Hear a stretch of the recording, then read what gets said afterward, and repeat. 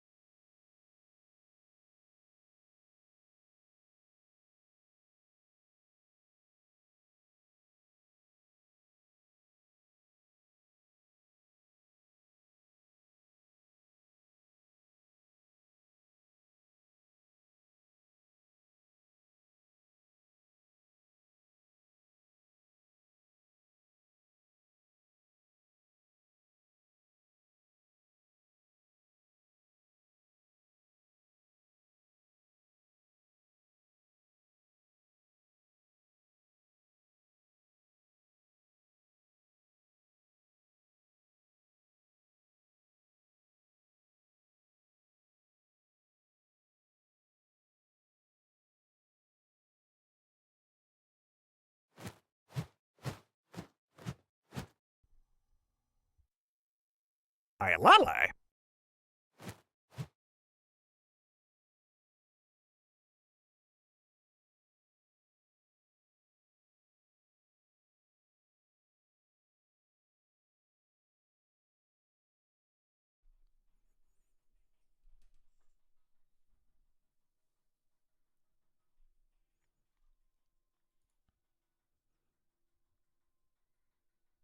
Hello, chatters. Hello.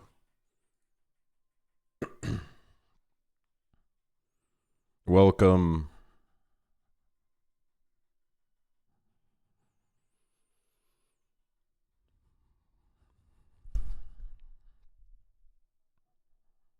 Welcome to the live stream.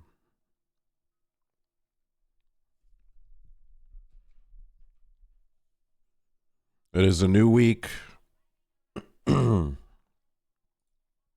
It is a new week.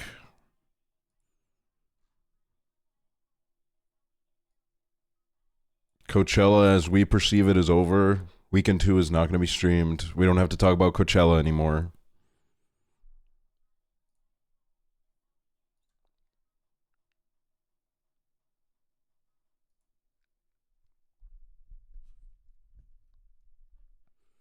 Told my coworker about horse girl. We're spreading the gospel. Yeah, man, it's fucking.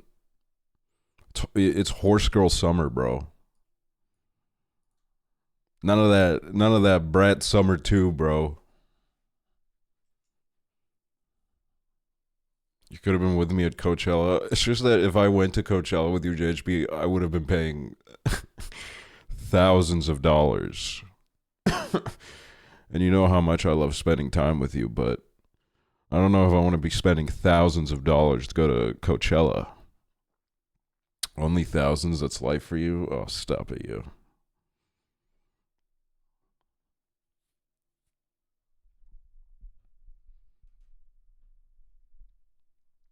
Yeah, I'm kind of hooked on, dude, Prezzo. I don't know how this keeps happening. Every time I was eating and I was watching your stream, and then I was like, okay, my food's finished. I'm going to go live now. And then as soon as I did that, you closed Peggle, and I was like, oh my God, everyone's going to fucking say that I was waiting for you to end again. Like, I was going to go live like 30 minutes ago, but I got hungry, so I ate.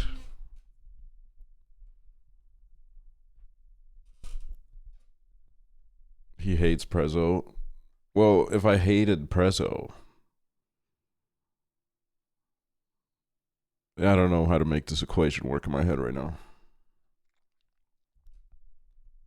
It's our natural stream schedules? No, it is, dude. It's all working so perfectly. It's all working so fucking beautifully. The Coachella streams were fun, but I'm excited that it's over now. You know I fuck with y'all, but if I had to spend one more day on stream doing music discourse with y'all, I think I would. I think my eyes would fall out of my head.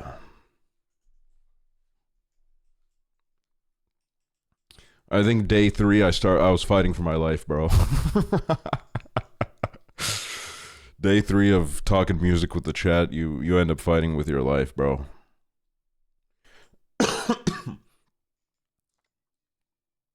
I didn't even know what happened, man. Like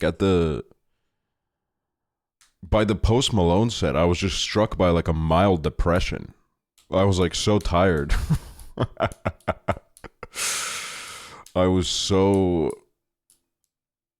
I don't know, man. I was just so over it.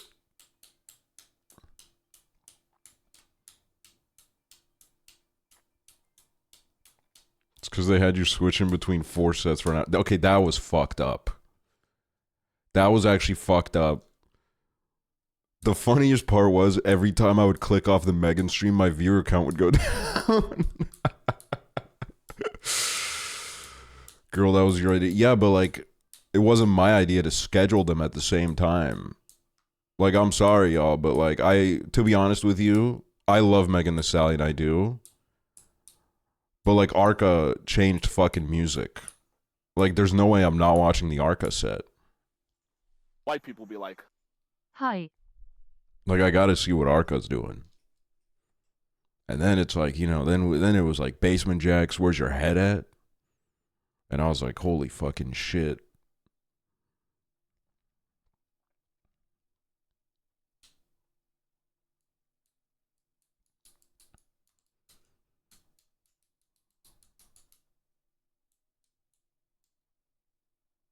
You didn't miss Victoria Monet for Addison Rae.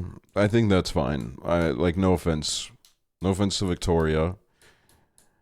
But that's what called for me at that moment.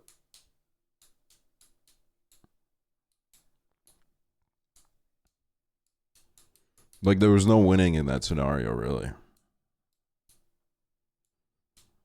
You miss them being gay. Look, I'll miss anything for an Arca set, really.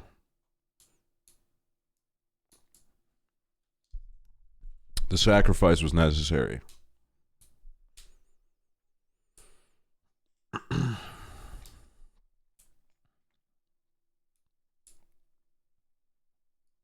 And then the Snow Stripper set too, that was like really good. That was like cinema, bro. That was the most cinematic set that we saw all weekend, bro. They were cooking with that, man.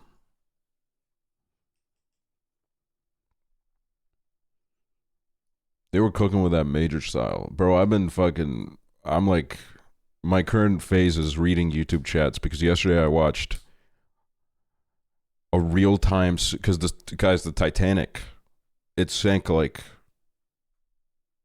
113 years ago or something. Like last night. It's been 113 years. So I was watching this live real-time syncing of the Titanic on YouTube where they were like talking over it and giving some like trivia and stuff. And I was and the whole time I was also reading the YouTube chat. Last night was 12 hours ago, not 113 years. What the fuck is wrong with them?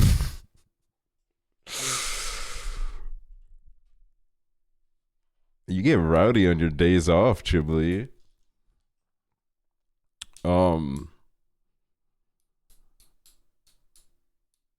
But it was, yeah, no, I was reading that YouTube chat and it was really fucking funny. Felt like some people were trying to backseat the Titanic sinking. They were like, why didn't they do this? And it's like, well, I'm sorry, you're about like 113 years too late.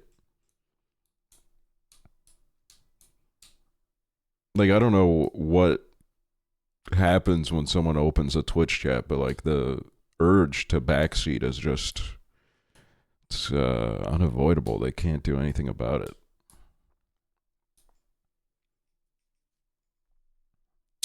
Wait, actually, let me also play this one track that Horse Girl played during her set that I love, that I forgot about. I had a little phase listening to this last year, and it's so good. Let me add this to the queue. I would have passed the iceberg. Bro, me and Chibli, we were going back and forth talking Titanic trivia. He sent me a wiki article to this guy that I love this guy, bro.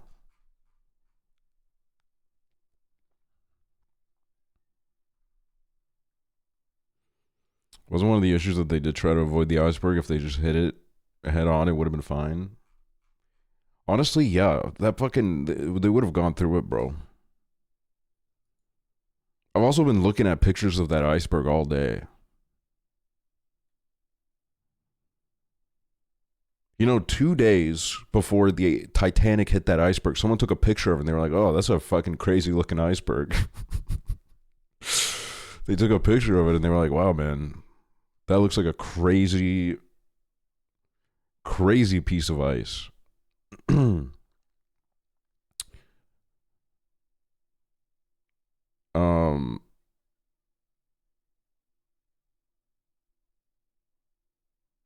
Okay, hold on. Let me find this guy. So there was this like chef on the board of the Titanic.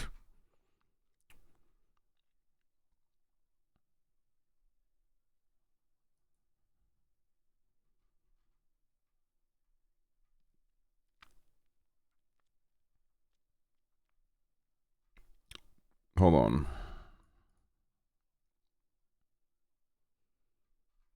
So his name is Charles. I don't know. I'm trying to Jock in. There's a pronunciation on the Wikipedia, of course.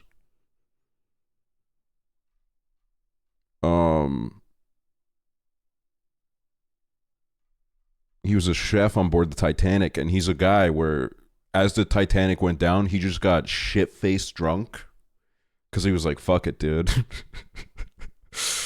He was like, whatever, man. And because he got really drunk, he ended up in the ice cold water.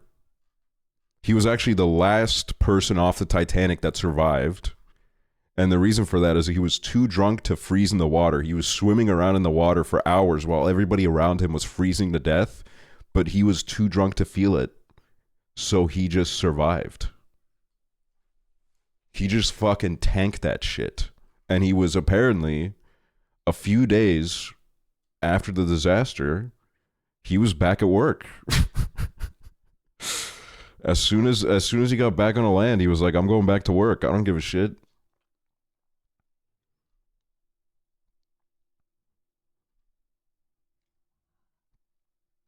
Boss wouldn't even give him a week off. I don't think he wanted it. You know what I mean? Where it's like, you know, sometimes the old motherfuckers are really annoying when they're like, oh man, back in my day, we didn't give a shit about anything. I mean, like, this guy kind of is evidence of that. Like, I read this guy's story and I'm like, man, low key, maybe I am like a Gen Z pussy. Like, I don't know if I would have the fucking balls, man.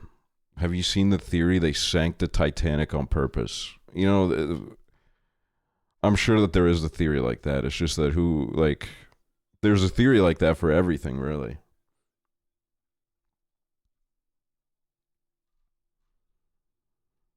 Really, what's hilarious? Well, it's not really hilarious. It's actually a horrible tragedy. But like, it is a real sign of the times because they were, you know, the whole old classic lifeboat situation where like there literally just wasn't enough space on the lifeboats because they were so confident in the fact that the boat just wouldn't sink. They were so into that idea. They could have fit so many more lifeboats onto the Titanic, but they fit, like, I think the total capacity of the lifeboats was like a little over 1,000, and there were over 2,000 people on board. But really the lifeboat capacity is like a little bit lower, I read, because the capacity of like a single boat was like 60, but like realistically you couldn't really fit 60 people on there. Like, some people would have been standing, and like with the ocean and stuff, it would have been like a little bit risky to like actually fill up the boat.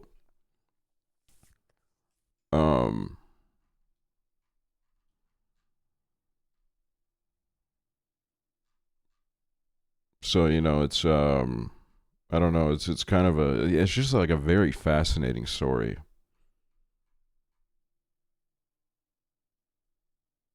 And then I was looking at like the Mayday signals, and like, you know, the Titanic was like sending out signals being like, please somebody come help me. And there's this one boat that was in the whole transcript the whole time being like, what's going on? What's happening? Everybody else was like on the way. It'd been like a fucking, the fucking guy in the Titanic was spending his last hour alive just like sending out Morse code being like, please help, please help, please help. And this one boat, like, I think it was called like Frankfurt or some shit, they were like, what is happening? Meanwhile, every other boat was already like on the fucking way. They were like, I understand, this is a terrible situation, we got to get over there. And that boat just kept going like, what is going on? What's happening? Should I come over? Like, dude, I would get so fucking pissed off if I was the Titanic Morse code guy, bro, because that guy just had to constantly keep explaining what happened as the fucking boat is like tipping, going up, fucking tipping, about to break in half. He has to keep going, yeah, we hit an iceberg, we hit an iceberg. It's so fucking embarrassing. Can you just please come over?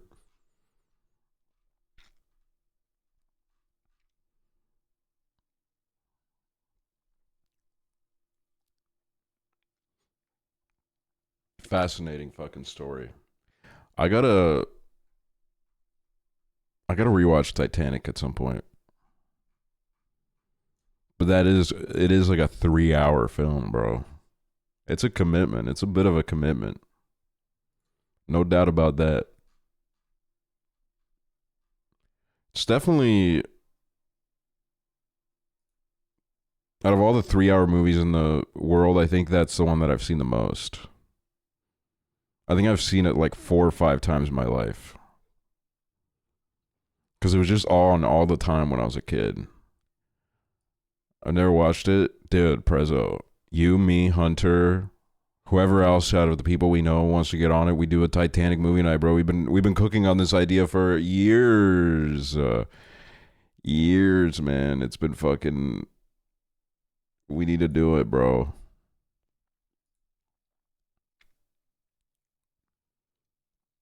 I think we're gonna Crazy Titanic. Yeah, that was the channel that I watched it on. They did a thing where they were on...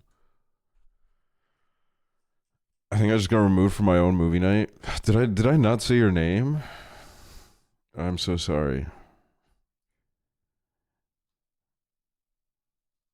You are so part of it that it goes without saying, man. Well, this is the same song that played earlier, but it's an edit, bro. Hold on, let's get a different one going.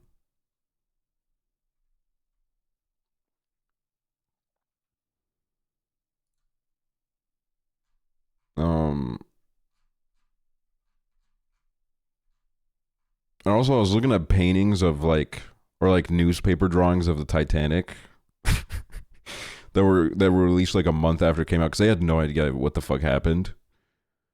And they were so like the drawings are crazy, man. There's one where it's like taking the iceberg on head on. Which, as Chiblee said, would have been a better scenario. But like when I saw the painting, it just made me laugh because like whoever fucking drew that shit was, they were letting their creativity flow.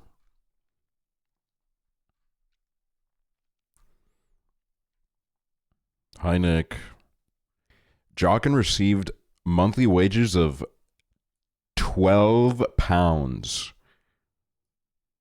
which is equivalent to $1,800 today, adjusted for inflation. Damn, bro, he was kind of balling, bro. For those times, man, he was fucking balling.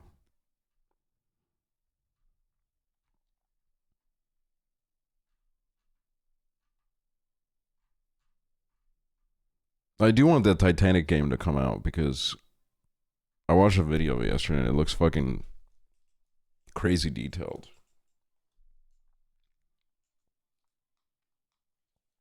Insanely detailed. Titanic game. Yeah, it's like a simulation. They've been working on it for years, like recreating every inch of the boat. Roblox already has that. Dude, the Roblox one is fucking shit out of an ass. Do you think they'll ever make a 9/11 game? There is one that I saw when I was like 15. And it looked horrible. It looked terrible. It kind of did look like a Roblox game. Everybody else go through a Titanic obsession phase. I feel like everybody has at least went through a phase where like you were Googling the Titanic for a day, where you were looking into it, because it is. I mean, really, like I don't even know why you would make a claim that your boat is unsinkable. I don't know. I don't know, like, what's got to be wrong with you to even say that. That's just tempting Aksels fate, help. bro. Increasing llama, thank you. Oh, yeah, another news, guys. Wait, this is why people think Head On would have been better.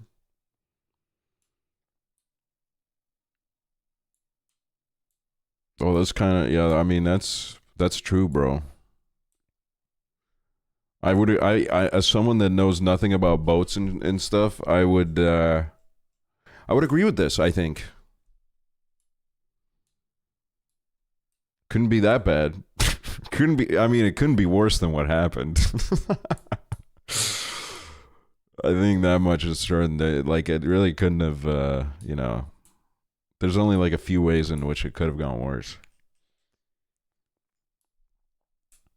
I also love watching the videos about like what they ate on board the Titanic. You know, maybe we'll watch one of those today. Maybe we'll look at like what the fuck they were, what kind of grub they were fucking eating, bro.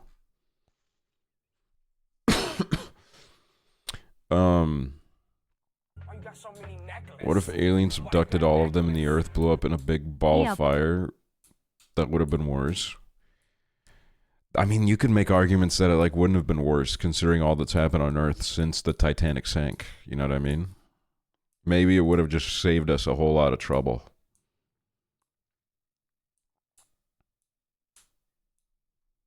Whoa, doggy. Thanks for the sub.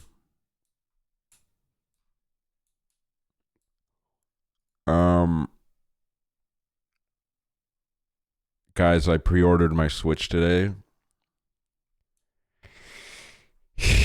I pre-ordered my Switch today. I did it. In US dollars, I paid $650 for the Switch. But the good news is that now that it's bought, I can forget about it.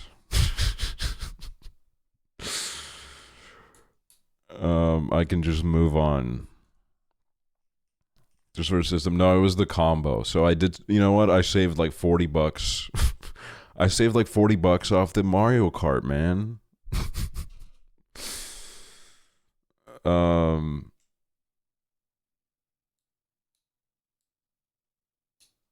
But yeah, no, that money is gone now, so I don't have to think about it anymore. And the good news is I think I'm gonna get it the day after release. All the other places, like I could have gotten a little bit cheaper off of Amazon, but that would have been like a week after release. I would have received it. And I was like, oh, but then I can't be the cool streamer that goes live pretty soon after it comes out. So it's done. It's done. I'm going to be getting a Switch too. Mario Kart World is freaking included. And I'm excited. A little bit. Can you buy me one? I hope to not buy anything from Nintendo again for another 10 years.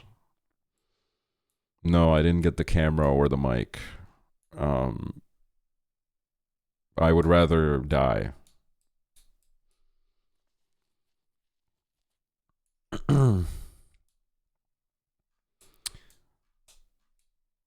But yeah, it was I don't know, man. I'm honestly kind of relieved because the cheapest version was on Amazon, but it would have taken so long to arrive. And then all the other Estonian pre-orders started showing up, and it was like, oh, bro, on one of them it was like 630 euros, which I think is like $700. Wait, let me see. Yeah, $713, and I was like, fuck that shit. But then this one popped up, and it was like a little bit cheaper, and it said June 6th. June 6th it said, so I was like, all right. Let me hop on that. Nintendo just big and greedy. Dude, my favorite part is amidst the tariffs, Sony was like, we're increasing the price of the PlayStation in Europe. Like, what? The fuck did we do, bro? You fucking assholes. What the fuck, man?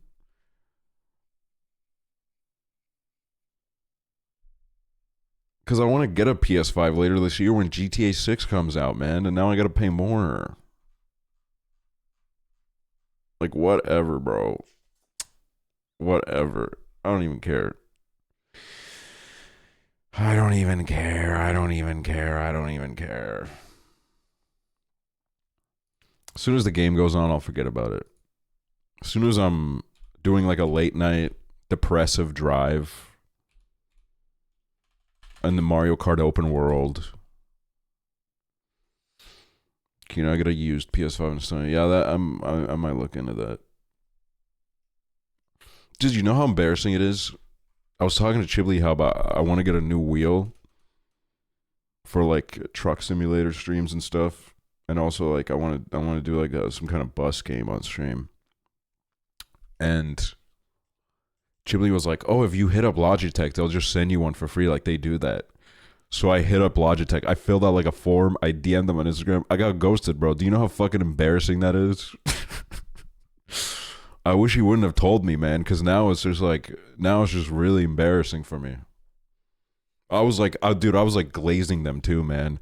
On the forum, it was like, what do you like about Logitech products? I was like, I love the Logitech G5. And they said gay women from Pennsylvania couldn't subscribe to Aksually for 41 months #lit #awesome. I have seen people saying that. Real choice, Sub, and thank you for proving them wrong. Bro, I was on the forum. I was like, the Logitech G502 is my favorite mouse. I've owned two because the first one broke. And they didn't give a fuck, bro. They didn't give a shit. This is like the only mouse that I don't hate holding. I hate a lot of mice. A lot of them feel very weird in my hand. You glaze too hard, they got weirded out. Well, like, I wish I knew the right amount to glaze so I could fucking get a free wheel out of it, bro. Whatever, I'll just buy it. I'll buy it and we'll do like a week of fucking driving streams so that I can farm it back, bro.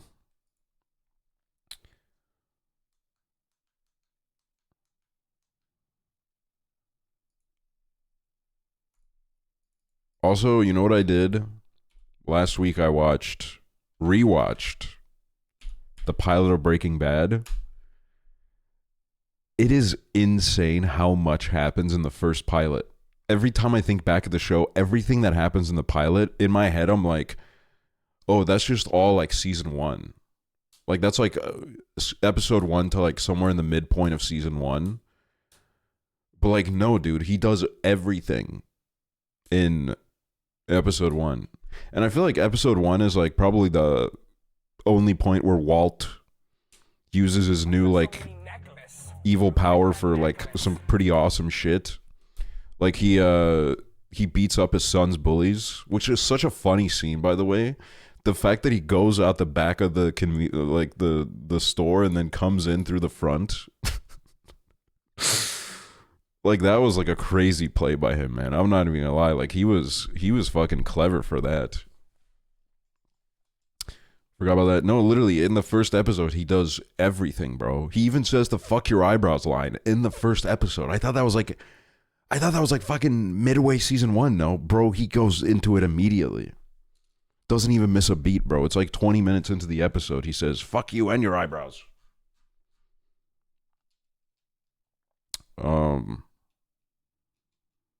But it's such a good show. And then I saw someone talking about how, like,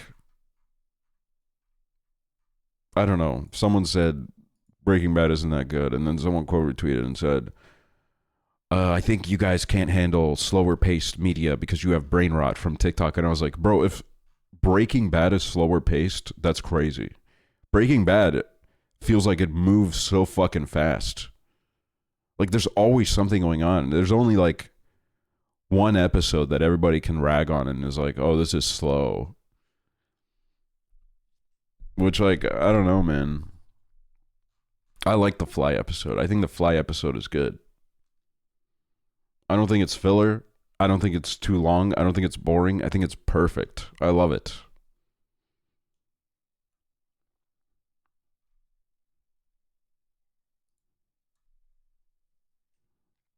Wasn't there a whole resurgence of Breaking Bad because of TikTok?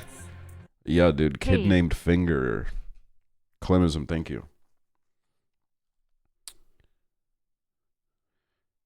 So now I'm like flirting with the idea of like, do I go back in for another rewatch? Like, do I do it? Do I do it? Maybe I do it, bro. Maybe I go back in.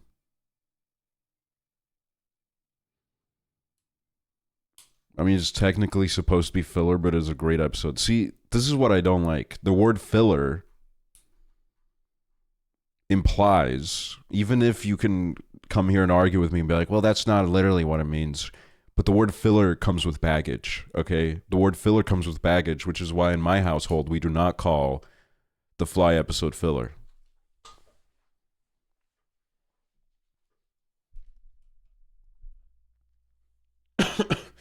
It comes with baggage. It comes with a negative connotation.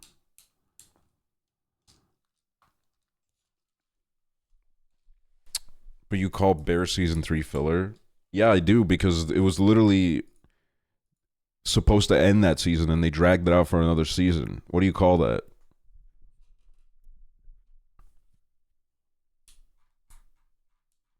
Did you watch the pit finale? I did watch the pit finale. TV is so back. Because January, it's coming back, dude. It's coming back in January, man. The pit season 2, January. We don't even have to wait. We don't even have to wait. The pit fans, we fucking stay winning, dude.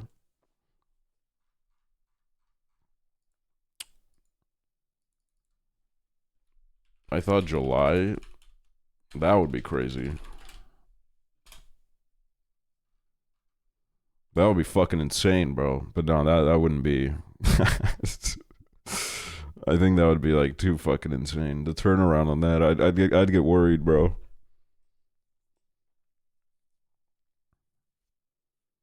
I do want to rewatch the pit and do it all in one sitting. I want to do it all in one sitting. Sit down for a whole day and just like watch it and see Like how it all like- unfolds. Aga.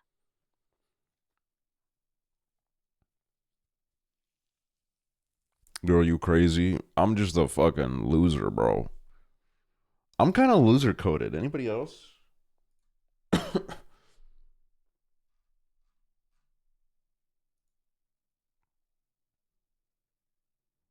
Filler comes from those 1K episode animes that made nothing burger. Burger? Did somebody say burger? Episodes to inflate the episode amount. Yeah, see, I don't want to sit through all that. I'll never watch One Piece in my fucking life. And don't send me that fucking Google Doc where it says this is the optimal way to watch One Piece. You can skip all these episodes. I'm not doing it, bro. I'm not doing it. I'm not doing it. I'm not doing it. I can't do it, man. I can't. Read the manga? Fuck that. I can't. I can't. Okay? I just can't. I can't do it.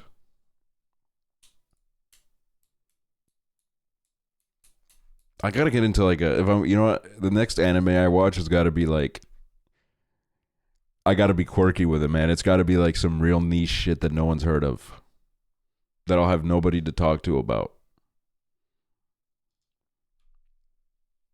Mob Psycho, that's not niche. I've seen Mob Psycho.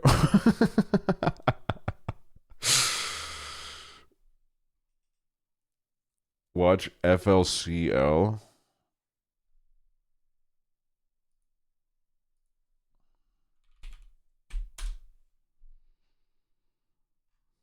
$2,000.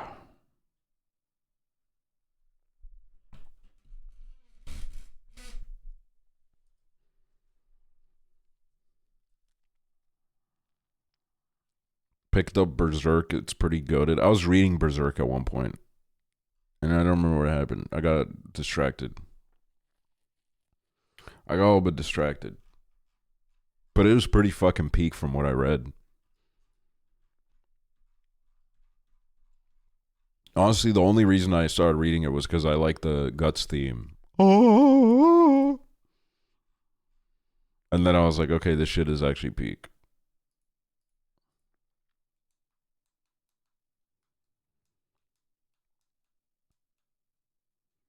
You could fuck with Dungeon Meshi. It's about cooking and autism, low-key. Okay, clocked.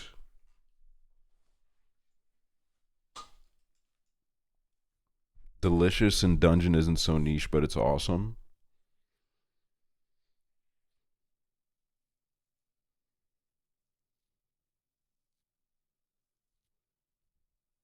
Tried being an anime fan for years, but I think I just have a hard time getting obsessed with anime compared to IRL shows. I'm not gonna lie, I haven't watched a single anime that I haven't thought.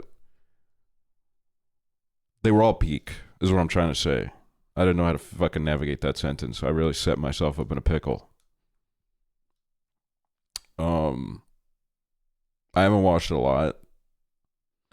I guess the only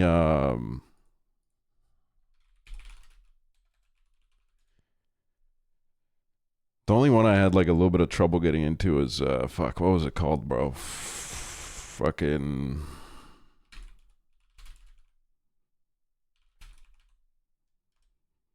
can't remember what it's called at all. It's like totally evaporated from my brain.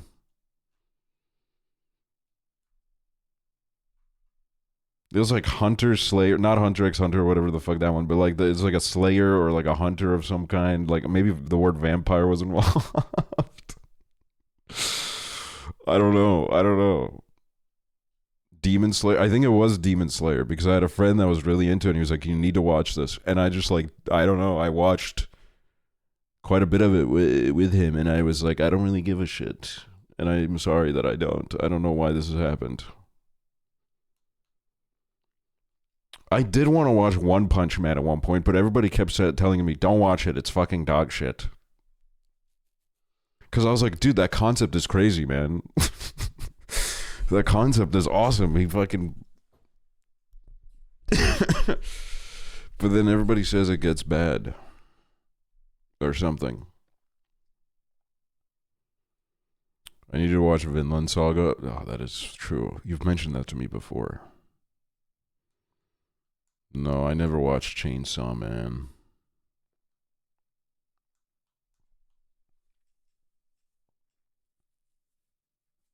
Odd Taxi's awesome. It's about a walrus taxi driver.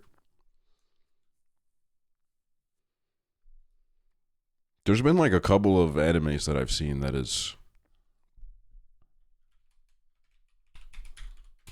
sound pretty interesting just off the concept. Like there was like a football anime that I saw a while ago and I was like, I could watch this. I love this sport. Dude, what sucks about Horse Girl is that she has about 12 tracks. So now we're just listening to the same tracks over and over again, and they're amazing. But oh god, do I wish there was a couple more in here, you know what I mean?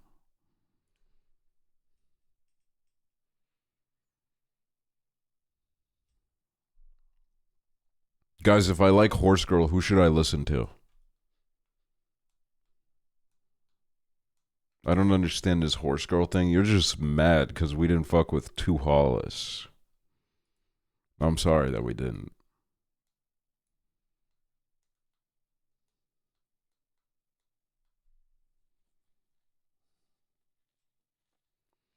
I'm mad because nobody gave him a chance. Look, I'm sorry that nobody gave him a chance. I've listened to Jane Remover, yo. Eats, sleep, slay, repeat. What are we, 14? Okay. Hold on. Hold the fucking phone. Hold the fucking phone. The Two Hollis listeners not calling me 14 years old right now, okay? You know what? We can have our disagreements. That's what I'm saying. It's the same shit. It's not, though, because, like, I don't know. I listened to a bit of Two Hollis and I was like, I don't really care for this. You know what I think it is? I think the fact that Two Hollis is from, like, North Carolina or some shit just creates a barrier for me. It creates a barrier for me. I'm sorry. Okay? He is. I don't know where he's from, but it's giving North Carolina. Let's see. Two Hollis, state of origin. I've never written it like that in my life.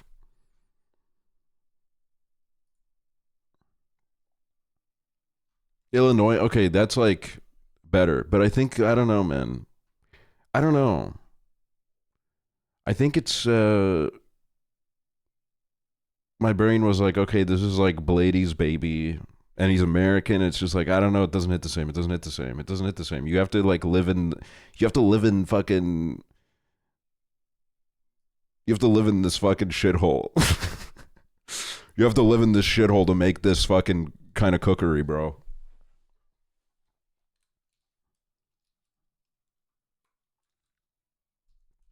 You gotta have free healthcare to make this music.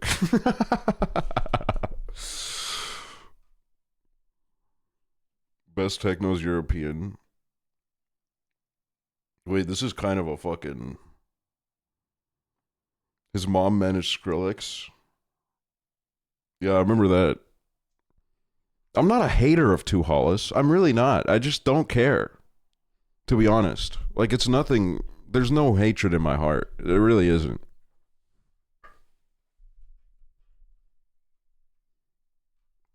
This chat was too hateful. Look, the chat gets carried away. Sometimes I get scared hating on stream because I'll call something mid and then I look over the chat and then someone's like, we should fucking set this person on fire and let him burn. And I'm like, I don't know, man. I wanted to throw some mid allegations out there, man. I didn't want to do all that.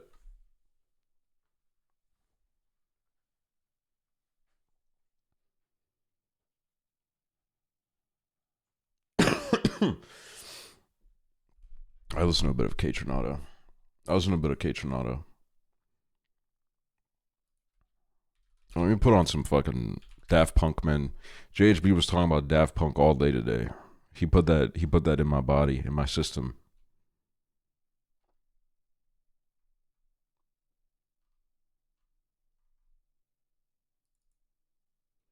Oh, you know what?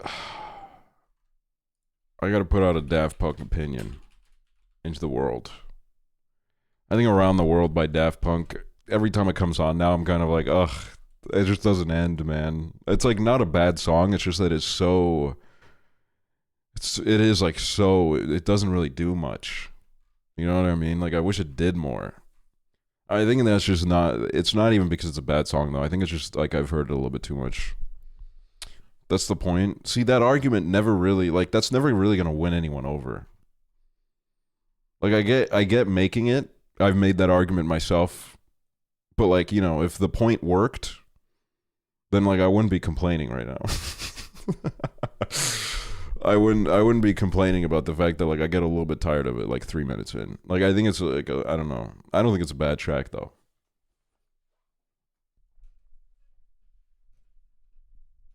There's just better Daft Punk songs to listen to. Absolutely. There's millions, dude. And they're all on Discovery. They're all on Discovery. This album is perfect. I'm not saying it worked, just that it accomplished what it meant to. I mean, yeah, I kind of got the fact that it was the point because, you know, around the world, over and over again, around. Yeah, you know, it's like, yeah. Such is the case. Such is the life. I've seen clips. I've seen clips of it on YouTube when I used to look up their music.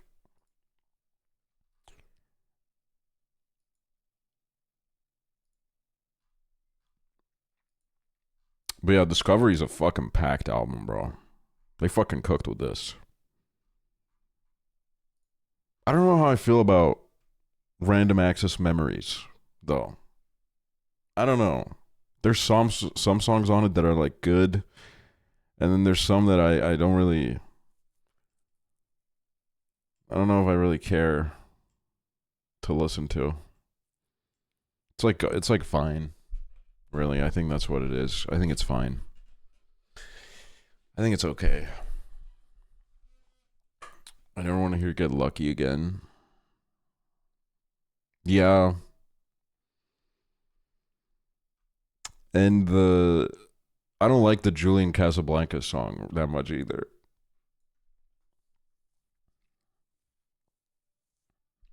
Get Lucky is peak. I think it's fantastic. I just, you know, it had its time.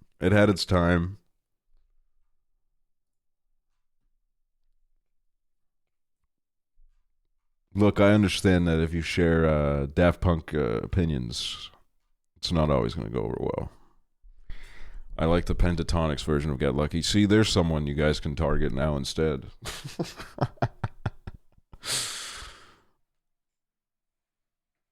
I don't play about Julian. Yeah, there's like 4 chatters in here that get really mad every time I make fun of the fact that Julian Casablanca is like, what is he, like pushing 50 now? Is he already 50? How old is he?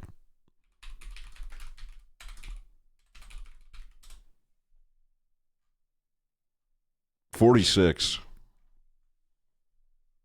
That's just mean. I don't think it's mean. I think it's like, I think he needs this. Okay, I'm not gonna lie.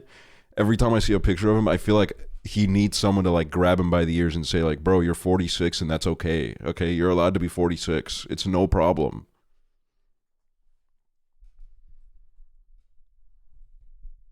It's nothing to be scared of. You can be 46.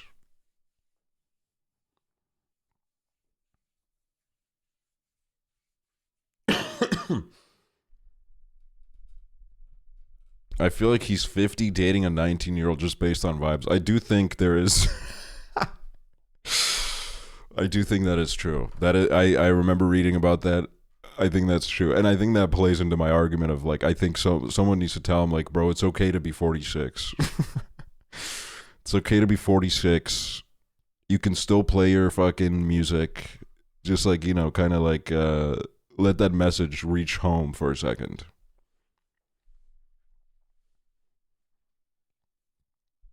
See, that's what's good about me is I've felt like I'm 40 since I was like 23, man. I think I'll probably have my midlife crisis in like a year, and then you know it's like over and done with. And then by the time I'm like 46, I'll be like really chill and normal. I'll have made peace with whatever's happening.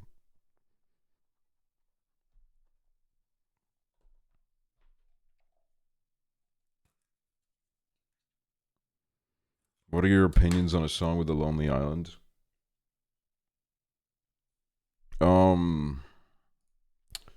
What is it called? The Lonely Island. I've definitely heard this before. It's just that when I heard it in like 2012, I didn't know who he was, so I can't remember it.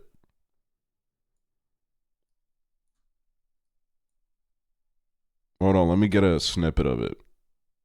But that means I'm going to have to skip this peak real quick. I'm sorry.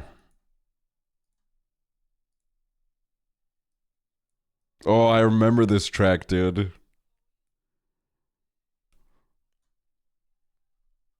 I remember this song. I liked this song back in the day. When I was a young Lonely Island listener, I liked this song. So I'm not even going to hate here.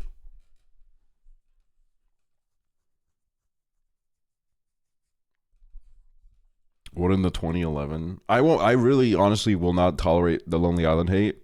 They got fucking heat, bro. To be honest with you. They got crazy heat. They made, in my opinion, a top 3 Adam Levine song. Like YOLO is so good, bro.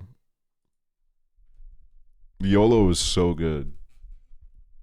And their songs, you know, sometimes like I'll listen to some of these like comedian musicians and I'm like, I see that it's trying to be funny, but with them, they have lyrics that just do make me laugh out loud. They're good with it, bro. They are so good with it.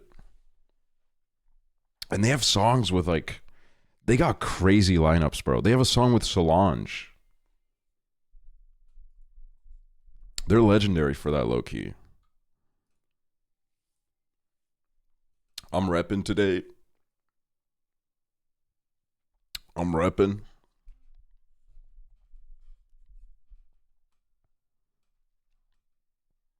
Yeah, there's the Rihanna tracks. Yeah, this track's not bad. Oh, but now the real peak is on, dude.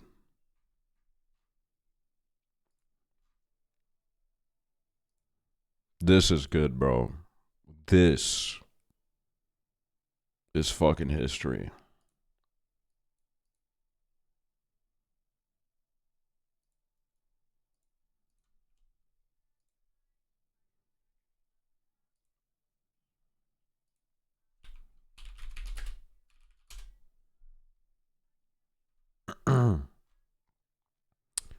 Oh my god, should we watch this? I think I watched this like years ago by myself, but there's this video called First Class Breakfast on the RMS Titanic. Let's watch this and like fucking review it, dude. Let's see what the fuck they were eating. Just saw someone asking for people to join a Ponytown breeding server. That's awesome.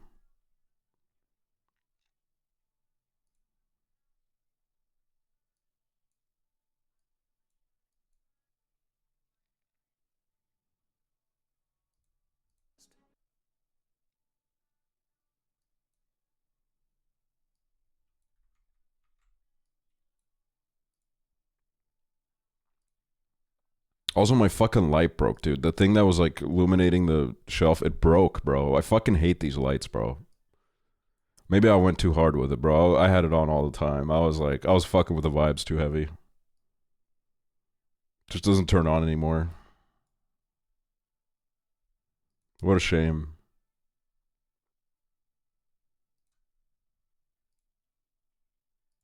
What a fucking shame. Anyways, let's look at some history. Brought to you by Squarespace. Last year, I recreated several dishes from the last dinners aboard the Titanic. What the fuck is that? I completely neglected the most important meal of the day, breakfast. So today, I am recreating a first-class breakfast aboard the Titanic. Ooh. So, my tastorians, I ask you, Are you ready to go back to Titanic? this time on Tasting History. I do love this channel. This channel's peak. First-class meals aboard the Titanic were opulent and plentiful. Dinner could be up to 11 courses if you considered the post-dessert fruit and cheese a course, which I do, of course. And while breakfast wasn't as regimented or as robust as dinner, there was still a lot of food on offer. The menu presented had dozens of options and you could order whatever you liked. Personally, I've decided on a first-class breakfast of baked apples, smoked salmon, shirred eggs, buckwheat cakes with black currant conserve and Oxford marmalade, and a bit of watercress at the end to aid in digestion. Now, there are no actual recipes from Titanic, but we do know that, especially for the first class, much of the food was Could have asked the based guy that on swam off the recipes boat. of Auguste Escoffier. Well, he's dead One now, of his greatest cookbooks, Le could have Guide asked him Culinaire, when has he was recipes alive. for most of the dinner and lunch menu, but fewer recipes for breakfast. But he does have one for the baked apples, as well as one that describes how to present the smoked salmon. For that, he says to cut in very thin slices, trim, roll into cornets, and arrange on a dish with a little parsley. Super easy, and his baked apples are pretty simple as well. He just says to core them, leaving Did they have bit a of kids core at menu the with very mac and bottom, cheese? Bro, I've been abusing the shit out of the kids menu at this like place near my house. I don't dare go in there and like order it to their face. But when I get it delivered, dude, holy fucking shit. It is so cheap and the portion sizes are fucking crazy, bro. I can get like 2 fucking meals for the price of one adult one, and the portion sizes are pretty much the exact same. I got a cheeseburger from there yesterday.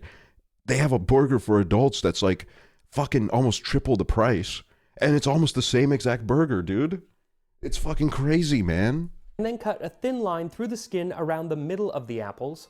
Then set them in a tray and fill the center of each with I am scared that like if I like it just makes no sense price wise. Where I am scared that if I were to go in there and order the kids menu, they would like ID me or something. Like I don't know, like I could potentially be 6 years old, but like you know, I just don't want to put myself in that scenario. mixture of butter and castor sugar.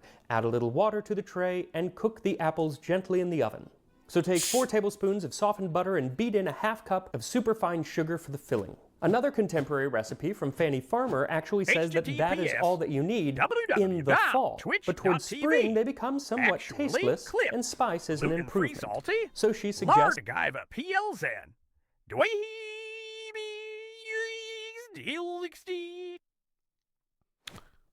Wow, that's a great link. adding a half teaspoon of cinnamon as well, and as Titanic sailed in the spring, that is what I did. Then fill the apples with the filling, then pour some boiling water into the dish, just enough to cover the bottom, and set the apples in the oven at 375 Fahrenheit or 190 Celsius for about an hour or until they're nice and soft but not mushy. Now, Escoffier does not have recipes for either the buckwheat cakes I guess or I'd the eat that. shirred eggs, but luckily Me on Fanny board the Farmer, whose Titanic, yeah, cookbook this is was whatever. selling off the charts when the Titanic sailed, does have recipes for those, so that's who I'm going to look to for those recipes. And speaking of cookbooks flying off the shelves, my cookbook comes out in 1 month. And my publisher is that's sending great me for you. on a book tour. So I'm not if you skipping are this 'cause this is inclined an to have your ethical cookbook reaction. signed, Ethical then come on reacted down content. and hang out for a while. So the cities that I'm currently going to are LA, Seattle, Portland, San Francisco, and Phoenix. Now, guys, but before anybody hopefully books a more cities flight, will be this added video soon, is years so old. I will definitely keep you up to date with how that's going. But for now, I will put links in the description to where you can sign up for those cities right now. White people Now, be Fanny like, Farmer's buckwheat Lady cakes are very Hello. similar to modern pancakes, Hello, but Sarah, on the yeasted. left. So instead of using baking powder to give them a rise, they use yeast. So to make these, you'll need 2 cups or 475 milliliters of milk and then scald it. Dude, Then I pour have- it over I a have third of a yeast cup of trauma, bro. breadcrumbs and let it soak for 30 minutes. Then once the mixture has had time to cook, My dad, every day I would go to school, he would make me buy yeast at the store because he loved making bread. He made so much bread every day. And then I would come home. Sometimes I would forget to buy the yeast. And when I would come home, he would be like, well, did you get the yeast? And sometimes I'd be like, I forgot to get the yeast. And then he would do this like... and he would just walk out. And that's my yeast trauma. cool, add in a half teaspoon of salt and 2 teaspoons of dried yeast and stir until dissolved. Then add in the buckwheat flour. Now, Fanny is not specific on exactly how much buckwheat to add. She just says, add buckwheat to make a batter thin enough to pour. For me, that was about a cup. Then cover the batter, let it rise overnight. Then she says, in the morning, stir well, add molasses, and cook as griddle cakes. So stir in Okay. 1 tablespoon of molasses, then pour a bit of the batter onto a We should hot do this griddle right over now. I don't have medium any heat of this in my and let house. them cook for about a minute. also, to I a would minute never and a cook on half stream for before you people flipping again. them You guys are over crazy. and letting You're them insane. cook for another minute. And you can make them any size that you want, but the larger they are, the harder they are to flip.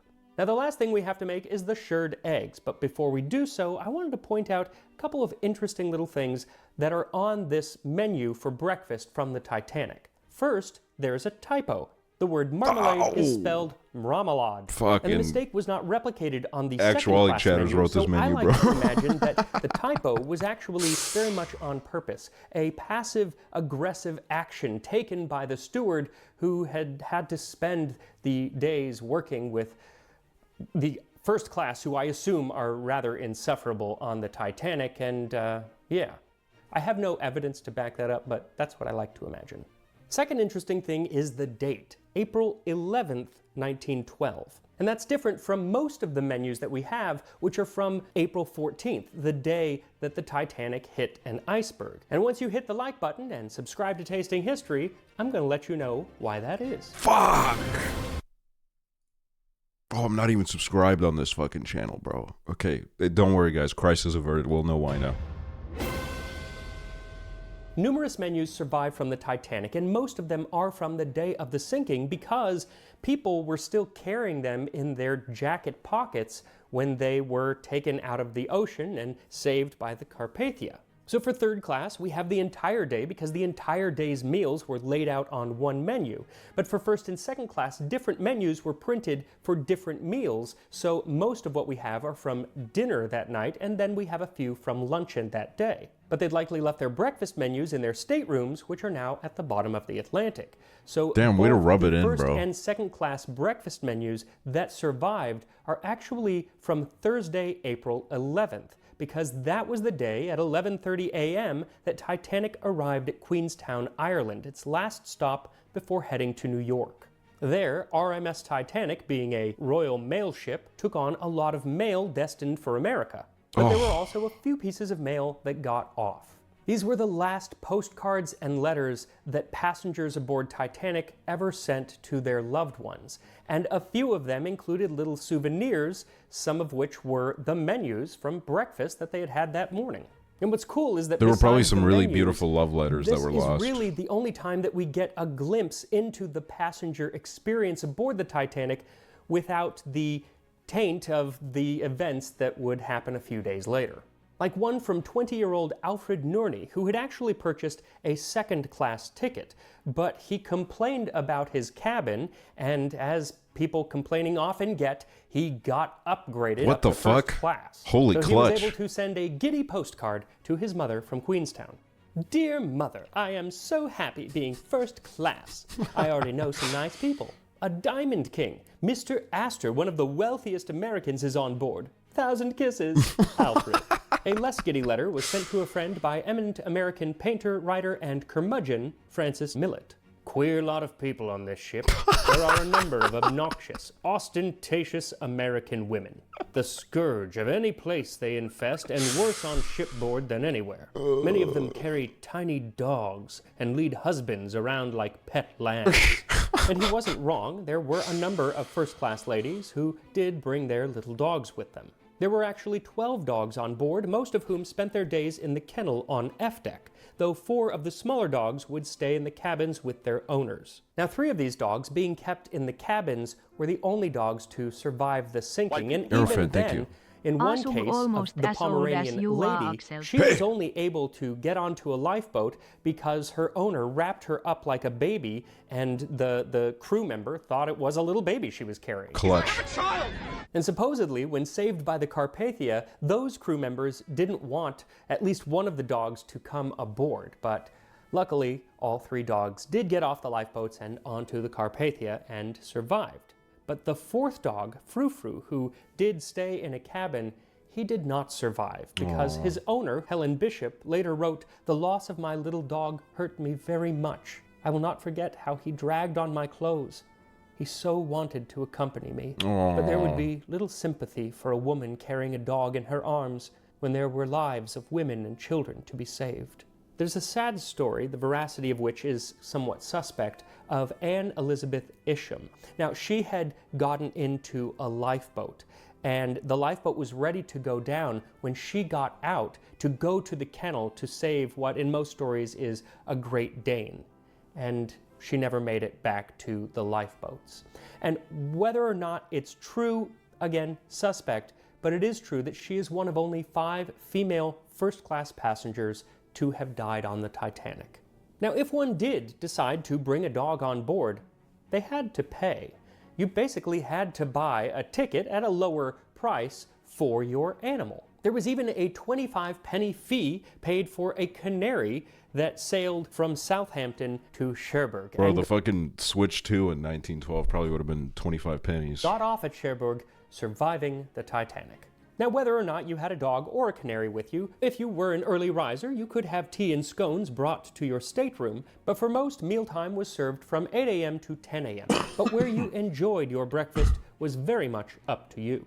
In the first-class dining room, over 550 passengers can dine at the same time, and a feature of the room is the arrangement of the recessed bays, where family and other parties can dine together in semi-privacy. And hopefully you had thought ahead and decided where you wanted to sit before you boarded. But passengers who have not previously arranged for seats at table to be reserved should apply for same to the second steward. Children are not entitled to seats in the saloon unless full fare is paid. Now, if you wanted something a little more elite, you could take your breakfast in the a la carte restaurant on B. No, this is where I'm meals eating. at This is the a where la I'm carte eating. restaurant I'm were eating not here. included in the price of your ticket, breakfast costing an additional 3 shillings. But the food and experience were supposed to be exquisite, and more importantly, exclusive, because you did have to have reservations made ahead of time. As Lady Duff Gordon said, "Fancy strawberries in April, and in mid-ocean. The whole thing is positively uncanny." Why, you would think you were at the Ritz. And many passengers Dude, we gotta talk like this again, man.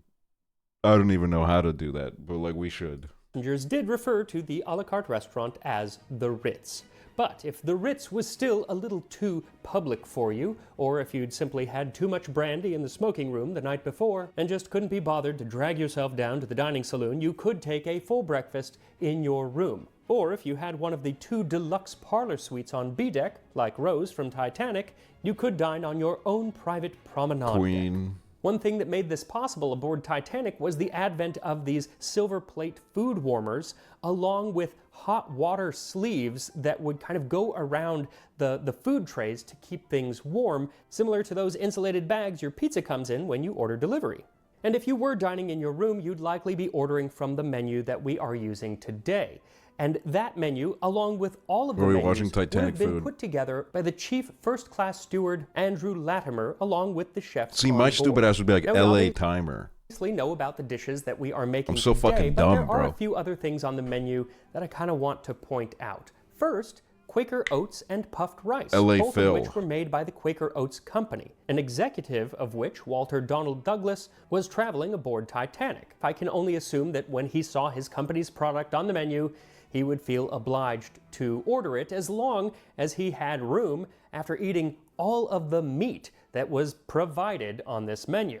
Grilled mutton, kidneys and bacon, grilled ham, sausage, sirloin steak, mutton Kidneys. chops, and of course, lamb collops. Slices of meat, in this case lamb, that was served with a sort of brown gravy and mushrooms very often, but there are different I feel like ways they to knew make slurs collops. that have Also, since died in with England, time. No the offense to Monday these random before people. Lent is known as There were some slurs that probably Monday, died on the and that's a Titanic. day Like that everybody would eat in the fucking collops. Though I week-long prefer trip the that they were on, they following came day, up with which new is ones, bro. Pancake Day, Thank you very much. They couldn't Other take it onto breakfast the options were mainland. eggs made most any way, as well as potatoes, mashed, sautéed, or jacket, that is, baked potatoes. And for bread, which there was plenty of, you could have scones, cornbread, or Vienna or graham rolls. And Vienna rolls were I'll only try called whatever that that is. in England. Most other places called them Kaisersemmel or Oh, Kaiser yes, bro, rolls. love And that's these. because the design on them looked like the Kaiser's crown.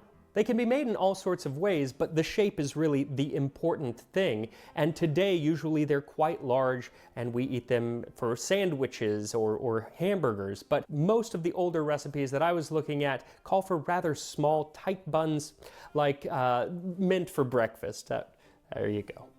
Now, graham rolls were also on the smaller side and were made of graham flour, which today is mostly just used for graham crackers.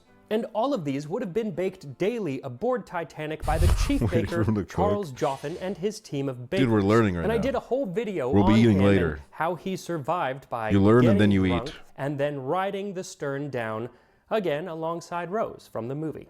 Now, to accompany the bread, you had the options of black currant conserve, basically jam, Oxford marmalade, sometimes written as marmalade, at least on the menu, and that was on the ship. It was Frank Cooper's Oxford marmalade, and you can actually still buy that today. I did. What I did not buy was the Narbonne honey. The real Narbonne honey, which is made in a specific region in southern France.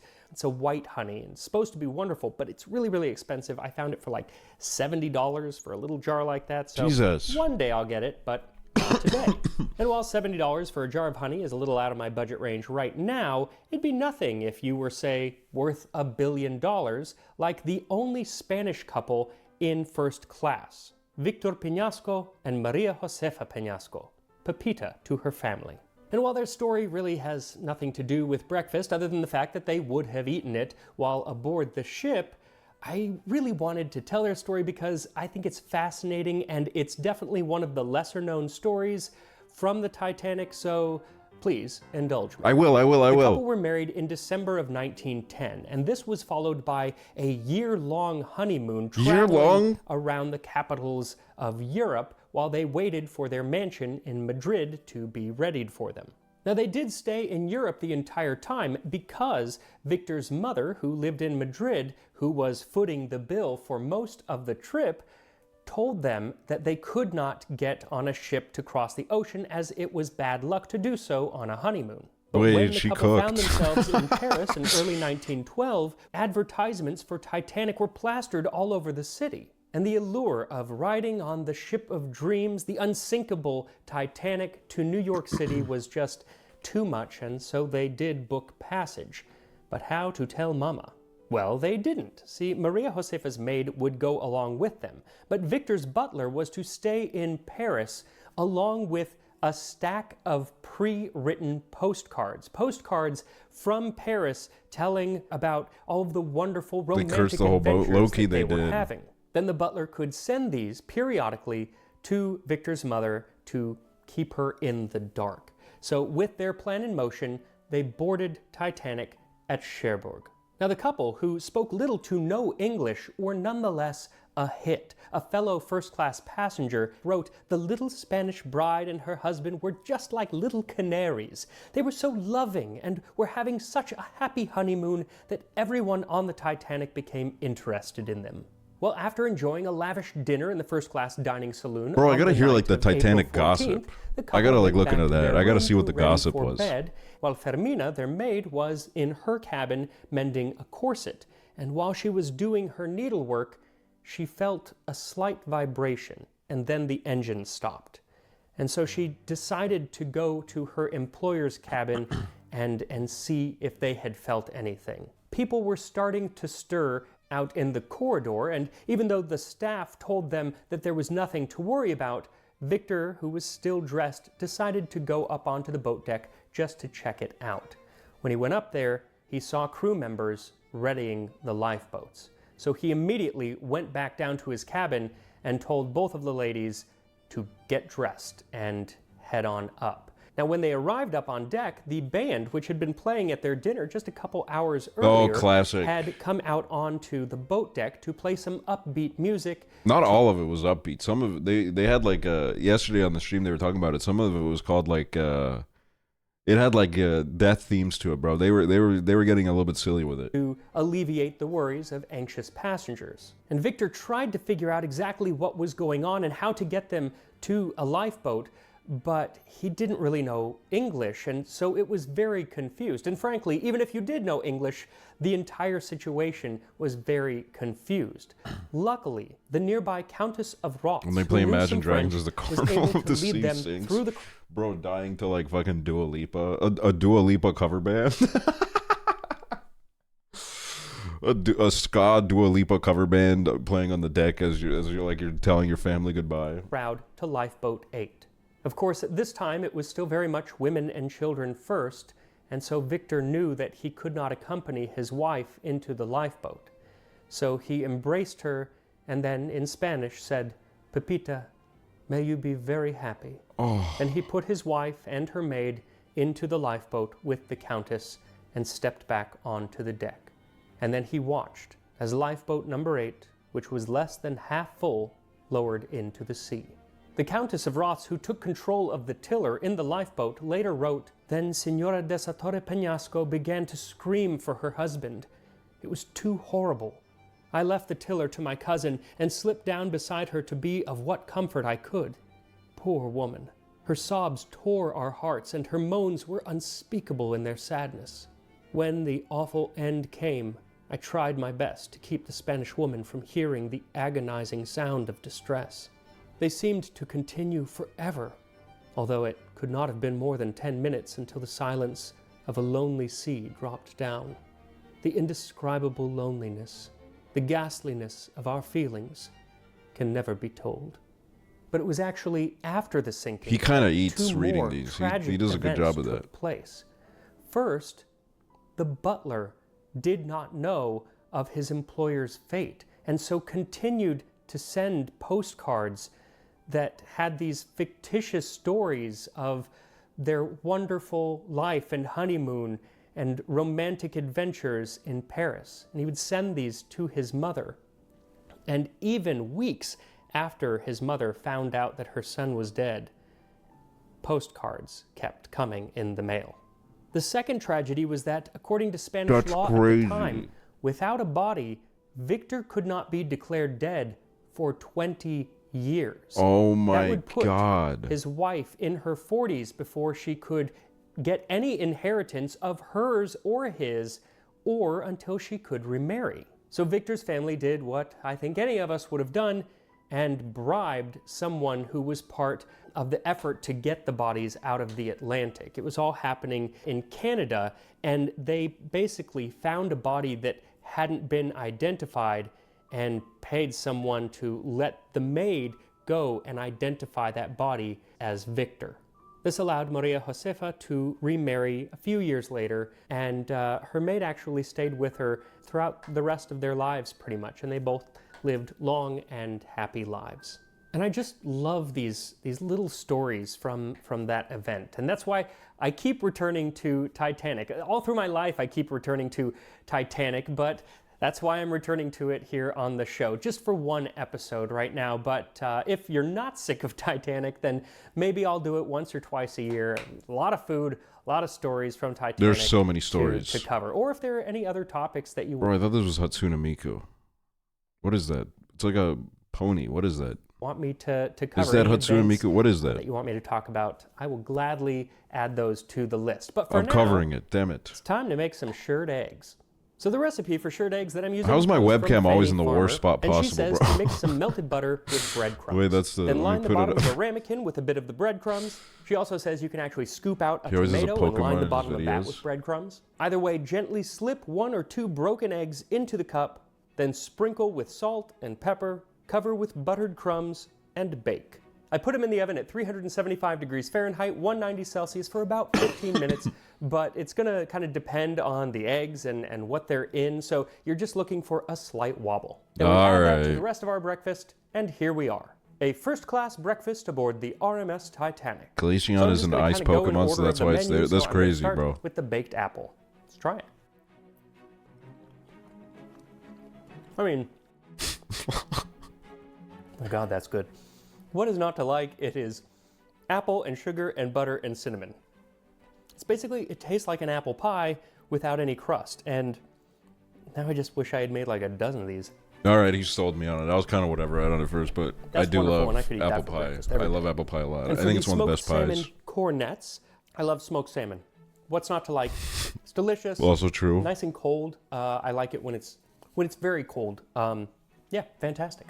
Now, unfortunately, the next thing I should eat is the shirred eggs, but I tried them right as they came out of the oven because she says to eat them right when they come out, so I figured I would try them. And it turns out my, at one time, very mild allergy to egg whites has become a not so mild allergy to egg whites, and I'm not going to put myself through that again. So I'm not going to try it. Suffice it to say, If I got an allergy to eggs, guys, just know I'm checking out, bro. It's been fun. You can't take that from me. they were creamy and kind of had a wonderful crunch from the breadcrumbs, and then my mouth swelled up, so I couldn't eat crazy. anymore. But they were fantastic. Not entirely sure how I'm going to tackle things going forward because I'd like fully believe in God if I got maybe allergic can to just eggs eat because the I think I've inside. done enough I don't know. to piss And off it's weird because if it's like whatever baked kind in of a God cake, figure there it's could fine, be but when it's just the egg white. For God to bad do that things to me, happen. I think that could So happen. instead, I'm going to move right to the buckwheat cakes. And traditionally, these would be served with syrup, but I want to just try it without anything just to get the flavor. I don't know if this seriously allergy to look very raw fish different or the than a normal pandemic. Oh, pancake. dude, that's a fucking nightmare. They taste very different from a normal pancake. Buckwheat is such a healthy flavor. We'll say that. I love What I buckwheat. do love, though, is that little bit of I sourness wouldn't do all this from with the it, but yeast that I love buckwheat. Rose overnight. And so I would definitely make these with I would just use regular flour. I don't like buckwheat flour all that much. It's just such a strong flavor. It would take a lot of syrup to kind of overcome that. But I know some What do you people even make that really with love buckwheat? it. You so if just you make the buckwheat. I don't know about buckwheat flour. I never fucking done that shit in my life. You make the buckwheat. Everyone's gonna laugh when I say an Eastern European delicacy, but it is, okay? It's fucking delicious. You put meat in it. It's fucking great. love it, then make buckwheat cakes. Now, I do also want to try both the black currant conserve and Yeah, it's the savory. vintage Oxford marmalade. And this is actually the brand that they had on the ship. This one is not, but this is the brand that they had on the ship, and you can get it still and it says vintage Oxford marmalade. They have Flour is different just types. The ground vintage wheat. kind, That's facts, dude. You know when I learned this? When every 4 times a year, they would take school field trips to take us to see how flour is made. I feel like I've gone on a field trip to see how it's done maybe 10,000 times in my life, and it just kept happening over and over again, man. It was just nonstop, bro. it's much darker than modern marmalade. There was just a lot of tends to be. farms, and all of them Here, wanted people to you can come the see color, them. but it's very dark, and it's very bitter. At first, it's like really sweet, but then it becomes bitter, and it's the bitterness that stays in your mouth. And I wish They it were was the lonely. other Low-key way they around. It were, like and it was bitter, sad. and, oh, then it's pleasantly sweet. It's the other way around. So it kind of becomes a little bit of a punishment in my eyes at the end. But this, on the other hand, I mean, White people be like, I could have that on bread. What's your guys' favorite jam? Mufer, thank you. Name your favorite jam right now.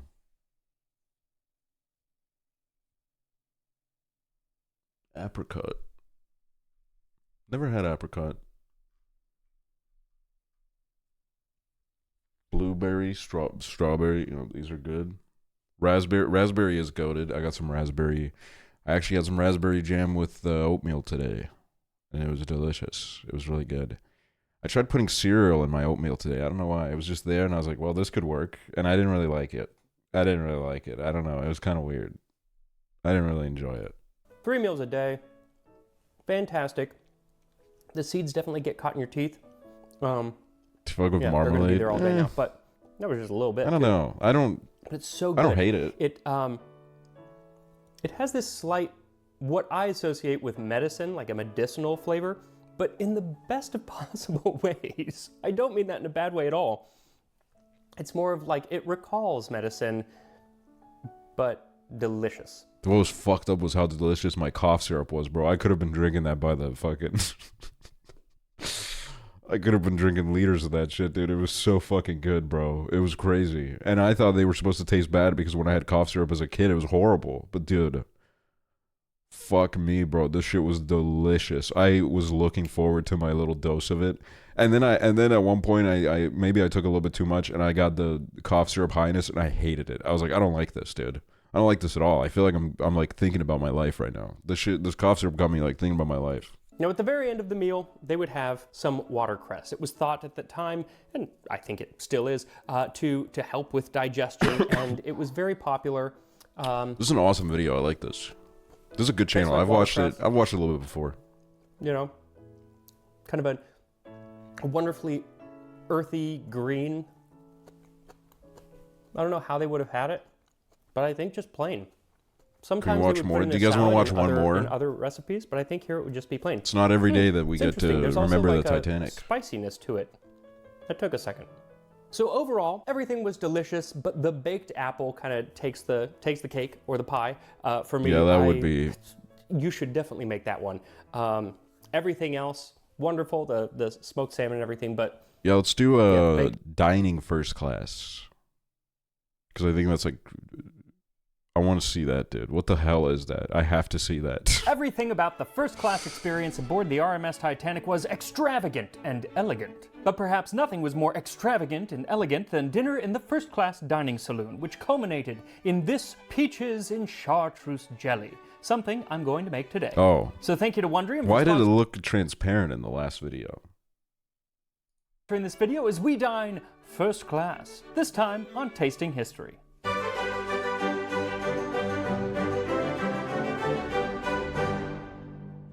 So we started our month of Titanic videos with a soup from third class, then made several entrees, a cocktail, and a palate cleanser, so now it's time for dessert. And while that first class dinner menu from the night of April 14th, 1912 had several dessert options, none seems more interesting and frankly foreign than the peaches in chartreuse I'd jelly. like this guy. I feel like But he'd be chill to share a ride with at Six Flags and never see again. what is peaches in chartreuse jelly? Well, most modern interpretations assume that it is peaches inside of a chartreuse I don't think I've ever had to flavored share a ride with jelly. anybody. And this is chartreuse. Or with It a is stranger, a at least, I mean. liqueur that was very popular at the time. Dates back a long time. It actually has a wonderful history. I'll have to do a whole episode on it at some point. But it has a very, very herbal flavor. It kind of reminds me of medicine, actually. Sweet medicine. But when you go back to actual cookbooks from this era, you see that chartreuse jelly He sometimes quit his job at referred Disney to to the make these liqueur, videos. He's but awesome. I more love gay often just people. referred to the color with a few drops of sap green to make it a pale tint like green chartreuse, and flavor it with chartreuse, noyeux, brandy, or Oh, other this motherfucker wasn't even the Titanic. They low-key pre-fired their death. flavor. No So yes, they offense. were still using the ingredient, but not always. And the great Victorian cookbook author Isabella Beeton includes several recipes for chartreuse with bananas and chartreuse with oranges, and has He's a gay? picture of I chartreuse don't know, some with people in the peaches, chat said though he's gay. Not a recipe, and it's not in color, which is kind of annoying. But none of those recipes do include chartreuse. So this version is going to take a little bit from Agnes Marshall, a little bit from Isabella Beeton. I get like not being sure on it just from vibes though, because like I feel like this is average like Polish husband. You know what I mean? There's been like there's some Polish husbands that are like a little bit like I believe them when they say they're straight, but like I'm just saying there's a vibe that's caught. And a little bit from Escoffier, who said, when using peaches in jelly, they should be dipped into boiling water so as to remove the skin. They are And then it's cooked like in you a had the syrup Disney and equation, allowed and it's like there's a lot of Disney adult guys that like you could be gay, but like I guess you're not, which great for you. But I'm just saying you could be. to cool in it. Now today we wouldn't usually think of peaches and jello as a particularly fancy dessert, but it would have been the show-stopping centerpiece of any fancy dinner during the Gilded Age, which is not only a charming show, but more historically is covered in a wonderful documentary series from today's sponsor, Wondrium. During my many hours in the kitchen, I often use that as time to start researching for my next How old is this episodes, video? and that usually 3 starts years. with Okay. a course from I mean, the Wondrium, which the you integration's type, and over. the fact Like that this, want to this immortal platform probably doesn't women, even exist but anymore. for it is not the proper thing for the ladies to ride the bicycle. They wear skirts, of course, but if we do not stop them now, they will want to be in the style with the New York women and wear bloomers. Then how would our schoolrooms look with the lady teachers parading around among the boys and girls wearing bloomers? Well, land's sakes, where are my smelling salts? Now, if you want to be scandalized with more interesting facts like this, you can click the link in the description to visit wondrium.com/tastinghistory to start your free trial today. But whether you're wearing a skirt or bloomers or even trousers, what you'll need for this I'm wearing recipe trousers. is 16 sheets of gelatin or 4 envelopes of powdered gelatin. Now, by the time of Titanic, both types of gelatin were used, so you can use either one. They were usually either made of beef hooves or isinglass, which is made from the swim bladders of fish. So yeah, either one's gonna work, but don't think about what they are. 3 cups or 750 milliliters of water, a half cup or 50 grams of sugar, 1 cup or 250 milliliters of chartreuse, 2 to 4 peaches, and a cup of simple syrup, or if you don't have I'm wearing ripe basketball peaches, shorts. then Dr. you can use Naismith canned hadn't peaches invented in those syrup. yet. And when it came to the Titanic, I was wondering what they Dude, had. it's because so funny the looking at like footage of old sports, like the first like football games or like probably like the first basketball match too. The way that they were dressed is so fucking funny, dude. It is so fucking funny, Titanic bro. was sailing in April, and peaches really aren't in Goofy season as hell, in bro. April, but they did have plenty of canned foods on the ship. And I didn't see peaches on the manifest, though I don't have a complete manifest. But then I came across a quote from first-class passenger Mrs. Douglas, who recalled, "The food was superb. Caviar, lobster, quail from Egypt, plover's eggs, and hothouse grapes, and fresh peaches." So not only did they have fresh peaches, but they also had grapes. And in 1912, eating a grape was much more complicated than it is now. First of all, they had seeds. And second of all, they put them out on the table in front of you. You can't just take them. No, you would have a pair of grape scissors. Specially Bro, I cut designed my for toenails cutting with a that. small bunch from a larger bunch that then you could put on your plate and then eat with your fingers. But there would still be rules. When eating grapes, the half-closed hand should be placed to the lips, and the stones and skins adroitly allowed to fall into the fingers and quickly placed on the side of the plate. Bro, I gotta look up a tutorial for the tutorial. The back of the hand concealing the maneuver from view. That really sounds like a very stressful fruit to eat. Luckily, this recipe doesn't have any grapes, it has peaches, and it's not that hard to make. So first mix the 3 cups of water with the sugar in a large saucepan and bring to a simmer. While it heats, soak the gelatin... When I was a kid, I had crazy table manners. I had insane table manners. My back was straight. Everything was so perfect. And the number one rule was no elbows on the table. If you put your elbows on the table, some old lady at the table would be like, "Oh, what the fuck? You got your fucking elbows on the table. Get your fucking elbows off the table right now." That has all left me. It has all left me. And now I'm like a pig. Well, I'm not really a pig because you know what? I don't do the greatest offense, which is chewing with your mouth open. I think that should be illegal. But like everything else, I'm kind of like fucking just improvising it. Leaves or bloom the packets in cold water, then remove the simmering water from the heat and squeeze out any excess water from the gelatin and add it to the hot water. Then mix until it dissolves. Also, make sure that you never boil the water with the gelatin in it because boiling it will make it lose its gelatinous properties. I can't get angry at people for that because they're like, "Well, my nose is blocked permanently, fuck you." And then I can be like, "My appetite is ruined permanently." And I walk off and I leave and I never talk to them again. Thin the chartreuse and pour it into a well-greased mold.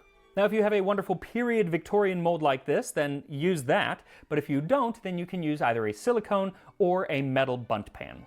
Either way, you're going to set it in the refrigerator for about 1 to 3 hours. It's going to depend on the size and the width of your pan.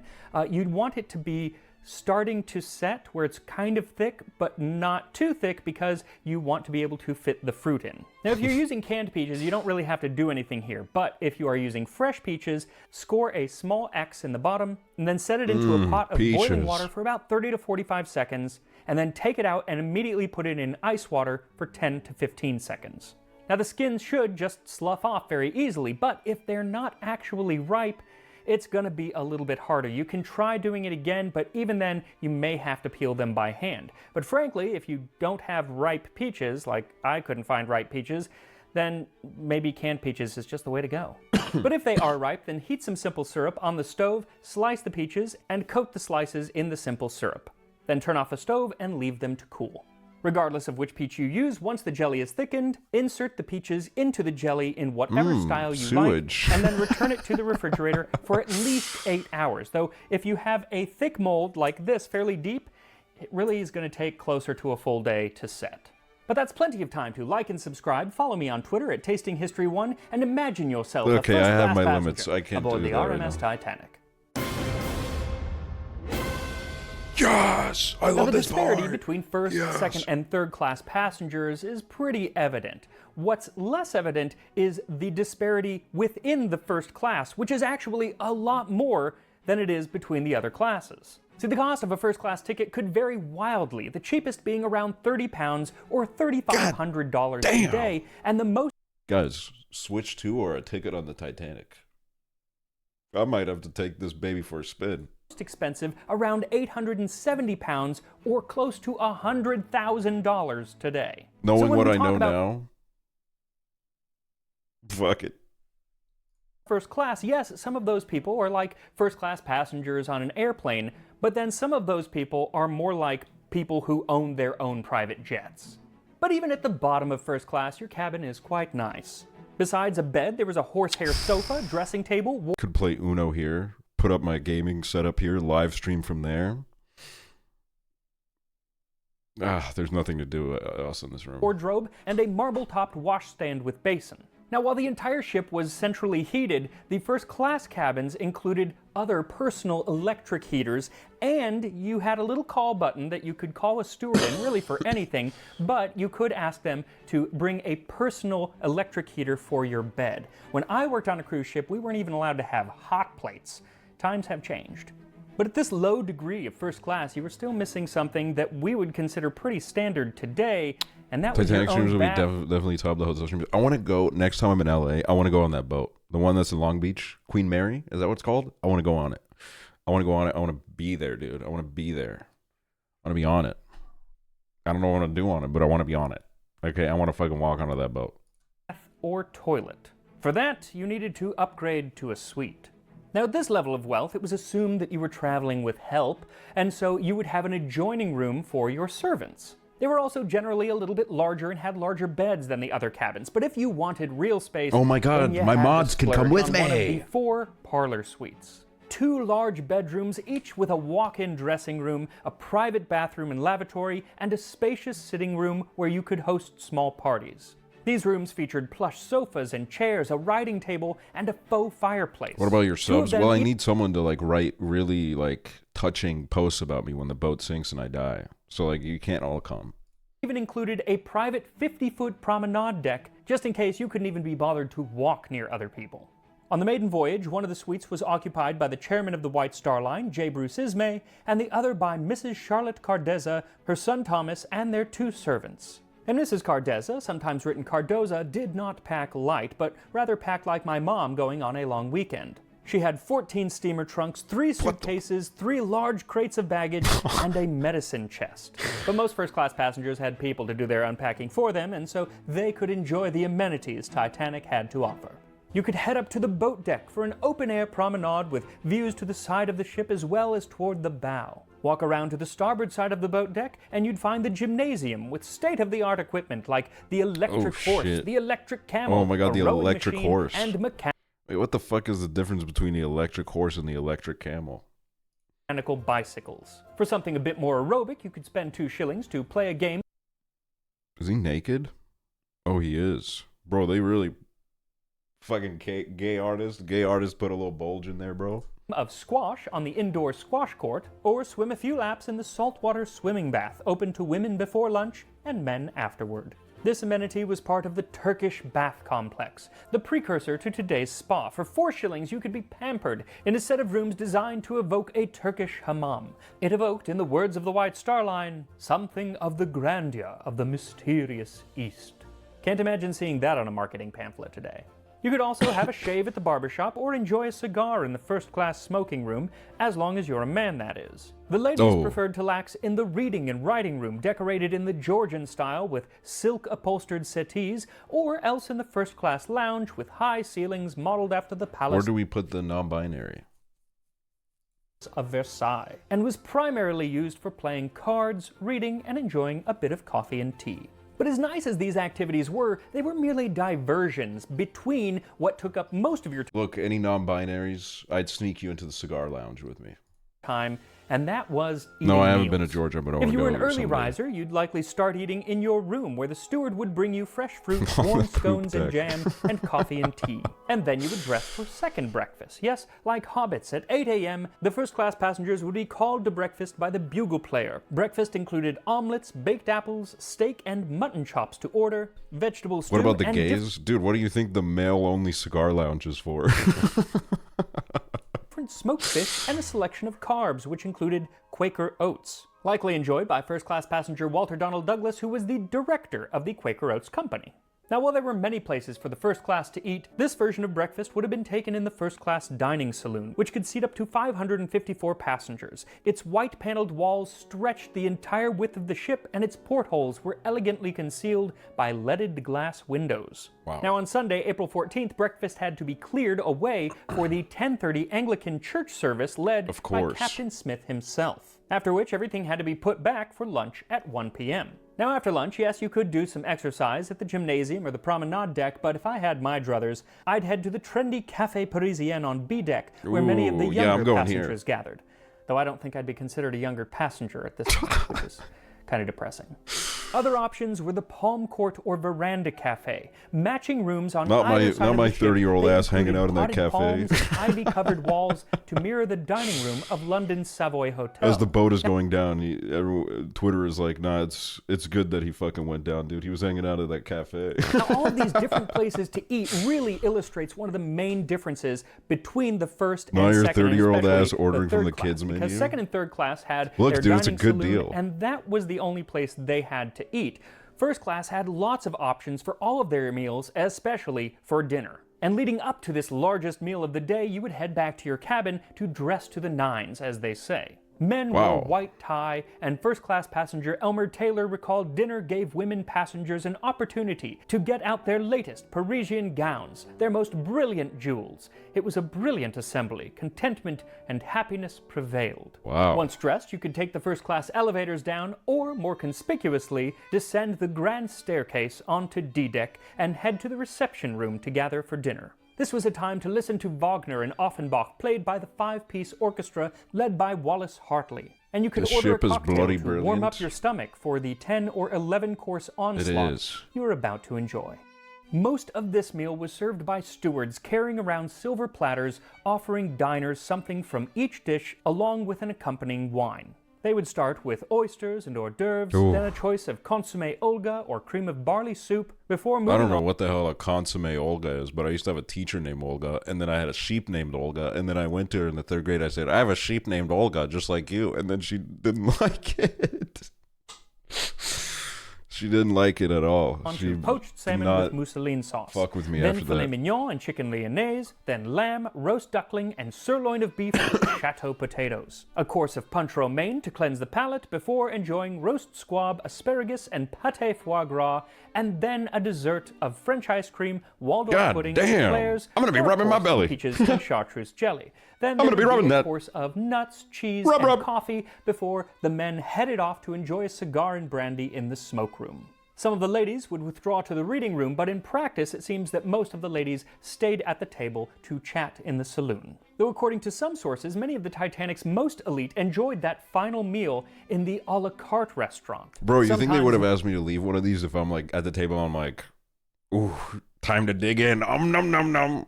Do you think they would have asked me to leave? Nicknamed the Ritz Restaurant, and I discussed it in detail in the last episode. But this is where If I did Mrs. it really Walter loudly Douglas too, bro, I ate think they would her be pissed. Fresh peaches and grapes that last night on the ship. We dined the last night in the Ritz Restaurant. It was the last word in luxury. The tables were gay with pink roses and white daisies. The women in their I forget they do that. They used to do that, dude. beautiful shimmering gowns of satin Gay-ass and silk. tables. The men immaculate and well-groomed. The stringed orchestra playing music from Puccini and Tchaikovsky. This may have also been where Lady Duff Gordon and Sir Cosmo Duff Gordon ate as well. Lady Duff Gordon was a wealthy fashionista of the time, and she gives one of the most complete first-hand accounts of the events aboard Titanic. And it's perfect to share for this episode because it is just so first class, and I don't necessarily mean that as a compliment. Ooh, She begins the shady. narrative of that night by reassuring readers that I have never been a psychic woman, and in all my life have never been to a seance or dabbled in the occult. But something warned me, some deep instinct, that all was not well. But despite her misgivings, she dresses and goes down to dinner. I remember that last meal on Titanic very well. We had a big vase of beautiful daffodils on the table, which were as fresh as if they had just been picked. Everybody was very gay, and at neighboring tables, Wow. people were making bets on the There was a probable gay club in time there. of this record-breaking run. She talks of the multi-millionaires, the Wideners and Thayers, laughing as they dined with Captain Smith, and at another table was the wealthiest man on board, John Jacob Astor IV, and his bride. And they were the subject of quite a bit of gossip. See, Astor was 46 and recently divorced when he married Madeline, his new bride of 18. Oh, that's El not. scandalo. But the fervor must have subsided because they were dining with former congressman and owner of Macy's department store, Isidore Straus, and his wife. Lady Duff Gordon says that these two so openly adored one another. They told us laughingly that in their long years of married life, they had never been That is not separated half for plus one 7. day or night. Their bodies were found afterwards clasped in one another's arms. After dinner, Lady Duff Gordon returned to her cabin on A deck and chatted with her secretary, Miss Francatelli, as they warmed themselves by the electric heater. Then she undressed and went to bed. But she hadn't been asleep for very long. Bro, when a fucking electric heater back then must have been hype as fuck. Like, holy shit, I'm in 1912 and I'm using an electric heater. she was You awakened know by what I a mean, low guys? rumbling noise. And then she heard voices out in the hall, one that said that they had struck an iceberg. So she got up and went out into the hall, where an officer told her that it was nothing and that she should go back to bed. It was also around this time that Margaret Brown, later known as the unsinkable Molly Brown, also came out of her cabin. Oh my god. On emerging from my stateroom, I found many men in the Oh my gangway in God. their pajamas. They, while standing, were chaffing each other. One of them remarked, "Are you prepared to swim in those things?" referring to the pajamas. Women were standing along the corridors in their kimonos. All seemed to be quietly listening, thinking nothing serious had occurred. By the way, in the Yeah, Broadway that's who musical Kathy Bates plays, right? In the Titanic movie? Titanic, there's this wonderful song called "Dressed in Your Pajamas" in the Grand Salon, and it really talks about this whole scene of just everyone kind of standing around in their pajamas, not thinking that anything was wrong. But in reality, Lady Duff Gordon remembered her feeling of uneasiness and decided to wake her husband, Cosmo, and tell him to go investigate Cosmo is further. fucking But 10 baller. minutes That's a later, baller he name. returned and told his wife that she had better put on her warmest clothes. At the same time, Miss Francatelli, her secretary, who was staying further below decks, came up and said that there was water in her room and that they better put on their life belts. A steward came to help them. We followed him out of the cabin. Before the door closed, I looked round it for one last time. I shall never forget that glimpse of the lovely little room with its beautiful lace quilt and pink cushion. It all looked so homely and pretty that it did not seem possible there could be any danger. At that moment, a vase of flowers on the washstand slid off suddenly and fell with a crash to the floor. When they got up on deck, the lifeboats were already being loaded, and she comments rather snidely about the willingness of the American women to enter the lifeboats without their husbands, saying that they have brought the cult of chivalry to such a pitch in the States that it comes as second nature to their men to sacrifice themselves and to the women to let them do it. She did indeed refuse to get into a lifeboat without her husband, but there was a smaller lifeboat, Lifeboat 1, that was only capable of holding about 40 people, and there was nobody else around, so she, her husband, and Miss Francatelli all got in. It lowered with only 12 people, 5 That's passengers crazy. and 7 crew members. It really was the closest thing you could get to a first-class experience on a lifeboat, and Lady Duff Gordon refused to look at the boat as she was sinking until her husband said, "My God, she is going now." She finally looked up and says that she could hear the clamor of everything that hadn't been bolted to the decks sliding down into the water. I think that it was only at that moment that many of those poor souls on board realized their fate. For a few seconds, Titanic stayed motionless, while agonized cries from her decks grew in intensity, and then, with one downward rush, she plunged to her grave, and the air was rent with those awful shrieks. Then silence. Now, what happened next is up for some debate. What definitely did not happen was they did not go back to try to rescue anyone. But the rumor spread that Sir Cosmo Duff Gordon had that's actually crazy. paid the crew members on the lifeboat to not go back and What? rescue anyone, and the newspapers dubbed it the Money Boat. But this probably didn't actually happen. What likely happened is wait. they were justly Although worried that's not- about the boat being swamped, and the rumor came from a later exchange between Sir Cosmo and one of the crew members. See, after the ship went down, Lady Duff Gordon looked at Miss Francatelli and made a feeble joke. Just fancy that. There is your beautiful nightdress, gone. Well, that gallows humor was not appreciated by the crew members in the boat, one of whom said, "You people need not bother about losing your things, for you can afford to buy new ones when you get ashore. What about us poor fellows?" To which Sir Cosmo said, "Yes, that's hard luck if you like, but don't worry, you'll get another ship. At any rate, I'll give you a $5 each toward getting a new kit." And that's what I meant by her narrative just being so first class.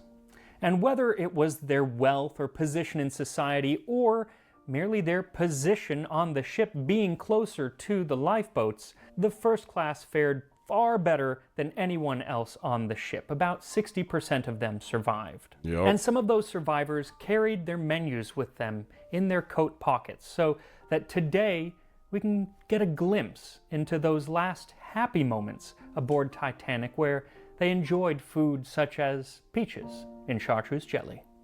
So once your jelly is fully set, dip the mold into some hot water for just a few seconds, then set an oiled plate over the top and flip it over. It should just plop out. If it doesn't, return it to the hot water and Oh, try there we again. go. That's more Then of you what can we garnish it with saw. a bit of whipped cream or Italian meringue, or just leave it as is. And here we are, peaches in chartreuse jelly from the last meal aboard the Titanic. Got some peach, got some meringue, and got some jelly, which is so jiggly. Here we go. I love when millennials do that when they're like jiggly.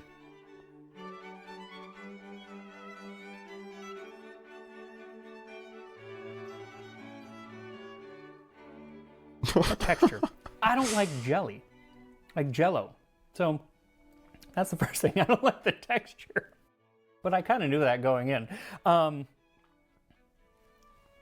What's interesting is that at first I was like, oh, this flavor, I don't want my dessert to taste like the 150 herbs that are used in chartreuse. But then there's enough sugar in there. This really is like and the he peach, is talking like review it kind bro. of like coats that weird medicinal flavor. But you get the medicinal flavor at first, but then it goes away for a bit more of a subtle sweetness. His hand movements are actually coded. Do I think like it's it? so fucking No, amazing I don't. to talk and move your hands. But I think that's don't hate it as one of my much favorite as things about being I thought alive. I would, so that's good. Honestly, this dish is a centerpiece, you know. But that's really all that it is, in my opinion, because I don't like jelly. So that, you know, don't let that influence if you want to make it. It's kind of fun to make, especially if you have a really cool mold.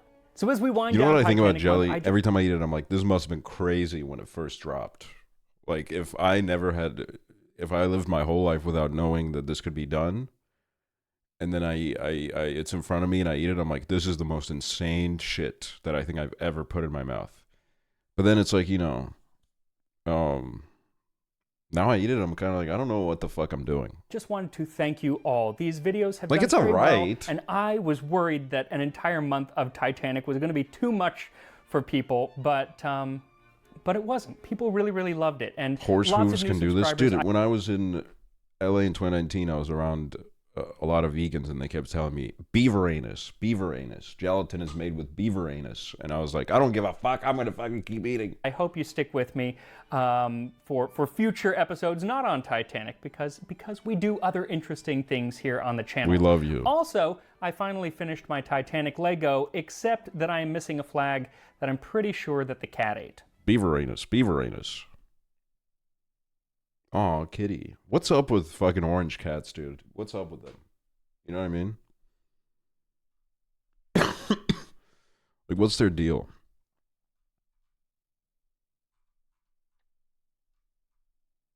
Stupid. They hate Mondays.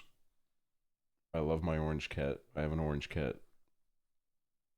They love lasagna. Lasagna, they do. They do love lasagna.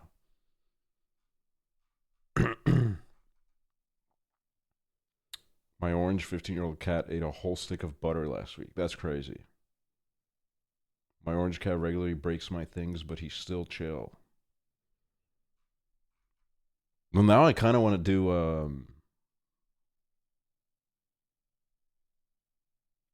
I want to do...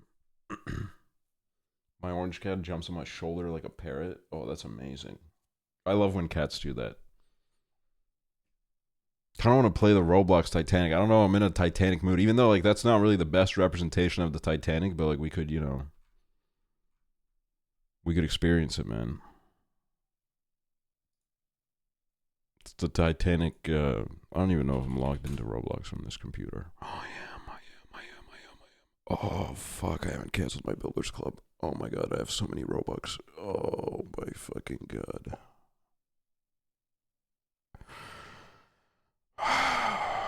Whatever. Whatever.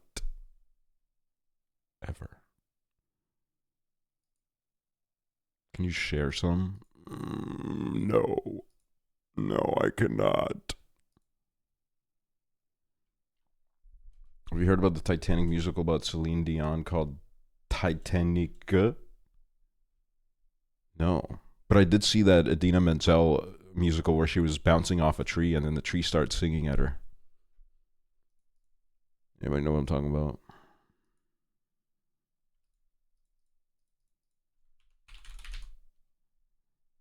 Adele Dazeem. Ah, wickedly talented Adele Dazeem. Wickedly talented. Okay, how do I... Oh, generate.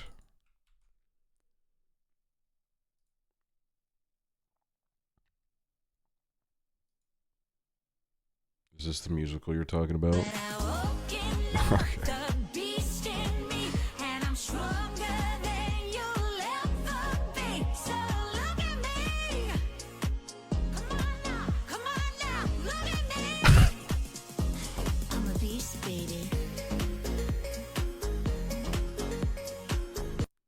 Holy shit. I don't know. Maybe. Maybe, dude. Orange cat loving your stream. Well, he's like watching it the wrong way, bro. You can't see anything from that side, man. You gotta go on the other side of the fucking computer and shit. Wait, I think I bought like board this shit. Oh, I'm going onto the... Wait, it better not already be fucking drowning, bro. Oh, there we go.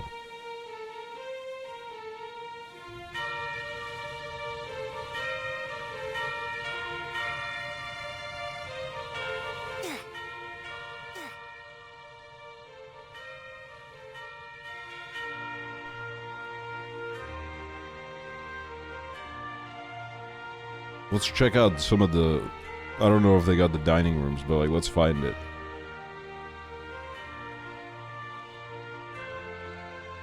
Okay, this is the staircase.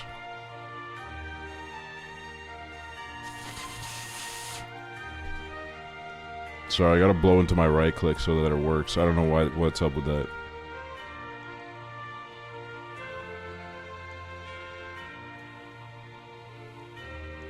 Oh, I thought this was like a meme, dude. What the...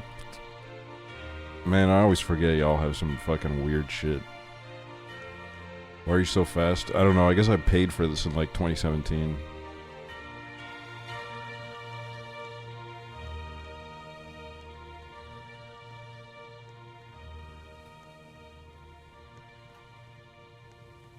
Where the hell am I right now, dude? Does the ship actually sink? It does. Wait, I could eat here. Oh wait, this is like an engine room. Never mind.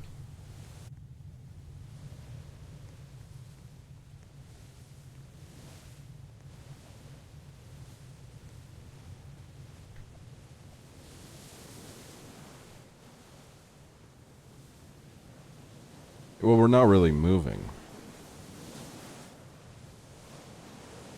I'm a crew member, apparently. So, if you guys need lifeboats, I guess I'm the guy.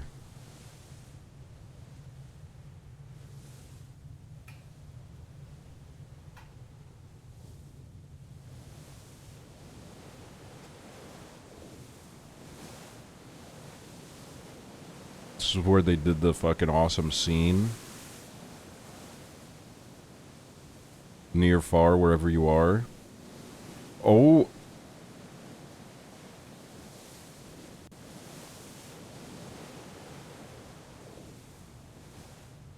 She wait until it sings. Well, we don't wait. We're role playing.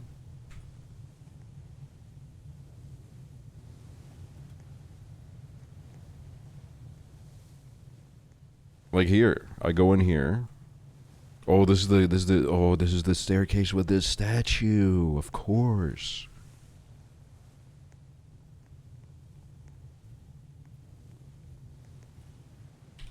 Wait, the elevator.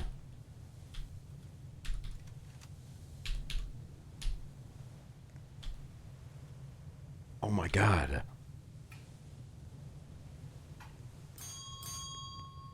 Okay. Maybe have some class.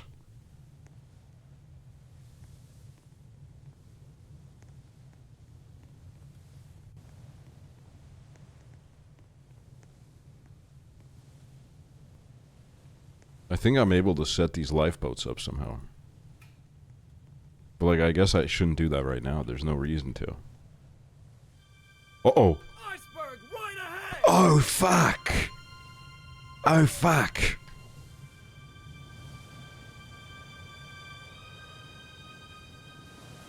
Dude, I'm getting plus 10 roleplay. Oh, fuck.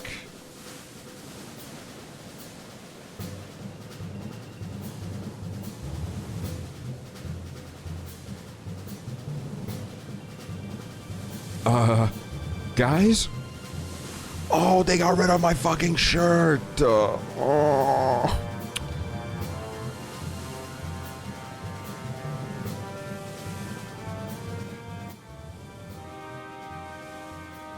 Daily question, fart or pee? Jump off right now. Oh my god. What? Dude, maybe that was the meta.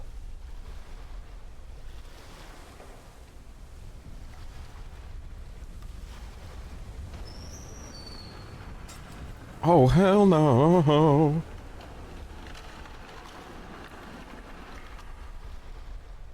Oh my god. Eats it.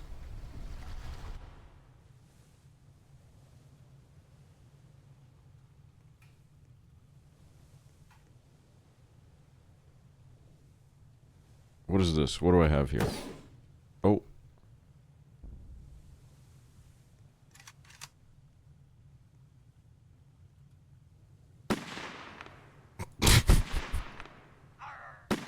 Why do I have a gun, dude?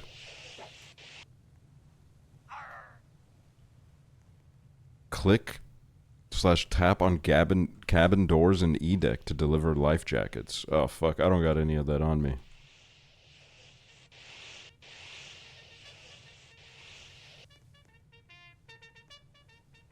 Wait, we have the orchestra somewhere.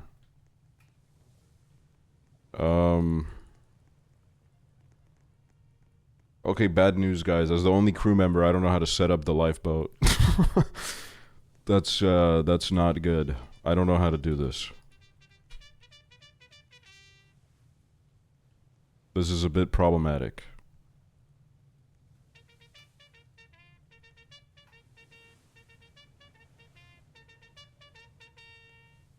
Wait, I want that.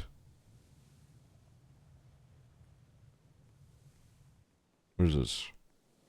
There's a fucking leaderboard, bro. I'm dead. Oh my god.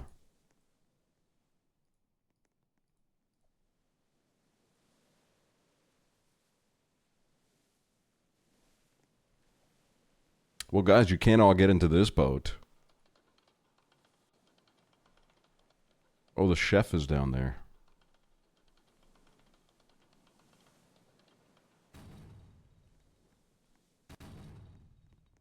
I'm stuck.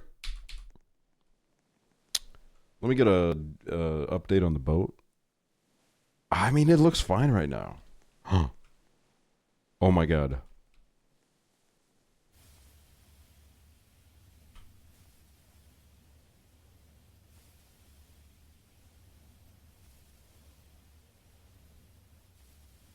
Guys, take it easy on there, man. What? Okay.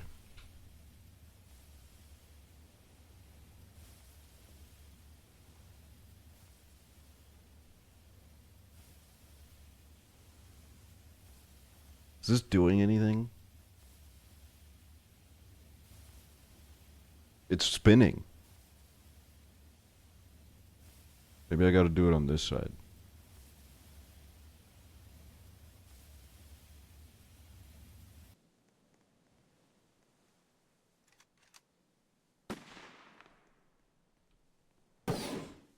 I don't know. This boat's cooked, bro. This boat's cooked.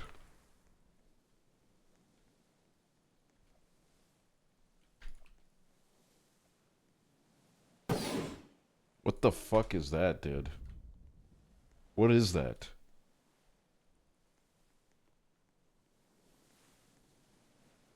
Chicken jockey? Guys, we're in big fucking trouble right now. And I mean that. We gotta fucking accelerate, bro. Full steam ahead, bro.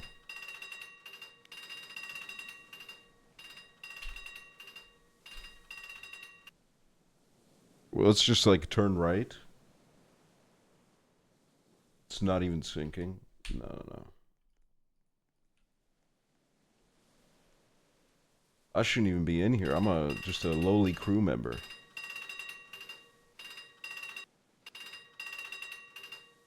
You are not captain.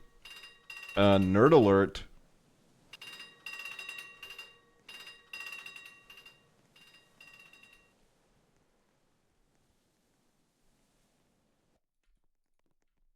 Fail RP? Dude, I'm failing the fucking RP of doing my job. I don't know how to do this. Oh, I'm not gonna do that. That's just insensitive.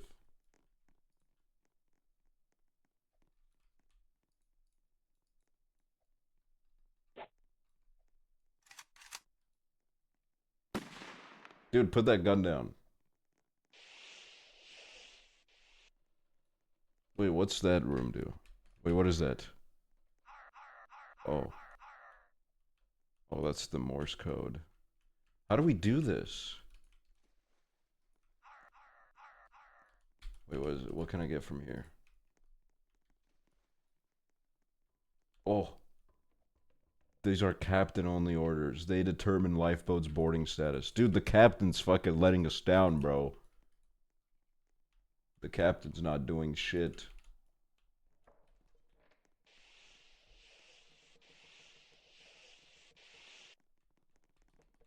Can you imagine dying horrifically on the Titanic only for some kid 100 years later to make a block game remake of your death? Dude, they're like frame one with these nowadays. Darlene Finger. It's the only way to educate the children nowadays. You bring it to them. You can't bring Titanic into the classroom, so you bring it to where they are, which is on Roblox. After they're done doing a fashion show, they can go see what the real horrors of life look like. I mean, shit, dude. What? Guys, we're in big trouble.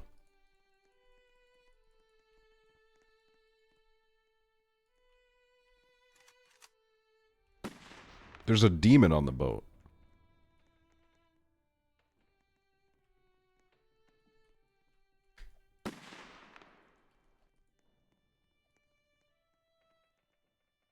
You like jazz? Please stay away from me.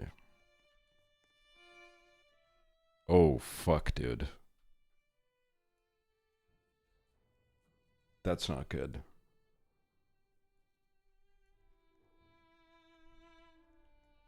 Oh, lower rope.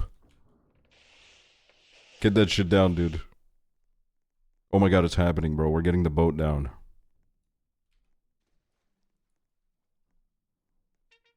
Oh, that's not... Shit.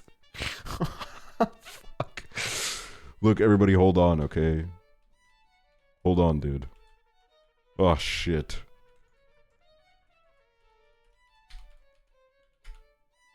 Okay, I think this is good.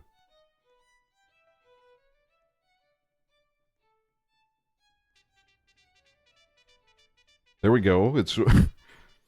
You know, it's not the smoothest ride, but it is... There we go.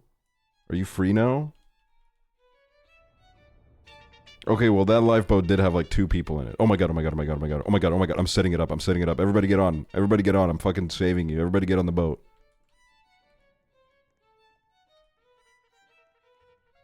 Look at them, they're already down there.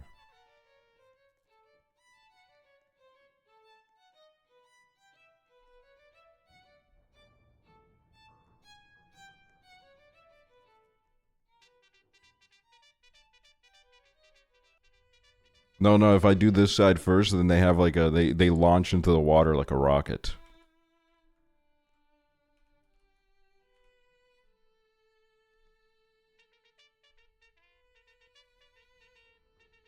Dude, don't open those doors, man. You guys are gonna let the water in. There we go. What the... That's the captain, dude. You're supposed to go down with the ship. Get the fuck off that boat.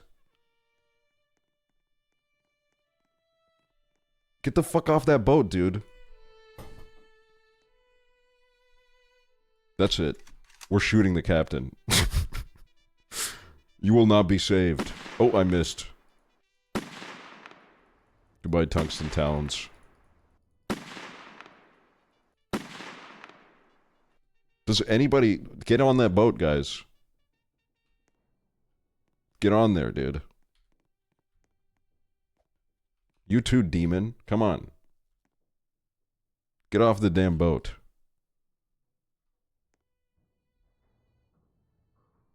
I want to be boat with you. We share space. Get the... Alright.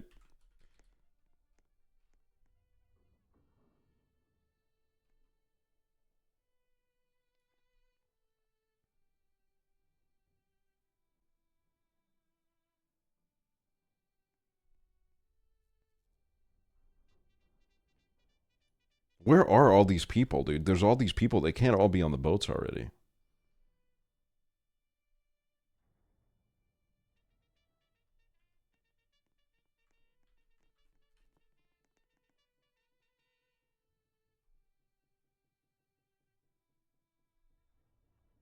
There we go.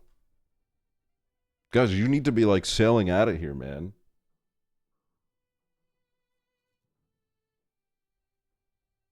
Close that fucking door. Thank you. Okay, move your boat, please. You're disturbing the other boat. Thank you.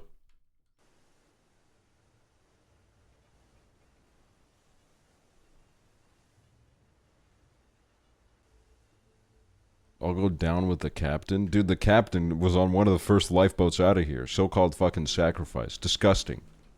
Disgusting, dude. What the hell? What are you sightseeing for? Get on a boat.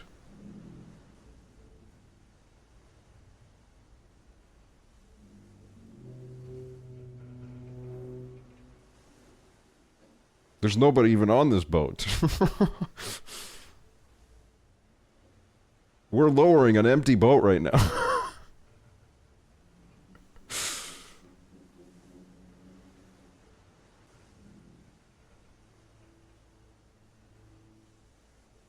We don't have any paddles, bro. The other ones did. They were fucking sailing about. What the hell's going on down there? What happened to the boat?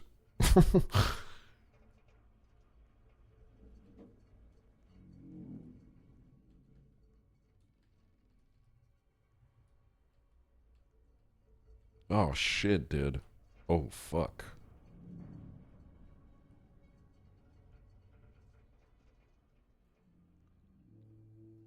Wait, there's hella boats, bro. There's so many boats.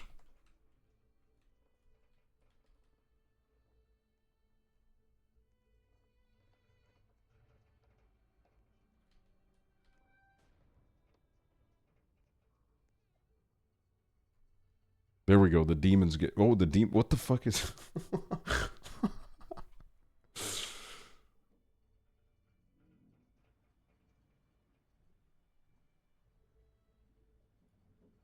What's the server called again?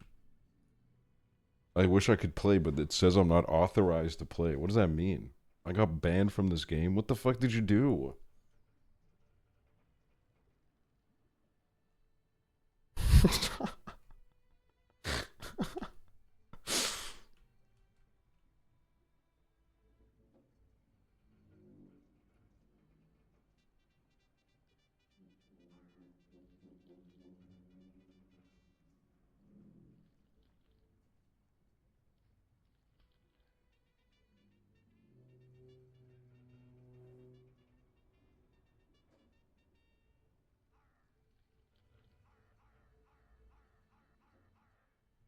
I imagine it was like more, maybe a little bit more, what's the word for it? Smooth. When they did this. Who is making this noise?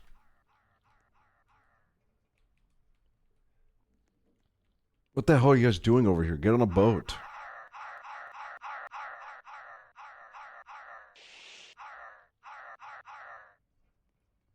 Can you come detach us from the ship? What?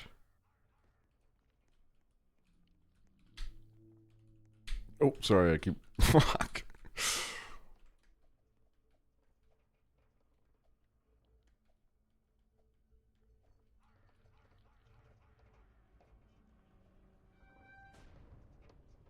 Detach what? Detach who?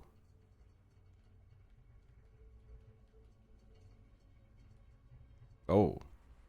What the hell are you guys doing here?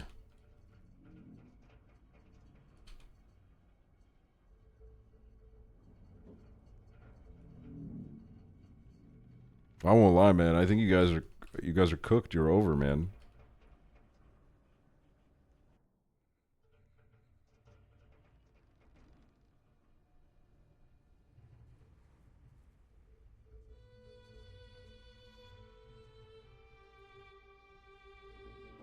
Yeah, sorry, you guys are stuck.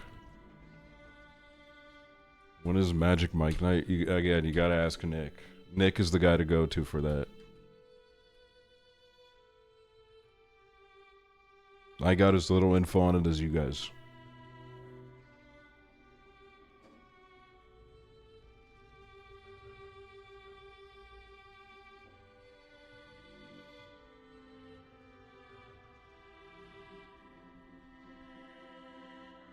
Damn, bro.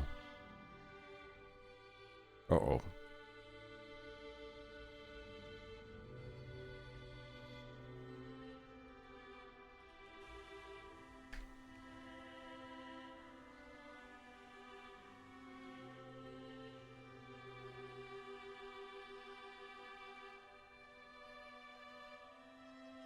Whoa. You have a fire extinguisher?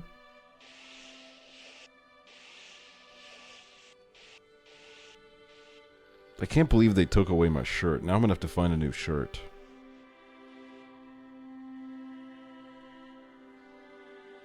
I'm just like those people in the lifeboats that were like, my garments, my garments.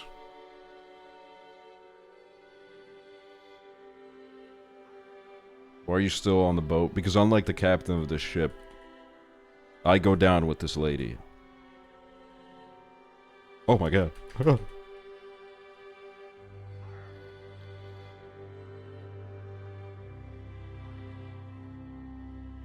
Girl, no you're not, I'm captain. Yeah, that's what I'm saying. You are the captain, and you were on the first lifeboat out of here. I'm saying, unlike the captain, I'm staying on the boat.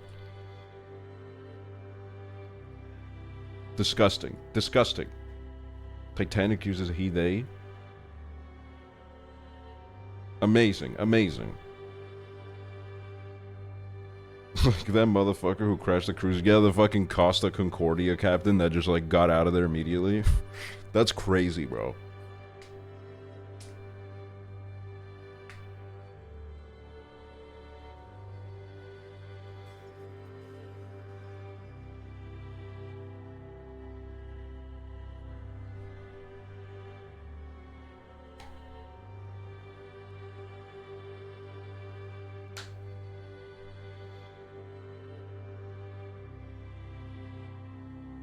The grand staircase is flooding.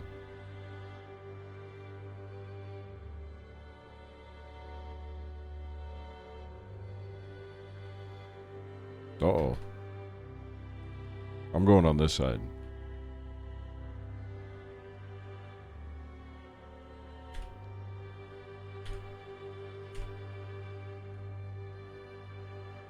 Snoopy is here.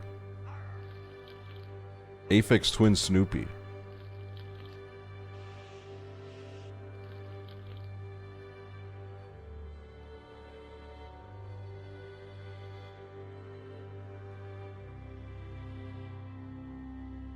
Uh-oh. Oh, hell no. Jesus.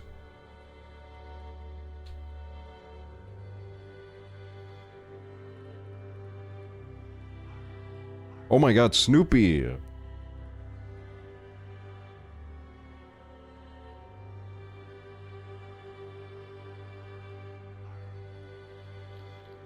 You're gonna fall? No, because I'm gonna hang on to this rod.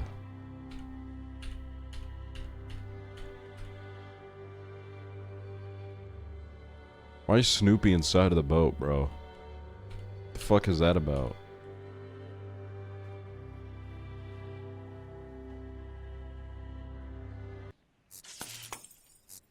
Uh-oh. Okay, that's a bit of a fucking vibe shift.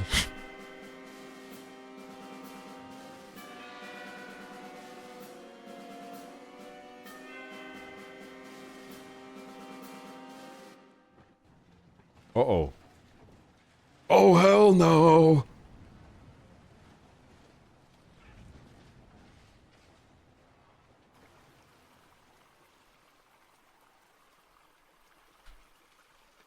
Nah, if you sit on the bench, it's chill.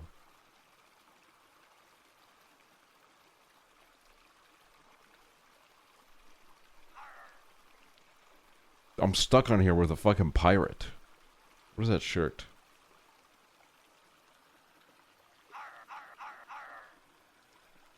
This sound making me need to piss.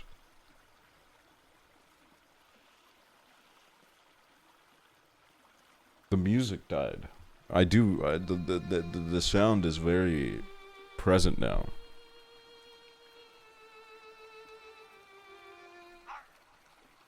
The fact that it broke in half is crazy.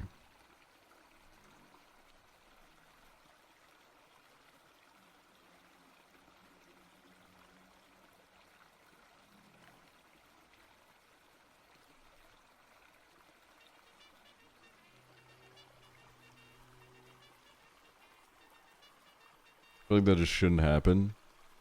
I mean, it especially shouldn't happen if you do a whole marketing campaign about how your ship is unsinkable. That is just such an insane thing to put on posters.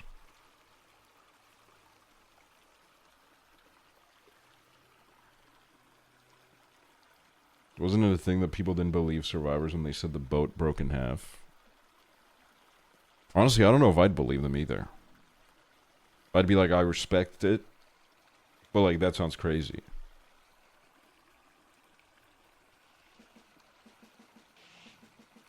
Uh-oh.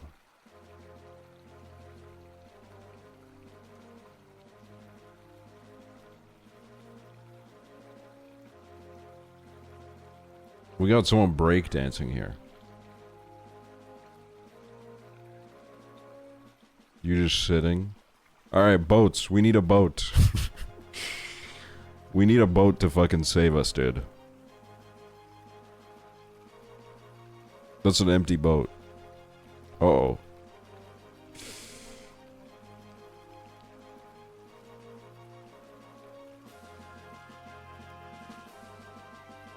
You think I can make it?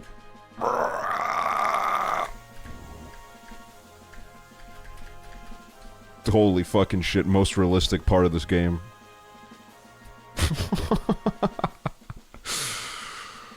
What the fuck was that, man? That was the fucking power of... Oh my god. I got an ore.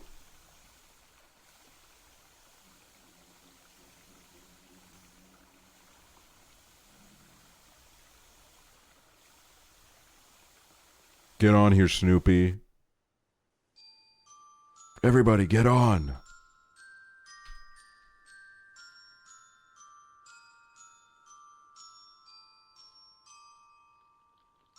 Snoopy. Look at y'all, dude. Look at y'all trying to crawl into my boat. Disgusting. Disgusting.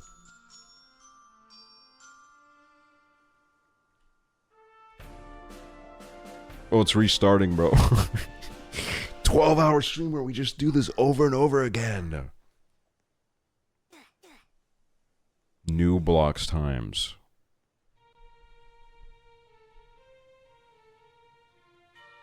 Well, that was a great way to spend 100 Robux.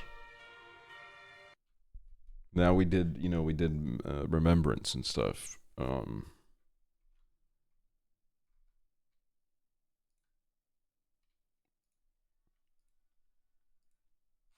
What should we play? Wait, there's a Roblox cruise ship. Fly to Japan Airport RP.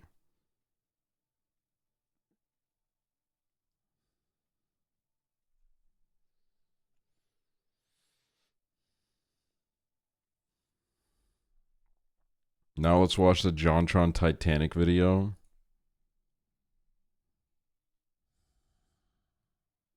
Conveyor Sushi Restaurant. Welcome to Ocean Sushi. Invite your friends, eat sushi from the conveyor belt, and place orders with the order screen.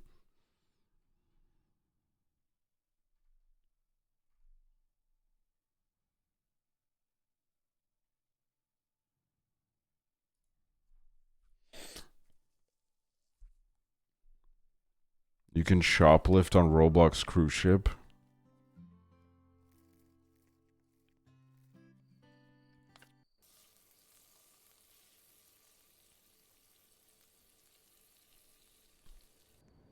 Hold on, I'm getting sushi.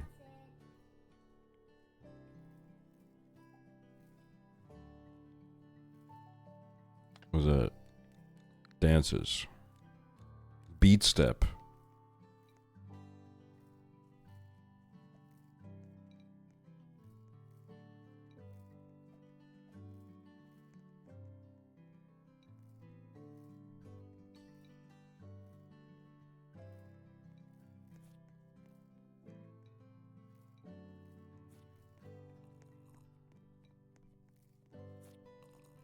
I want to sit right by the... I am now using the soy sauce.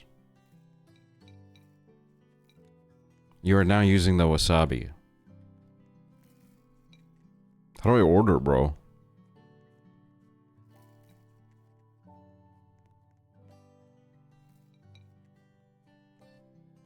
Wait, they got the boat, bro. I thought they would only bring this out for my mom.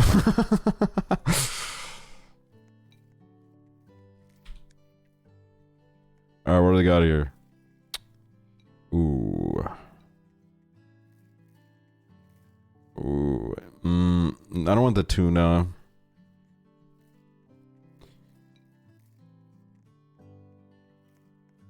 Wagyu.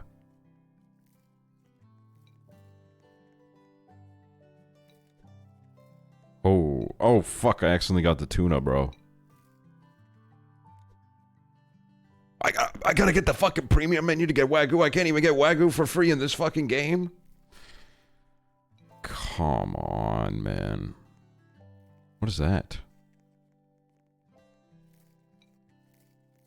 Oh, hello. Miso soup. I love miso soup.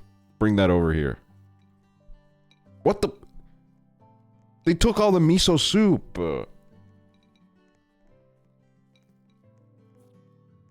Whenever people talk about the Titanic, the story of the Carpathia always makes me cry. It was a tiny ship with only around 200 passengers, but when they got the Titanic's distress call, they turned around and ended up saving 700 people. Yeah, there were a lot of people in the live stream that I was watching yesterday. A lot of people were standing the Carpathia.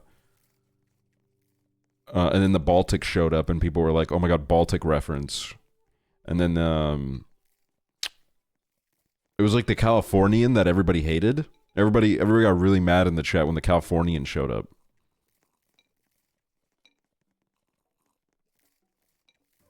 What? Did somebody eat my fucking food? Can you get out of here? I'm getting the shrimp tempura. I guess I have expensive... I'm just eating the rice then. Fuck it.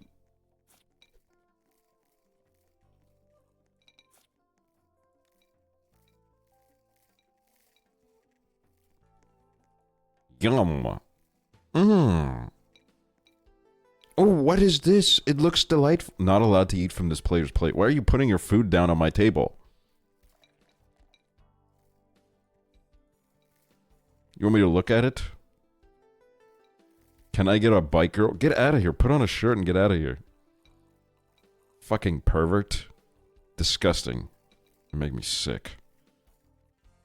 Bro. Hogging much? The fuck? None of it is even reaching me.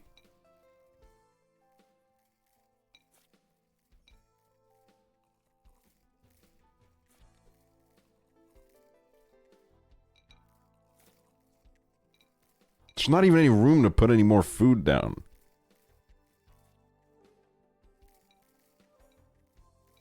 Mmm, yum. Why are you plate watching? Because they're taking all the fucking food. Mushroom soup.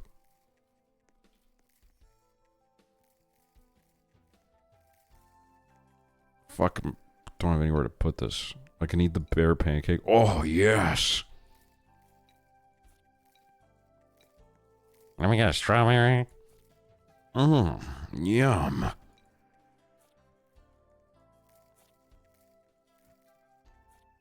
Yum. Wait, let me scarf down this rice real quick.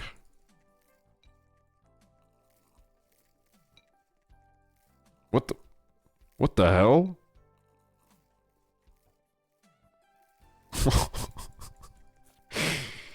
Don't mind if I do. Holy fucking shit.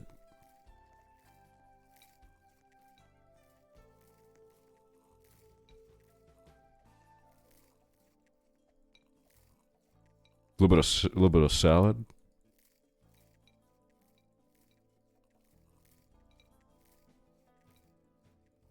Damn, now I'm getting hungry again. Just found out at one of my school's bathrooms is a popular local cruising spot. What is a cruising spot?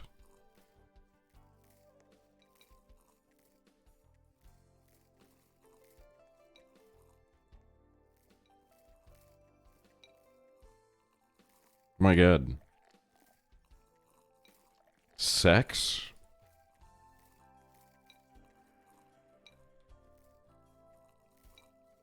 School bathroom.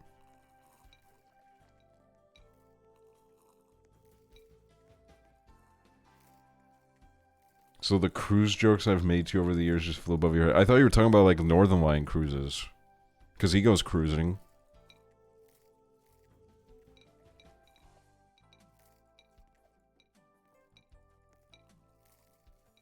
Bro, I can't eat all this.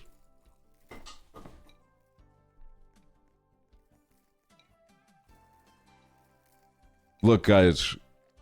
In Estonia, when you're gay in the 2000s, you don't do cruising spots. You just have a really gay moment with your best friend, then you never talk about it again.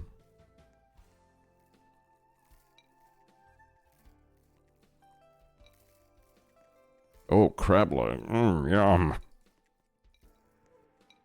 Mmm, delicious.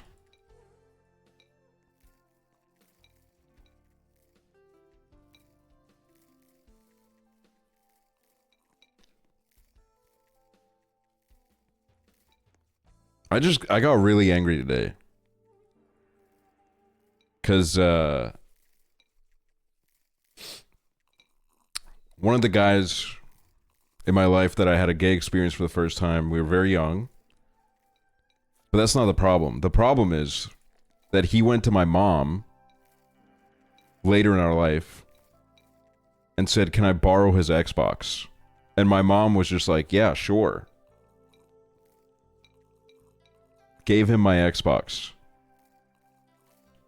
I didn't see that Xbox for years. I had to fucking shoot text messages. I had to be like, "I want my Xbox back." And then I get it back. It's in my house now. There's no controller. The copy of GTA 5 missing. The only game that they returned is fucking Forza. And like that came with the fucking Xbox. So are you mad he's gay or because of the games? I don't give a shit what he is. I just want my fucking games back, dude. It's ridiculous. Like, you don't give the controller back and I'm just supposed to, like, not notice? Are you out of your mind? Whatever. What is this? What is this beverage?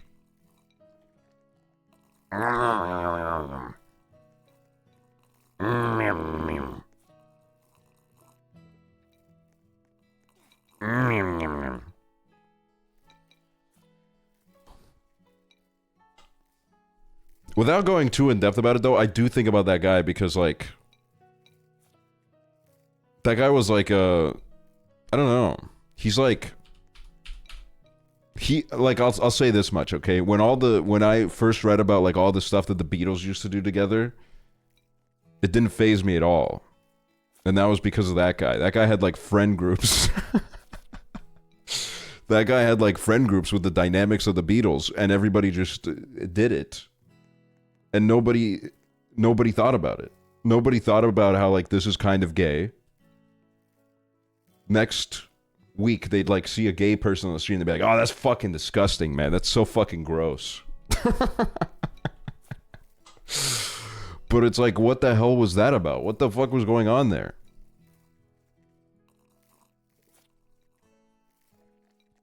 I think that happens with straight men a lot. I think he's bisexual.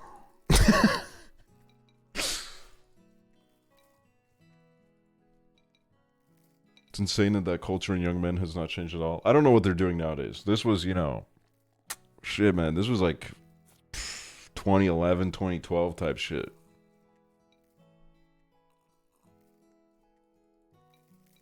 I don't know. I don't know how the people are discovering themselves in 2025. I don't know how it happens. I'm not fully not a part of my time, I guess. Dude, there's a fucking cake here. Holy shit. They're writing LeBron x Steph Curry fan fiction. Wish I was joking. Oh, what is this? Delicious.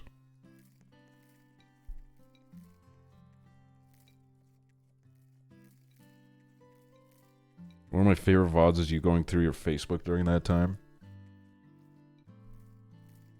I'm not sharing my food with you. Oh my god.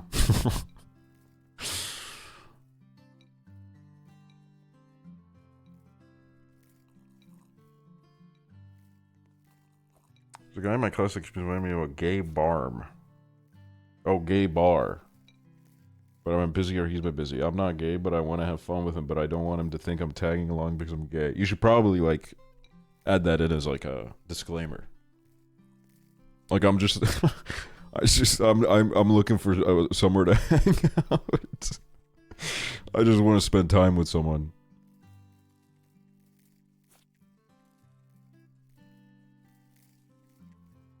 And then, yeah, you should probably also just say... I'm not gay because what I just said sounds really gay.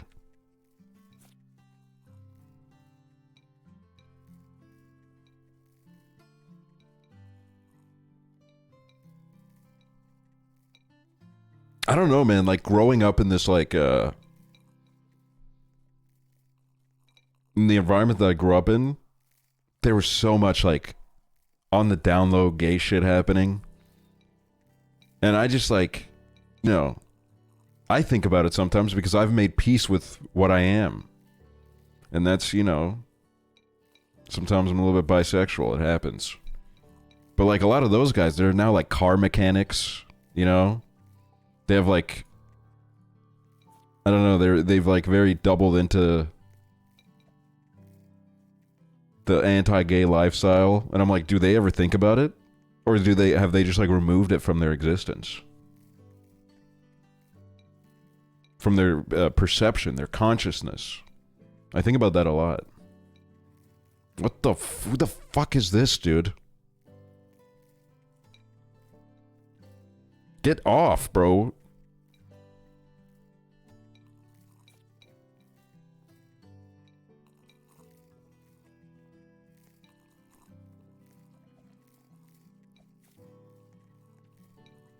They're probably insecure.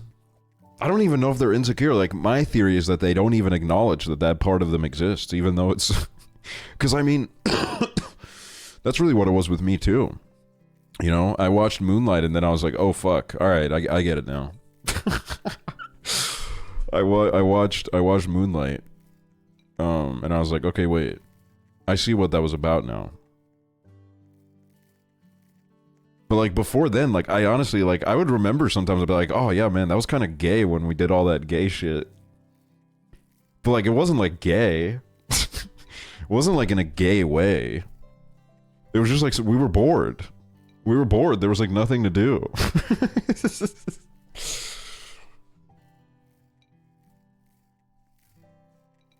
We were, you know, it was the countryside.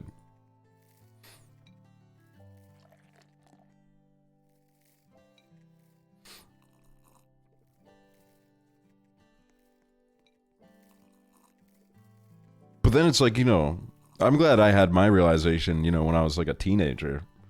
Rather than one day one of them is going to be like 36 drinking coffee and then they like, it hits them where it's like, oh my God, the reason why I did all that, it was kind of like, it was a little bit gay. And then that's going to be like a lot harder to, I think, like unpack and process. We got tea, bro? Holy fucking shit.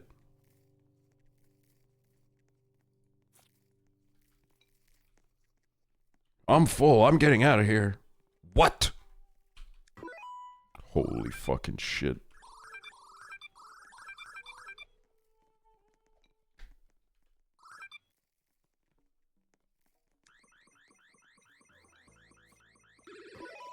Fuck.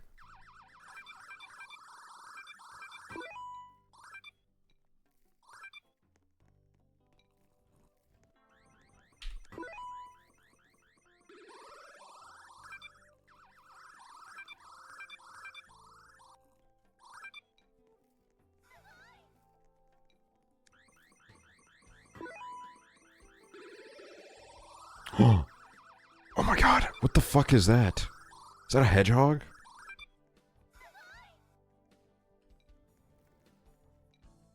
How do I get it?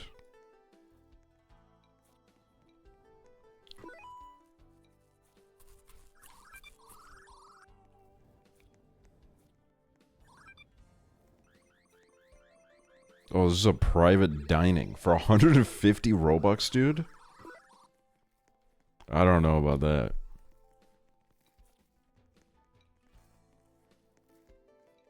Might as well just go to a... Oh, you can become a sushi chef for 300 Robux.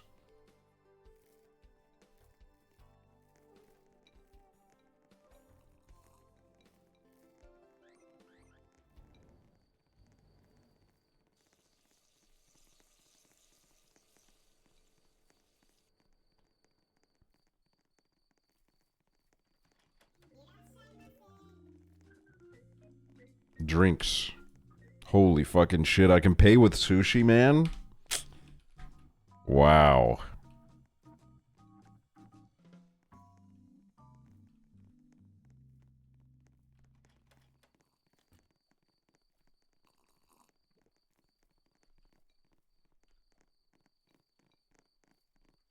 Alright, what else is there? What else is there on this fucking website? Have you ever had honey butter chips? No. Fly to Japan, airport RP.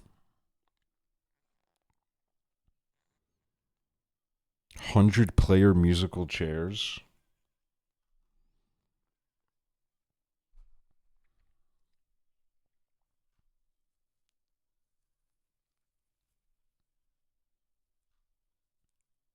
Grow your poop? What the fuck is grow your poop, bro?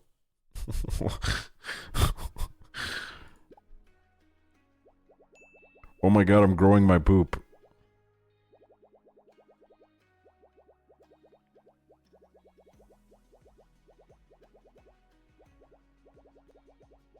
Wait, is it literally just a Gario? Oh my god, bro, that's a gigantic poop. Oh my god, he just ate the other one.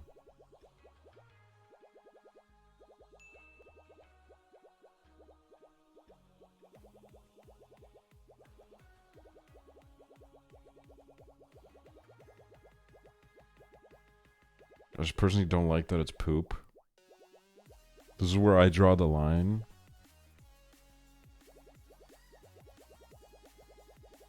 But there's dailies and there's a wheel.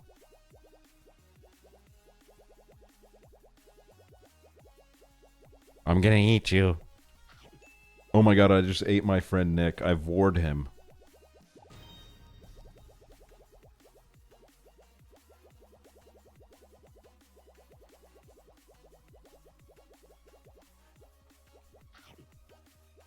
Come here. Oh my god, dude. Come here, I'm eating you. Oh my god. This Estonian's gonna rape my poo. Someone pulled it up in my school once. And I really didn't like it.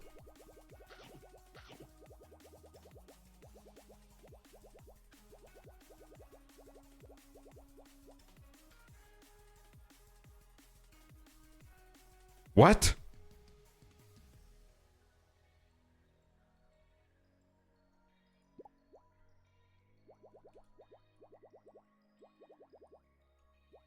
How did Nick kill me?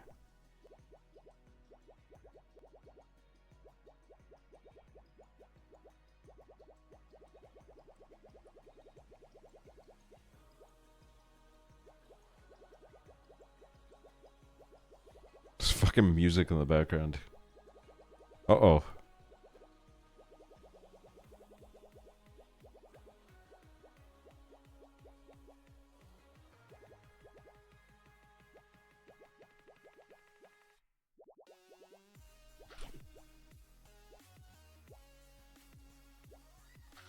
Come here.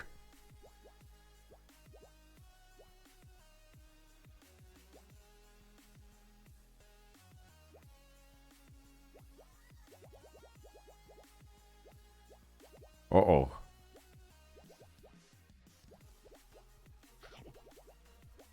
Oh my god!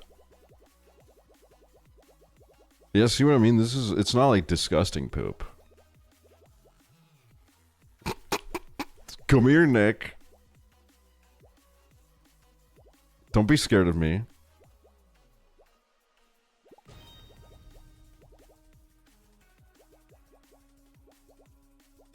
They should make this with a long drive poop. That would actually be so fucking disgusting. Holy shit. They ate my friend Nick!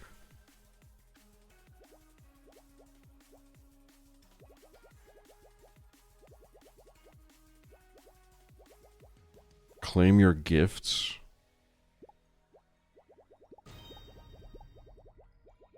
What is this? Oh, I can spin a wheel.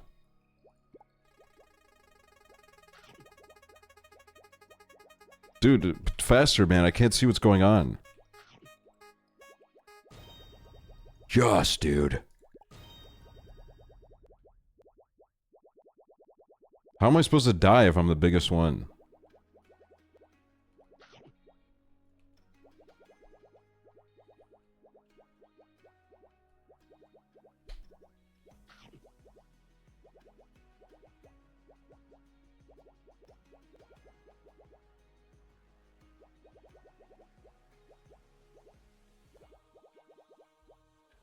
Booyah. Can we do ancient Egypt roleplay again? Dude, that was like, the logistics of that were insane, bro. It took like everything out of me to get in power. Oh my god, and I just remember that stream where we did the White House. The presidency. That was fucking fun, dude.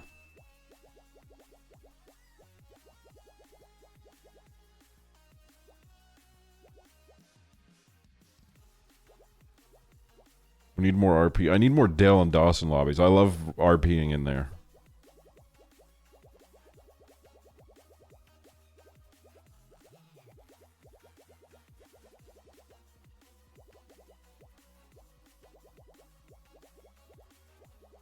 That fucking debate got me blocked by half the chat because they thought my RP was 100% serious and I loved Israel.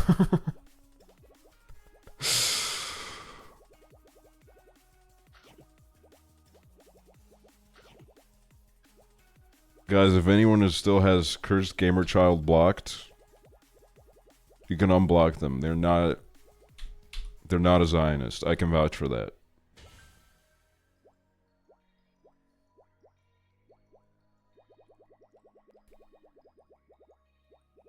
I went on a UK Buckingham Palace game once and the king had me locked in a room.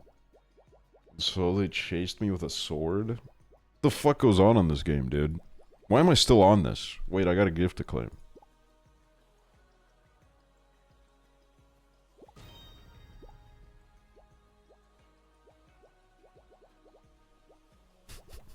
Please unblock Mike Oxlong 42. Thank you. TY on Roblox, guys. I lost 6 friends after that debate.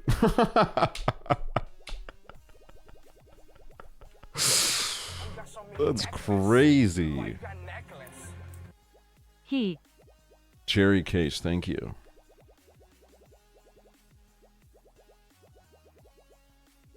Claim your +5. Oh yeah, true. I got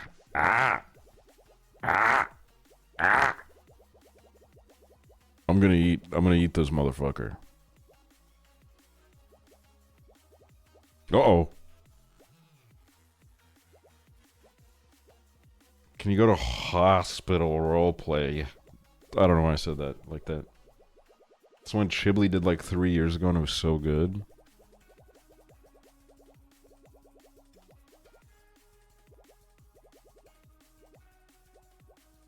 Bro, you're green? Why are you saying that? Oh, the green stream.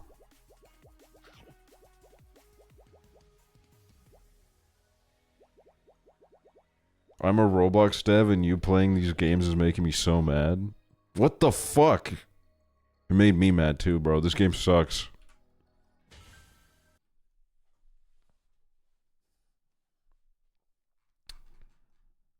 Football manager, bruh. Hospital.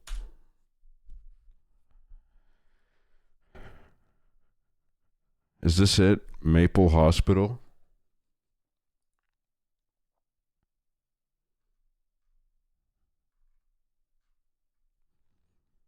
Maple Hospital is a highly functional and realistic hospital roleplay experience built with the help of a licensed nurse.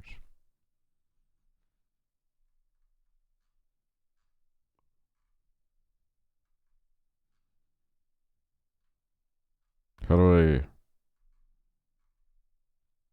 OMG, I can be the pit. Yeah, you can be the pit.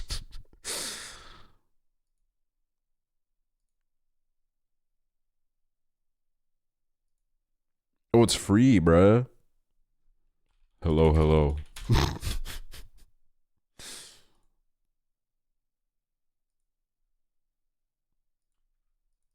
Wait, guys, don't join it immediately, okay? I have to get in there, too.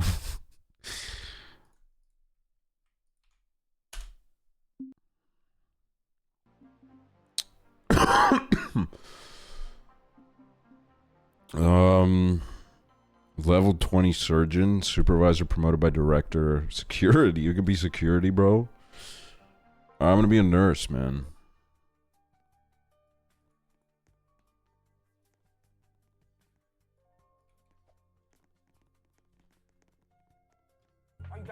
No, I don't want to be on a gurney. I gotta work. Wizard Julia, Wizard Julia. Wizard Julia, thank you so much.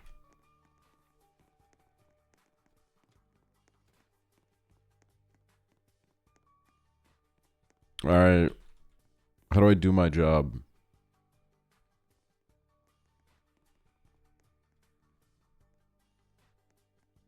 There's no patience, bro.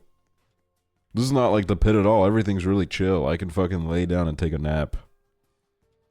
Taking a hit. Taking a hit of my own supply.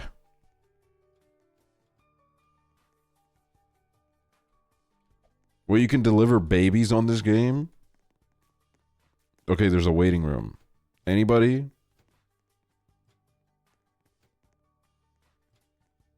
What the fuck happened here? Patient violent. Put him in that.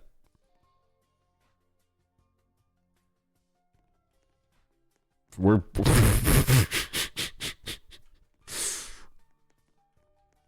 Get in there, dude. Oh. I'm stuck. I don't want to be in a wheelchair. I can't move.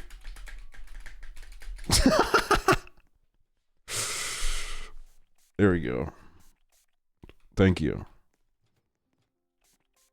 Okay, the patient seems to be stuck. There we go. We're gonna give you some blood.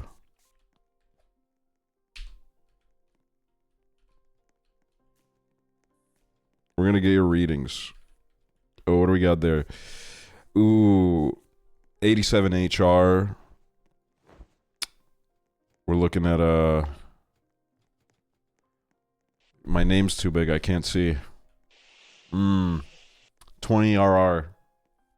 Natalia Shadows, thank you. He. Wait, it's trying to fucking move. Do we have handcuffs anywhere? Put on some gloves.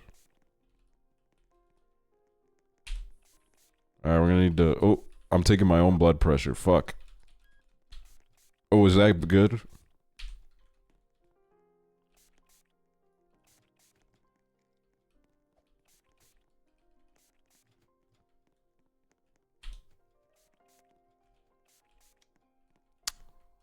Uh-oh.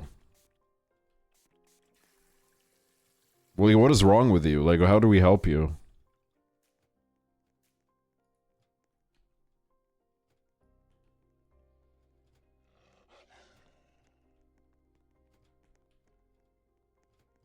Is dead. I'm doing the apple dance.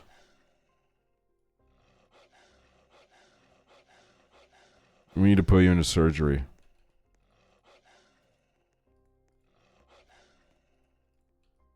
Why is there a dog in here? You washed house in the pit? What is... Stop that. I got yelled at my mom's job for doing this. You shouldn't be doing that. I don't want to be in a wheelchair. Family restroom. Bengala fungus outbreak. Everyone evacuate. What do you mean evacuate, dude? We gotta be here fixing it. We got this motherfucker chained up, dude. Hold on. I don't want to take my own blood pressure. Oh, wait. This is where the good stuff is, dude. Damn it.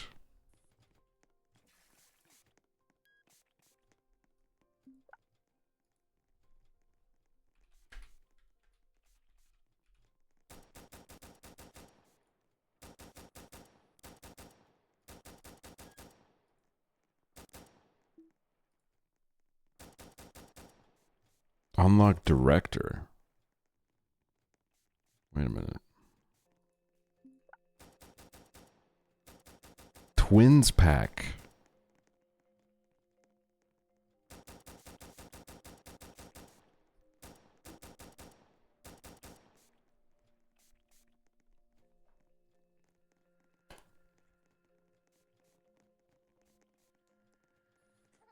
Now, this is the kind of shit I'd be walking down the street to. You know what I mean? I walk down the street to this. I take my steps. The fact that there's big-ass feet in the frame right now is freaking me out. Anybody else?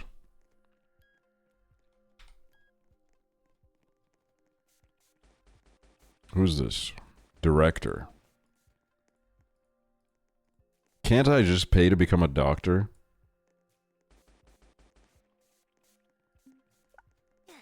No, please don't carry me. Where are the... Do we really only have like one patient? What's going on? Oh. Janitor violent.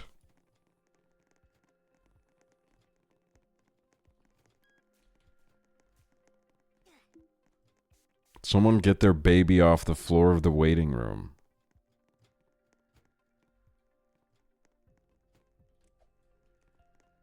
Overstaffed ass hospital. They never seen a hospital like this before. There's no fucking patients.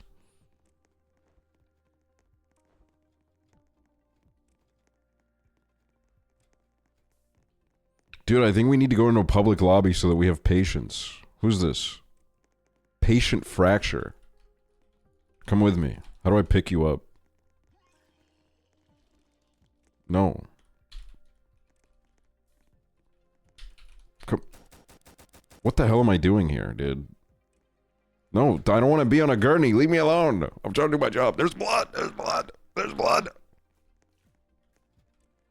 Resident pregnant. Wait. Some of you work here and you're pregnant?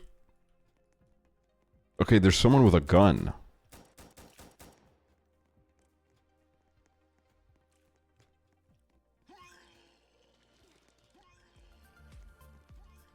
Public lobbies are a nightmare.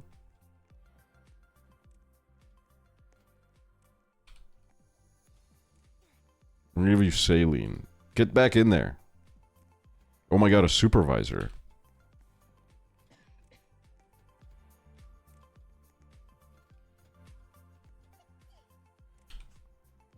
The dog is pregnant and human now. Bro, I don't like the fact that a nurse is shirtless in the room. There's blood on the floor.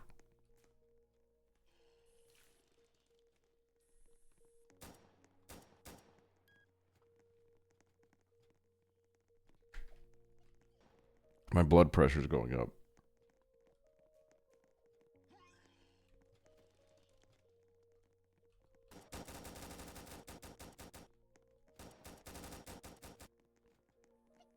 What the fuck is this, dude?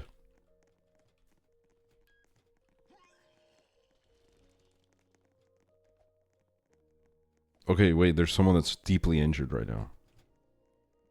Are you dying? You're a doctor and you're dying. Oh my god, there's a baby. Baby bump? What does that mean? What is a baby bump?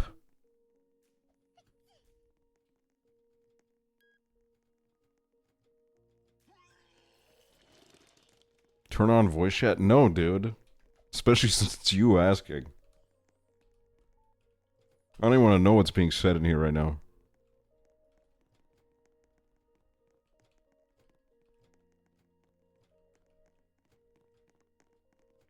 Wait, okay, let me try a public lobby real quick.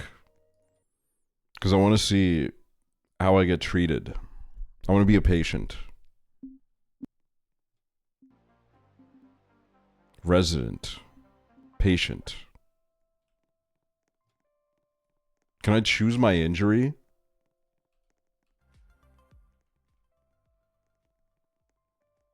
What does that mean?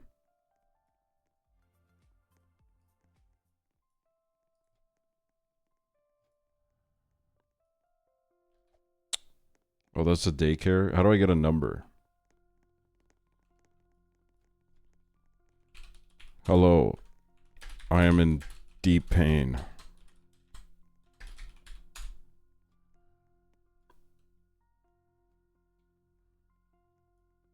You click status on the side. Status. What the fuck? Uh-oh.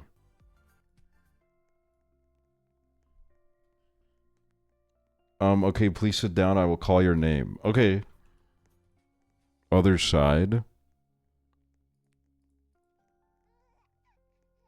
Dude, I'm too old for this. Behind player list. Oh.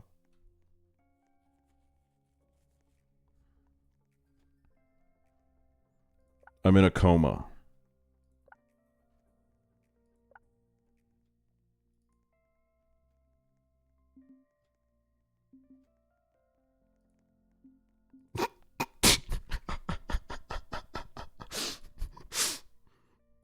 Wait, I'm doing RP, bro. I'm in a coma.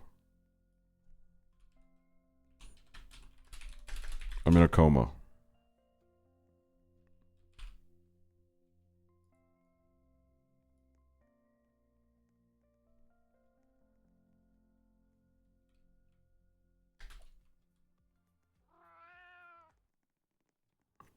Bro, you just said you were in deep pain? Yeah, then I went in coma.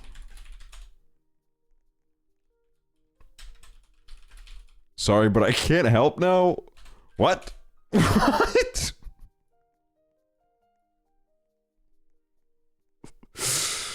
What?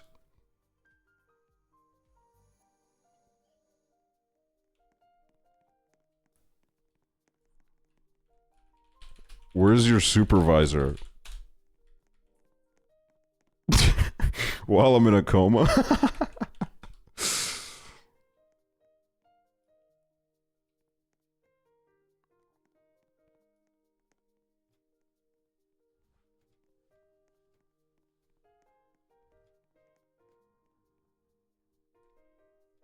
Face card so bad you were refused medical service?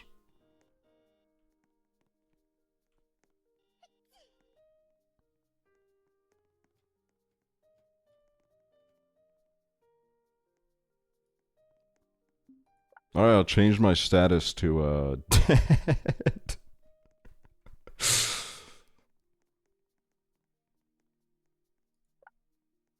I'm bleeding.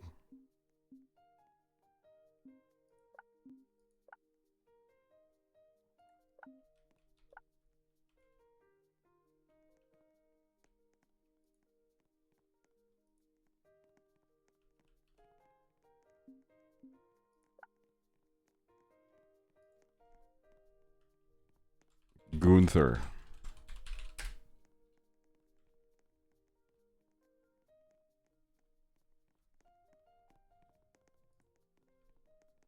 I hurt.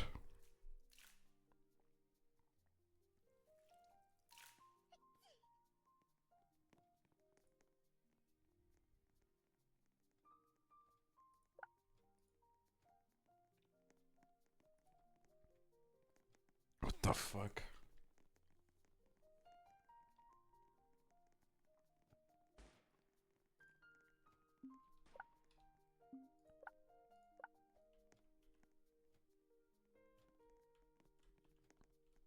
I'm fucking bleeding everywhere, man.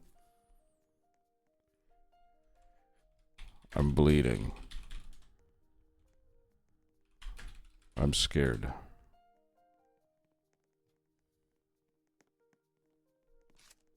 It's okay. Holy shit, dude. We're getting help. The doctor will be with you. Thank you.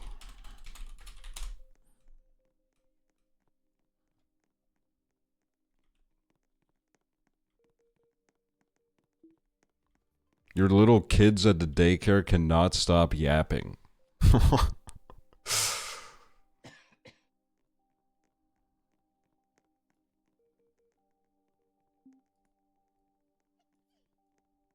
Oh, the service cat.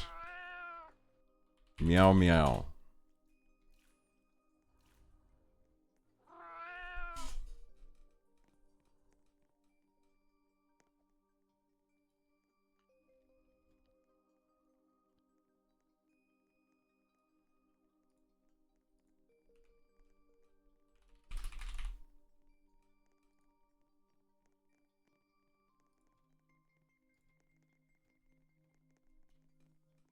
Why is your bleeding ass sitting on the white chair? They told me to take a seat.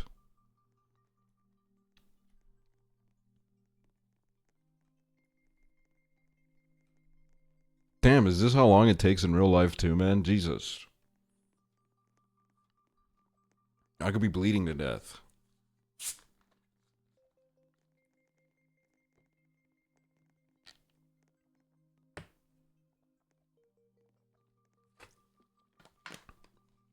Oh my god, there's someone bleeding to death on the floor.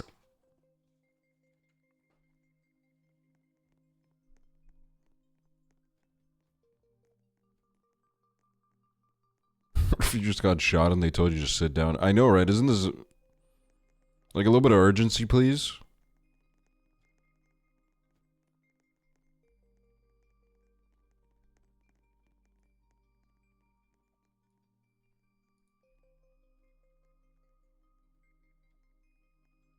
Girl, come here. What?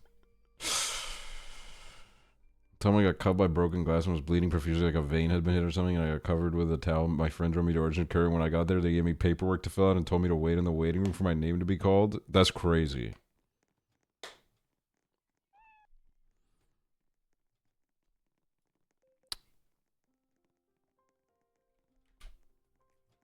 Oh.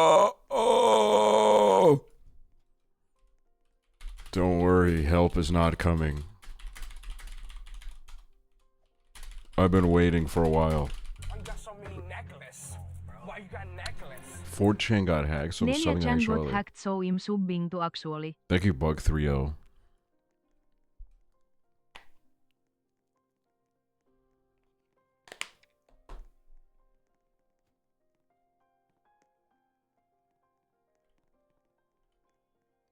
Is this person trying to talk to me? This way. Oh my god, oh my god, am I getting help? Am I getting help? Oh my god, oh my god, oh my god, oh my god, oh my god, oh my god, oh my god, oh my god, oh my god, oh my god, oh my god, oh my god, oh my god. Oh!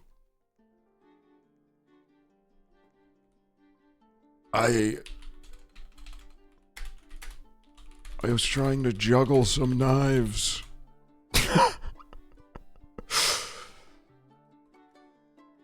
Oh.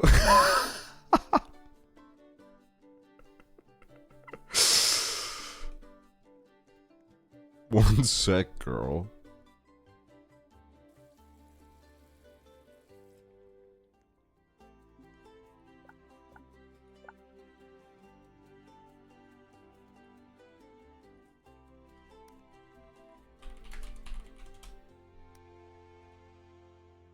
Oh, I have to pay per announcement? I don't even know why I would say yummy yummy, dude. It's disgusting. What is this? What does that have to do with bleeding?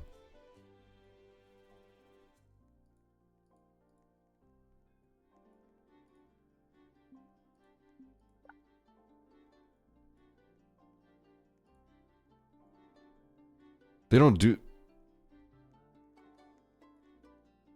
The floor's not even wet. I need this, dude. I need oxygen immediately.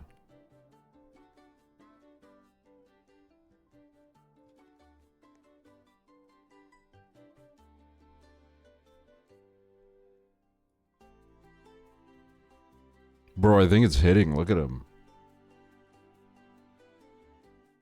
Fixed?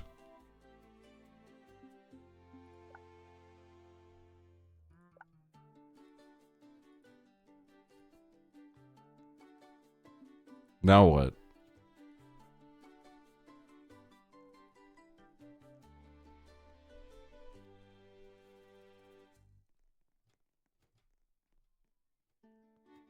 Oh my god, a surgeon has arrived.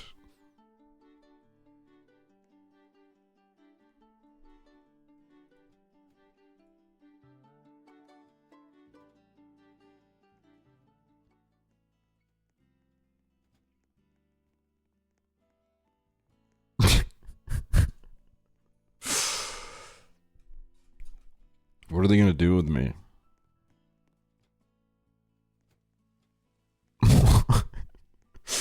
What the fuck, dude?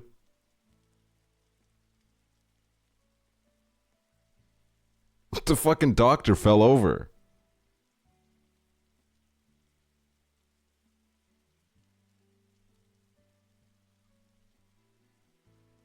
Just got home from James Marriott concert. Oh, that's sick.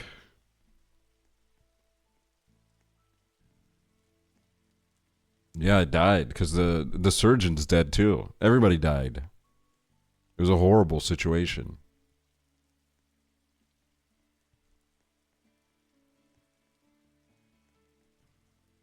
Dude, I don't think this is the morgue.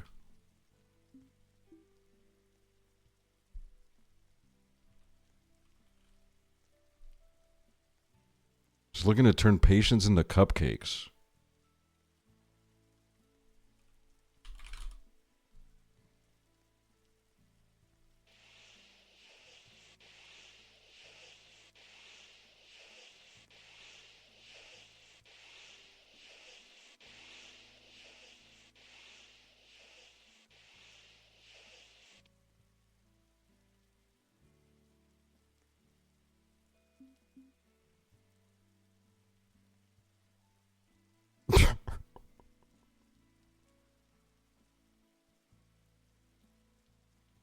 It's like a Viking funeral. They're gonna shoot arrows at me and I'm gonna die in a fire.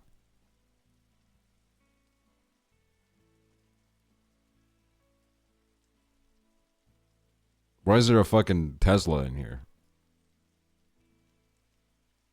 What's up with that, like?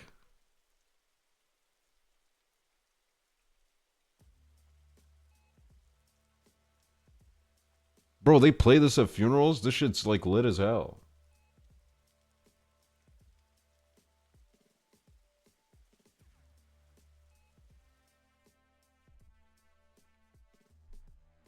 Wait, I'm level 9.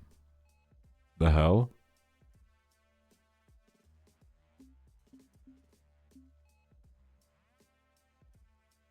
Why they just dump your body in the ocean? Because this is the worst hospital I've ever seen in my life.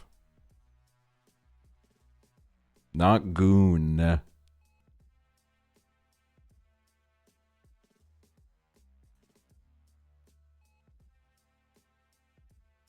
Bro, this really goes on forever, huh?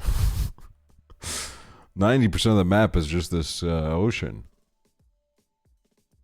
There doesn't even seem to be anything else on the island.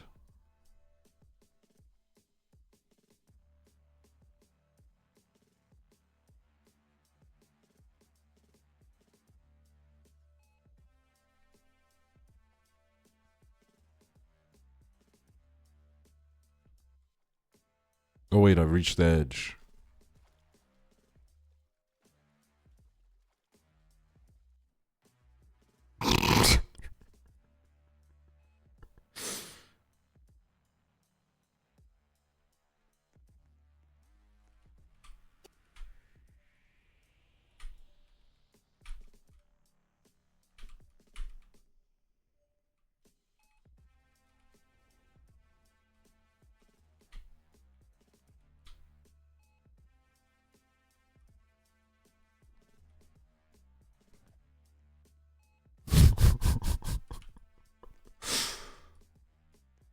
You forgot to pay your medical bills? Oh, hell no. Get.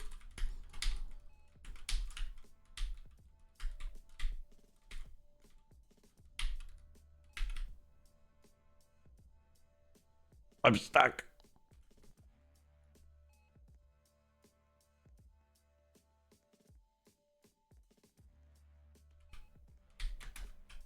No.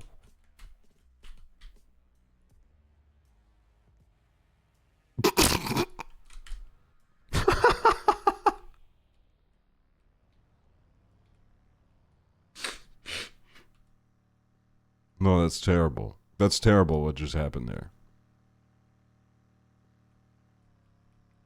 The hell, they're chasing me after with an they're coming after me with an ambulance just because I didn't pay my bills? I thought those were meant to be for saving people.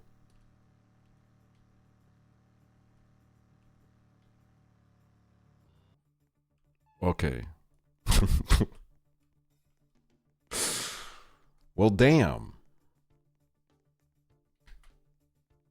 Wait, there's slides in hospital RP, bro? This is like a Tim Robinson sketch. You just joined the hospital RP for the slides. Wait, a bicycle.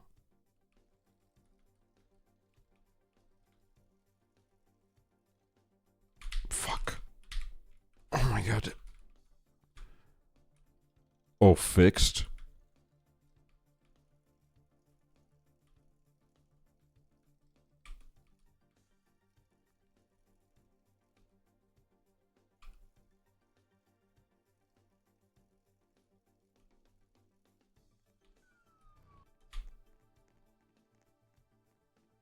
Wait, I'm gonna go into a surgery room.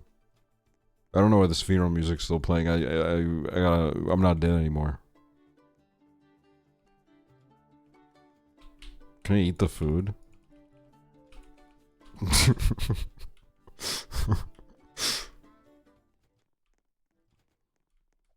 MRI.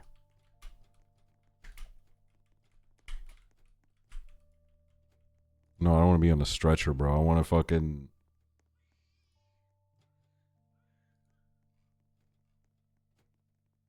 Bro, this music's beautiful. I'm not playing this shit at my funeral, though. Uh-oh. What's happening to me? Why am I going into the... Why am I going over there?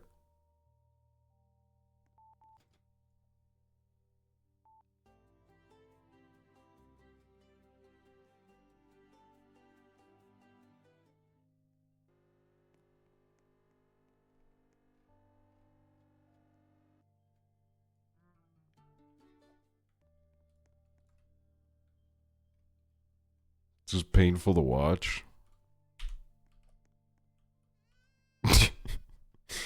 Wait, this is literally house now.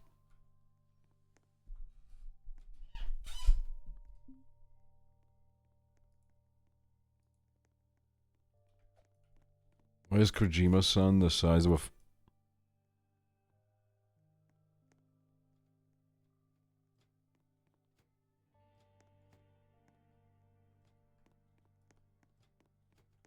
They play this at a funeral?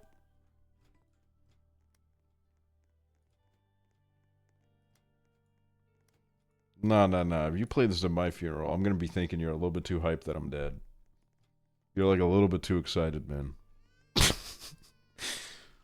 like a little bit too fucking cool. You gotta play something that's like a little bit more depressing, you know what I mean? I hear a baby crying. Do you guys hear that?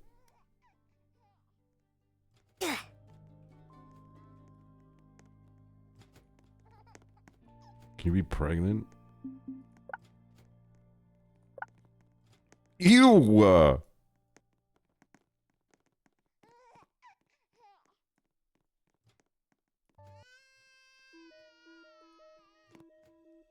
Your baby. 8 weeks. Tired? Motion sickness? Oh, ew. Shocked.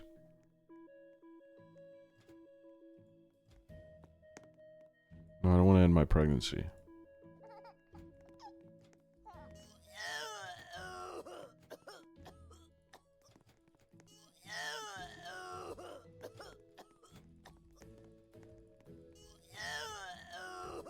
Don't say ew, this is beautiful and natural.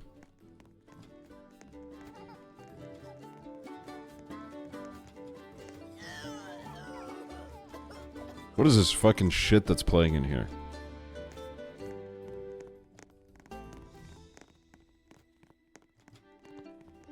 Why is this playing on every TV? Oh my god. I'm sad. I have cramps. And I vomit.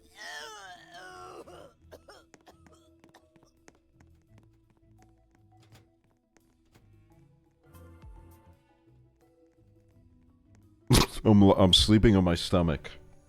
It provides the baby comfort.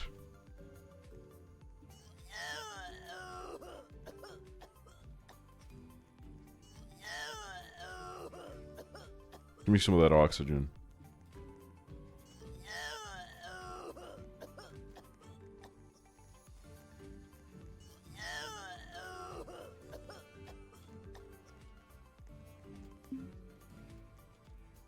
I don't mean to be throwing up, it's just that that's what happens. I've played The Sims before.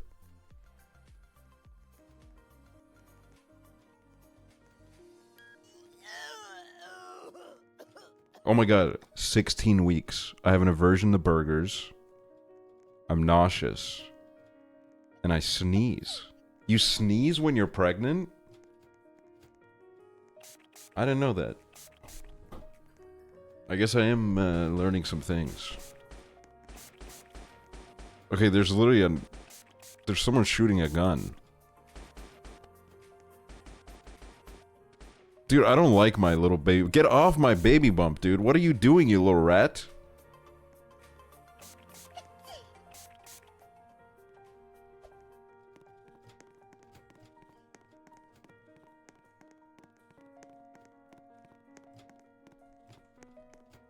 Oh, I don't want to talk to anybody. I don't want to. I'm not letting you carry me. You're a surgeon, bro. I don't trust. You're gonna take my baby.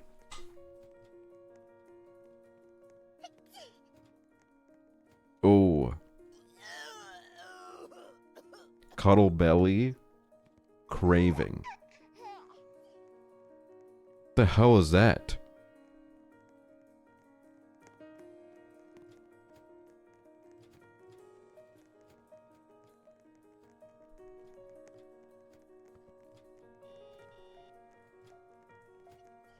Look at how sad he looks. Push. I'm not giving birth right now.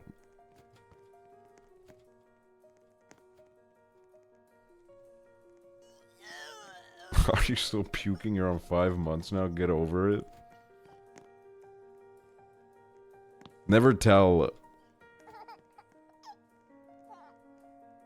me to get over it.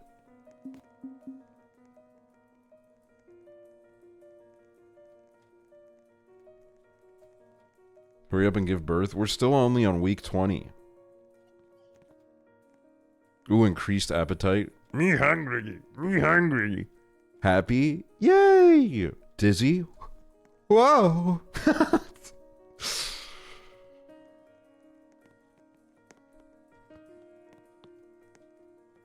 Bro, what the hell? This shit's turning into a fucking avocado.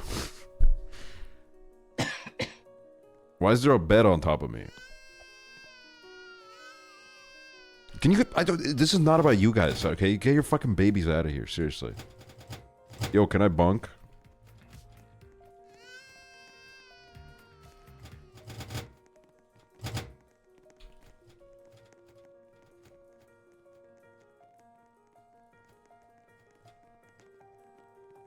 Oh my god, my heart rate is 79.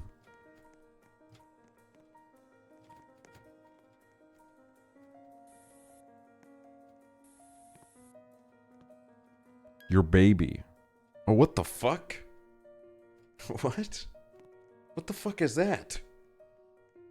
Who the hell did I sleep with?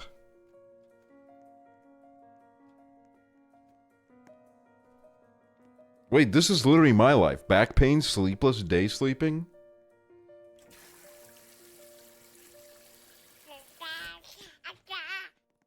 Stop! You're not funny. What is this fucking big urine stain that's following me?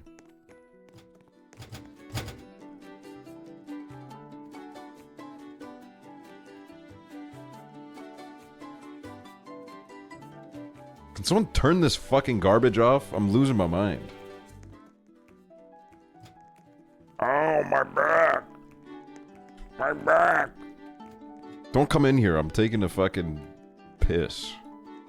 I'm getting hot flashes.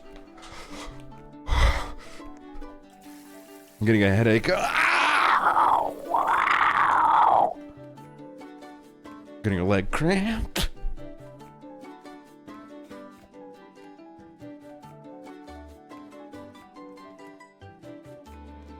Turn that fucking music off before I fucking shoot myself in the head.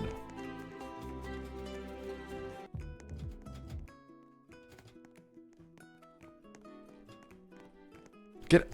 What the fuck is this little rat in the bed?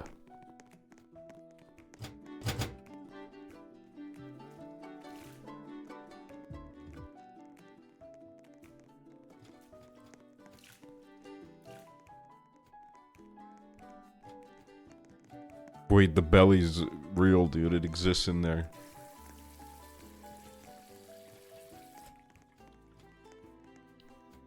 Difficulty breathing. Heartburn. Fatigue. Oh, I'm tired.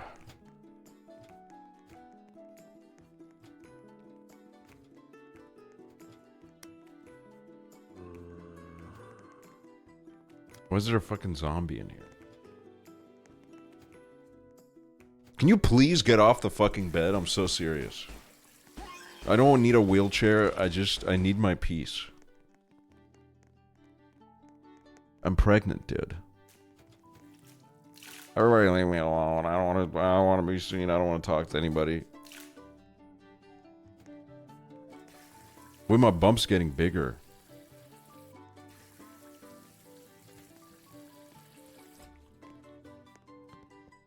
Why is that tube in my belly?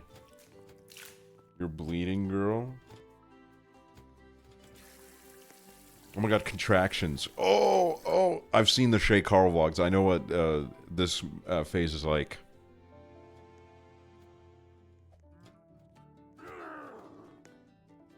I'm getting a call. Fuck you.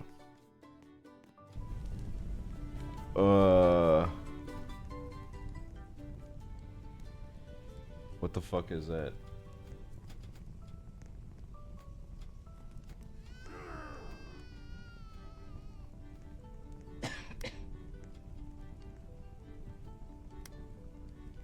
When's this damn thing getting out of here, you know what I mean?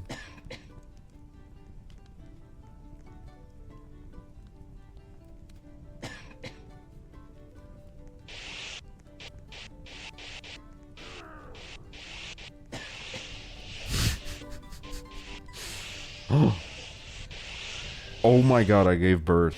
What?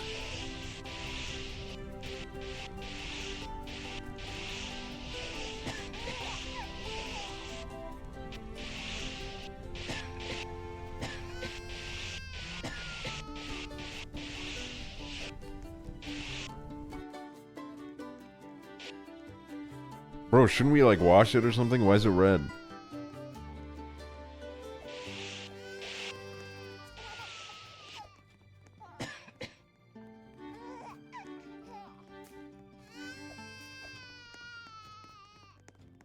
Are you actually pregnant or is it just a Roblox thing?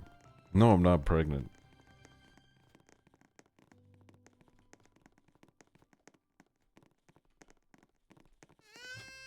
Dude, it's crying. What do I do with it?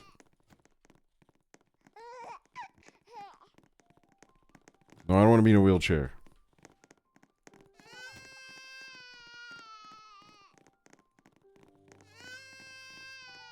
What's her name? How do I name it?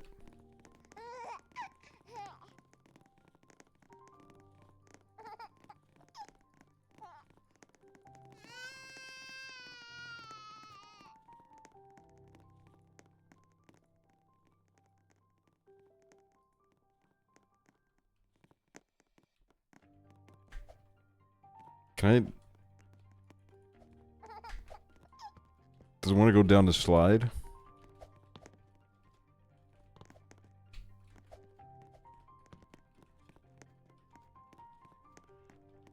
I like this part of the animation where you're kind of like swinging your arm back and forth with the baby in your hand.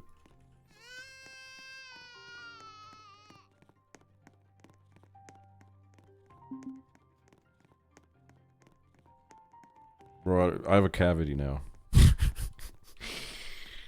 I gave birth so hard it gave me a damn cavity. Why do you have two, bro? Get away from me.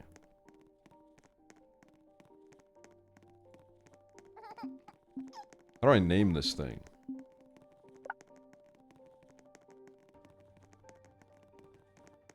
Wait, now I'm the baby. I thought that was gonna let me select my baby.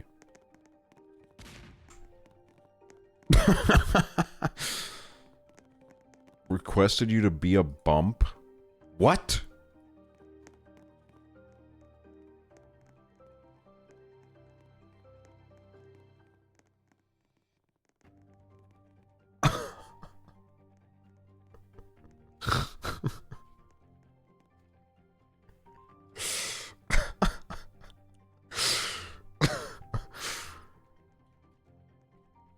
Bro, what the hell is going on, man? I hope it's non-binary. Get out of there. I can't, dude. I'm like pressing space. I'm stuck, bro.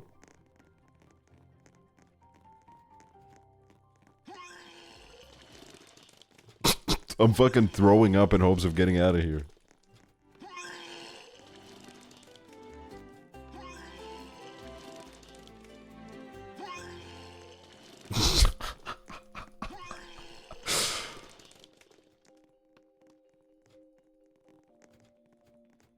What the fuck?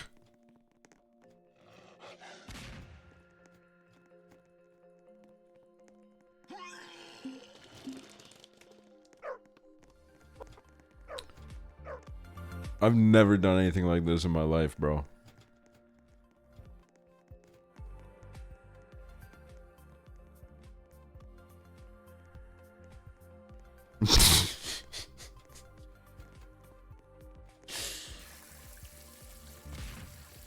The dog is dead.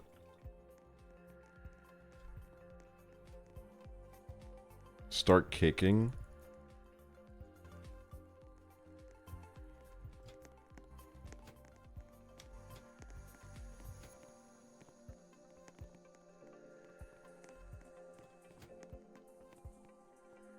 What is going on? I don't know anymore, man.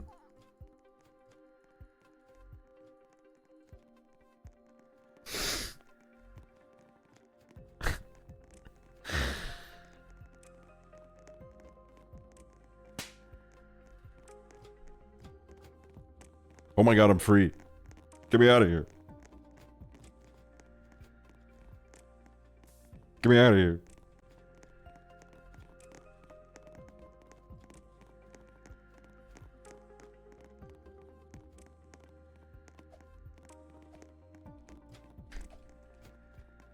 Masked up baby. Woke baby.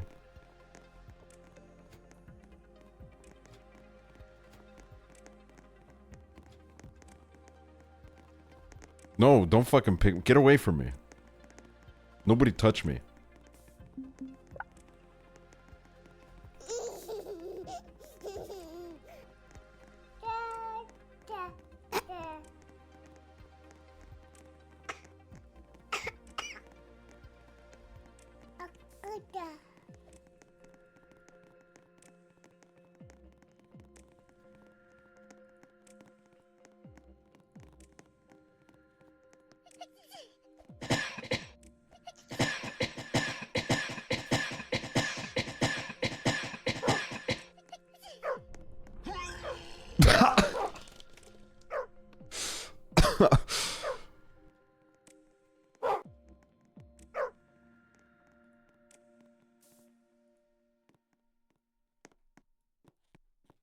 The fuck, the dog's eating me, dude.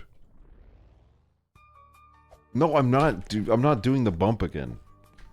Oh my god! Hideo Kojima has struck a crowd of Aksually supporters with a car.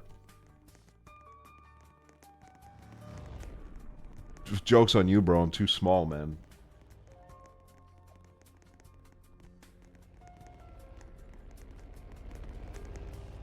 Ow! Hit me with your damn wheel, bro. Oh, this is the graveyard.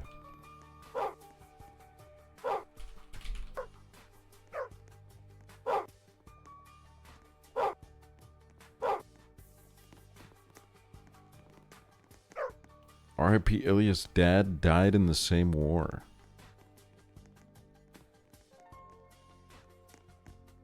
Mimi's mom. What is going on here? What is going on in this Roblox graveyard?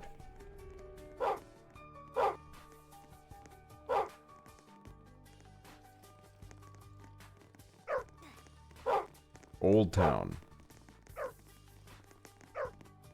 Sturdy.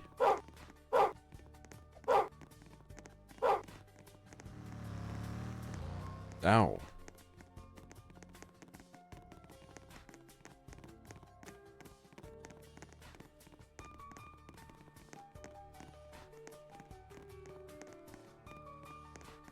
I'm actually, like, horrified by what's happened in this game.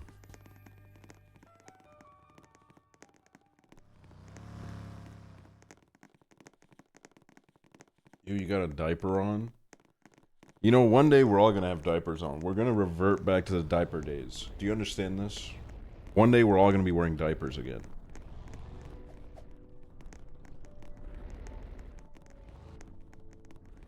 Those days are coming back.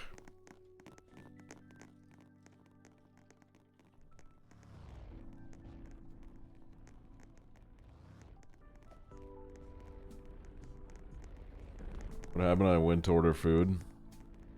A viewer gave birth to me, and I didn't mean for that to happen, but it did.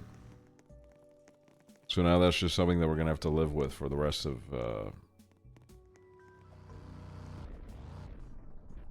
time, really. Was this Chad that taught me about Depends adult diapers? What is that?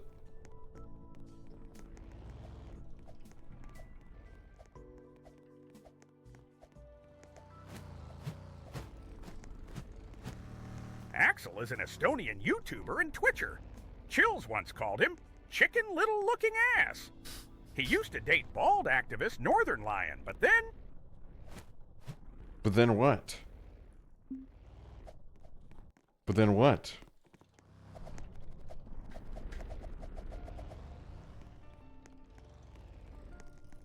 But then what happened?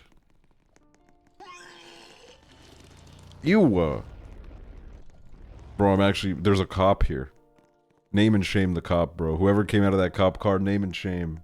Who is that? So Weave 2007. Oh, this is probably just someone that's,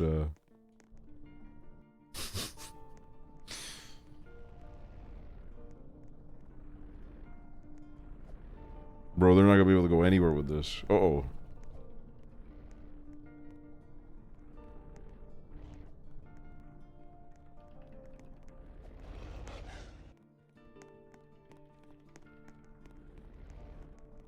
Saw 4 2007. That's a actual viewer. Oh, I still have like 100 Saw movies to watch, bro. Oh my god, fuck my life. Hundreds of them, Jesus. Someone born in 2007 is 18. Bro, I was on Habbo Hotel in 2008. When these people were being fucking... When they were in diapers crawling around, man.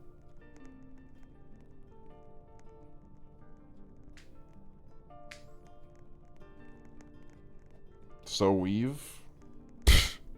Dude, I really thought it was... The name was So Weave and it was like a Middle Eastern name or something. But it's just Saw 4 2007. That's crazy, bro. That's actually crazy.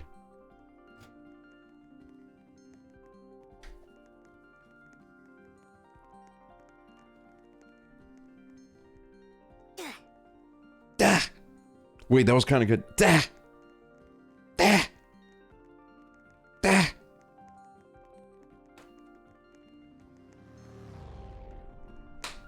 Da. I used to think Ijbol was an Arabic word.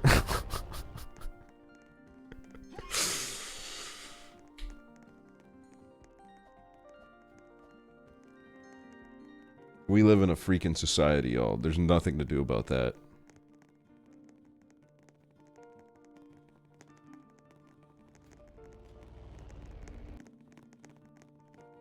I thought it was a K-pop thing.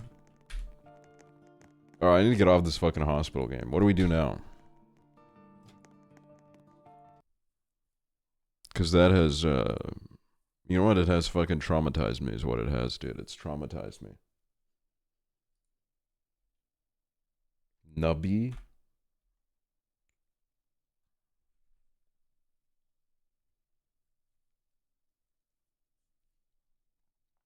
You know what I need more of? I need more like 2-hour story games to play on this stream, man. That would be fucking awesome. Like, I don't know. I can't like find them anymore. I don't know where they're hiding them. Ina Dream Barbecue. I saw someone play a little bit of that. That looked crazy.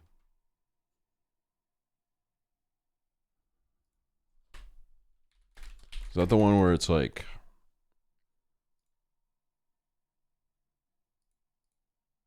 Oh yeah, it's this game. Where it's like, what is going on here?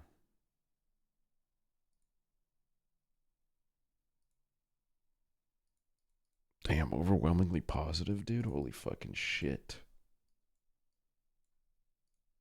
Fucking bro, it's past midnight East Coast. I'm playing Weezer.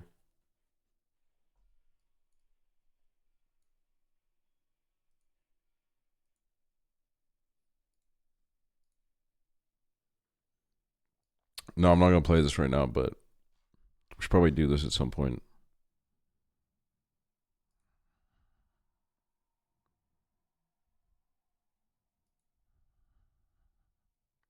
Oh, this game was kind of crazy. I remember when we played this.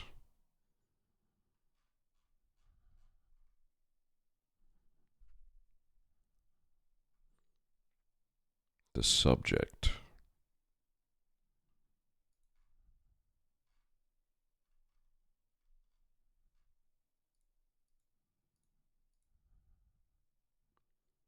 Dark hours. Green hell.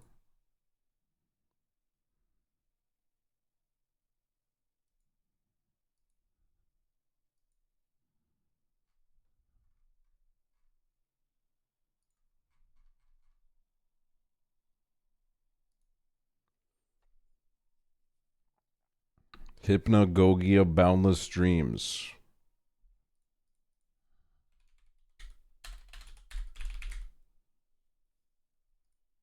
Oh, it's this game.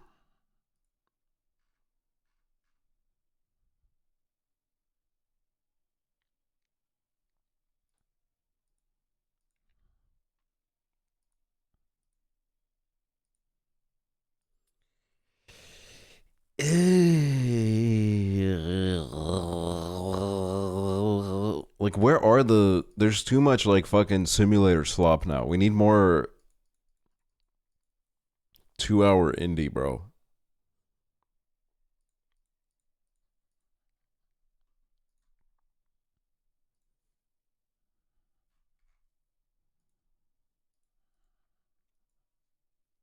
The Crooked Man.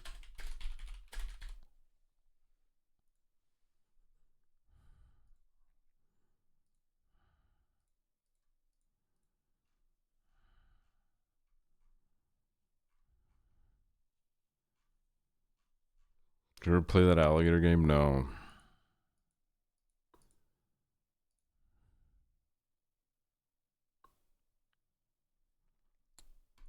Infinite games, but no games, bro. Every time I make a list of games to play, I end up looking at them like, oh. I think I'm just like I'm a whiner, dude. I'm a little whiner. Wait, what if I look up Twitch on Steam? What does it give?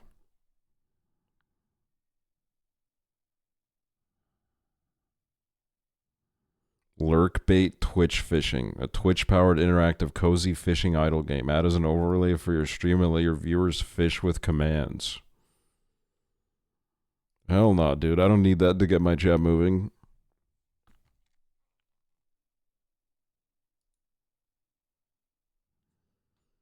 $100-player Twitch chat party pack.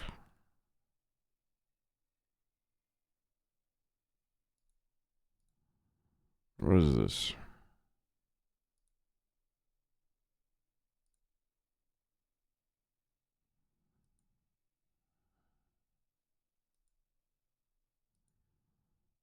Minesweeper?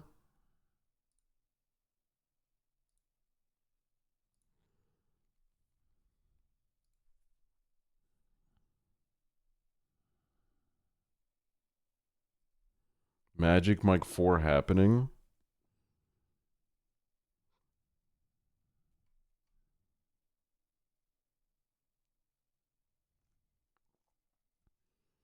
Prison Simulator. YouTuber's Life 2. Did you guys see that YouTuber's Life 3 is going to be like an MMO? It's going to be an MMO, bro.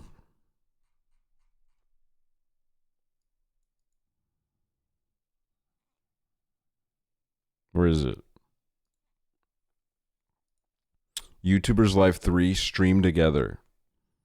Reach the top of the rankings. Create your dream home with a luxury setup. Compete online in real time with other users by streaming, creating VODs, and editing them in the most epic way. And don't forget to share your photos in the unique and time-limited events on your calendar. Bro, you get to go to VidCon. You got so many necklaces. Should I pre-order Switch 2? Well, I did it. pre-order Switch And 2. I'm so delighted with my purchase.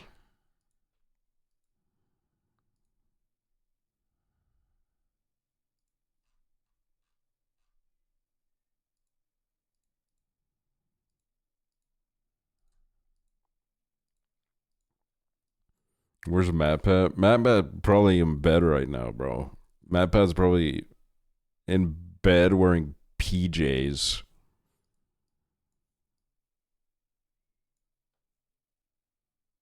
You're gonna watch Magic Mike 4. I haven't even seen Magic Mike 1. How could I possibly make that promise? I need to see the first one and figure what that's about.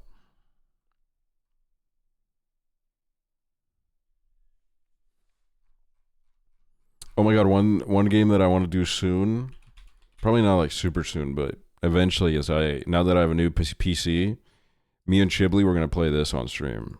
We talked about it. We're gonna go tornado hunting.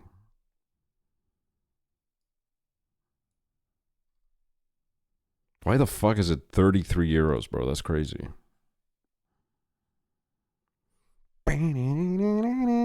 Ooh wee ooh.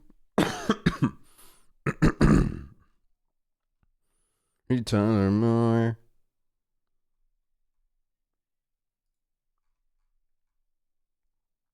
But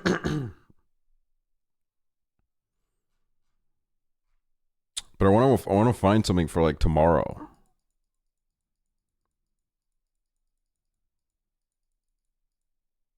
Hop on.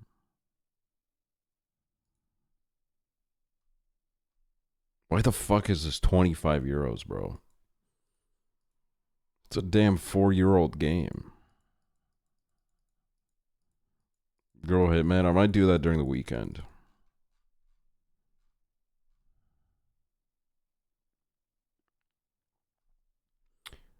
Really don't like the open world kind of feel this game gives.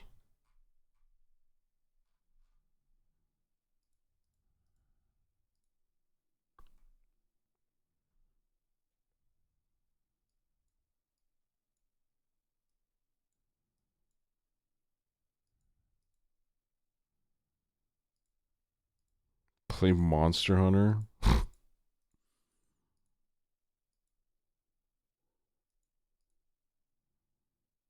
Oh, I forgot I have this game, bro. Forgot I bought this. Whoa, 1,200 online right now.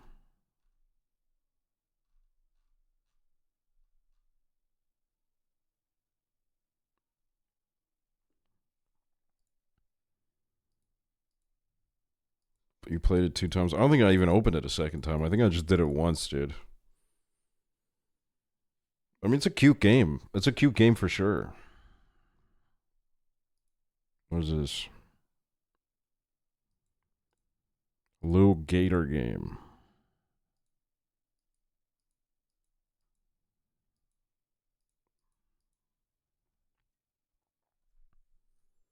My mom was on that for months, but now she's back to Stardew. We love a gaming mom.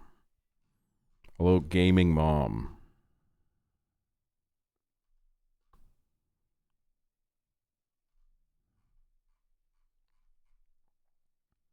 Who are you voting for in the Sanrio voting thing? I don't even know what that is. I don't even know what that is.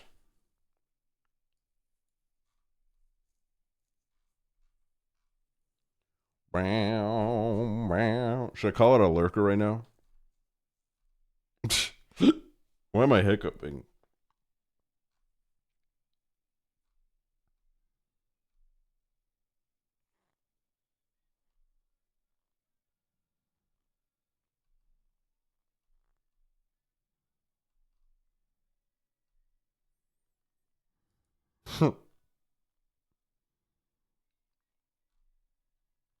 No, some of these names are hilarious.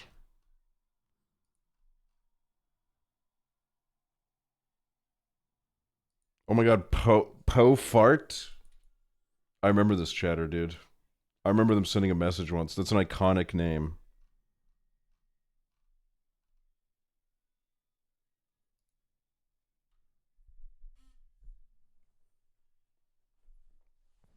Po Fedito. Po Fedito. It's a Sanrio character ranking. I don't know what's going on.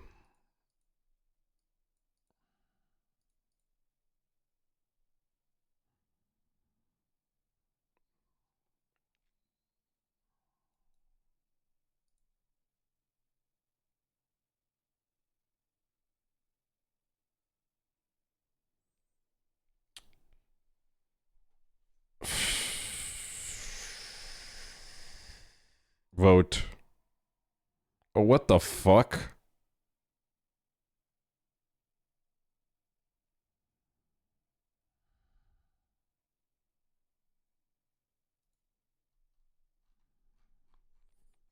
What does this mean when you vote? Like, what does the winner get?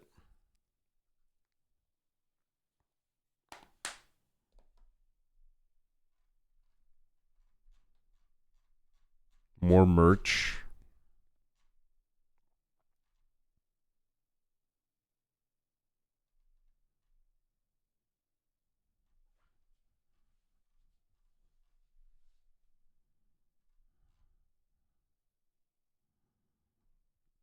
Pandapple. Pandapple.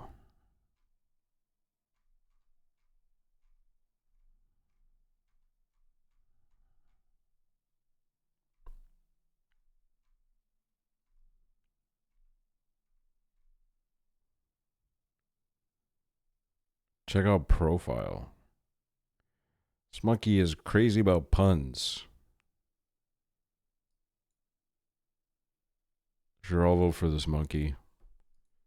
Age 20 to 29. Male. Estonia. This is my first time voting.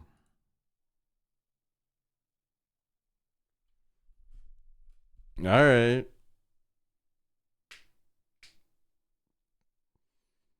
I hope this monkey gets everything it deserves. I hope it gets what it's... Good vote. Thank you.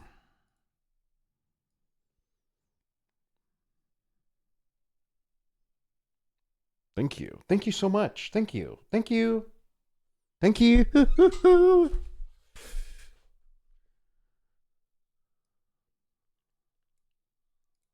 Wait, should we do one more tasting history before I leave?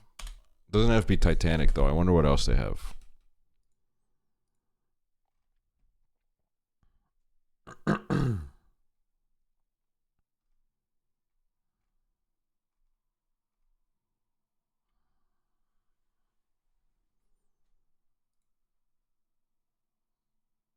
Original PB&J.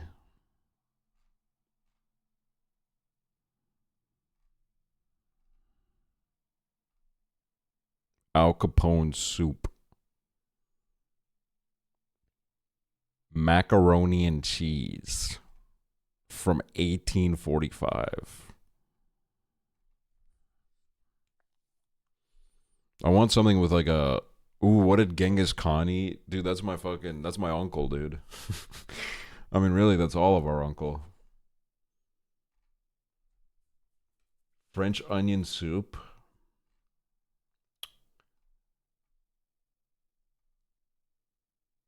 Eating like an ancient Greek Olympian. Ooh, Titanic crew member, though? Wait...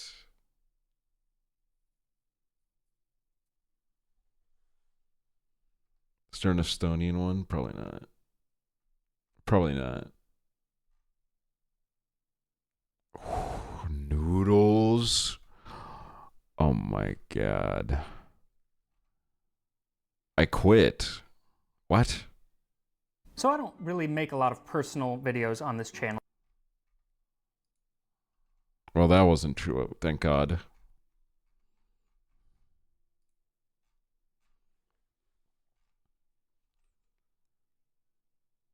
Maybe Titanic second class. Let's hear a little about the people that weren't like filthy rich. That weren't like stomping over the pores trying to get to the boats, the lifeboats. King Tut. Trisha Paytas reference. Let's do this. When it comes to the Titanic, the first and third class passengers get most of the publicity, while second class, the coach class, often gets neglected. Well, not today. Today we are talking second class lifestyle with a first class dish of sautéed chicken lyonnaise, served at the very last meal on Titanic. Thank you to Vite Ramen for sponsoring this video as we cover the second class, the forgotten class, on Titanic. This time on Tasting History. That looks fucking tasty.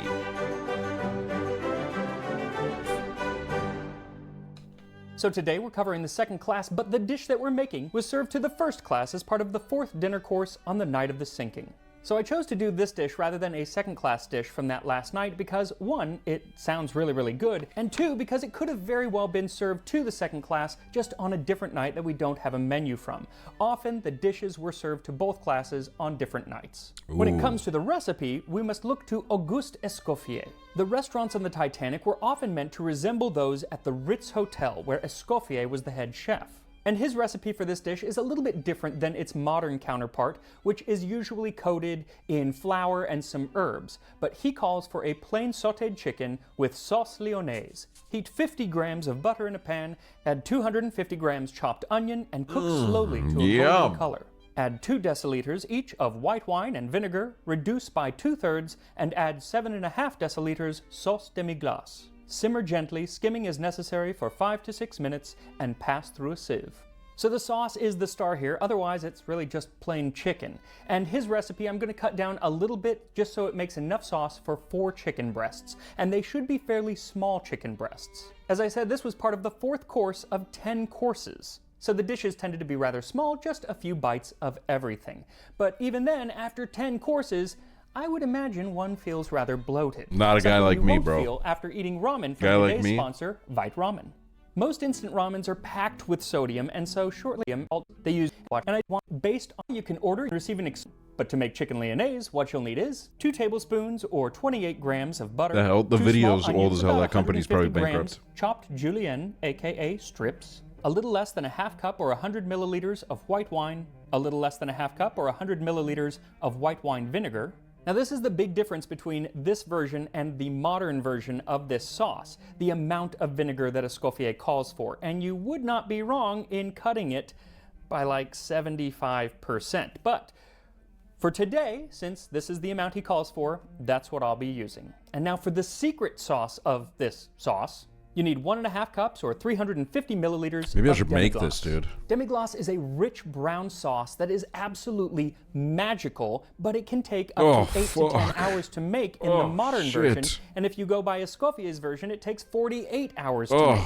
Luckily, you can also just buy it concentrated, and I'll put a link in the description where you can get that. No doubt making it from scratch does taste better, but that's a lot of work, and I'm not sure that my palate could tell the difference. Now, Escoffier calls for veal demi-glace, which is a much darker, rich brown. I am using chicken demi-glace, which is a little bit on the lighter side, but they're both magical. So first, heat the butter over medium heat until melted, and add the chopped onion and let them cook for about 10 minutes, occasionally stirring until they are golden brown. Try not to let them burn like mine did. Clearly my pan has some hot spots. Also, you want a nice deep pan for this.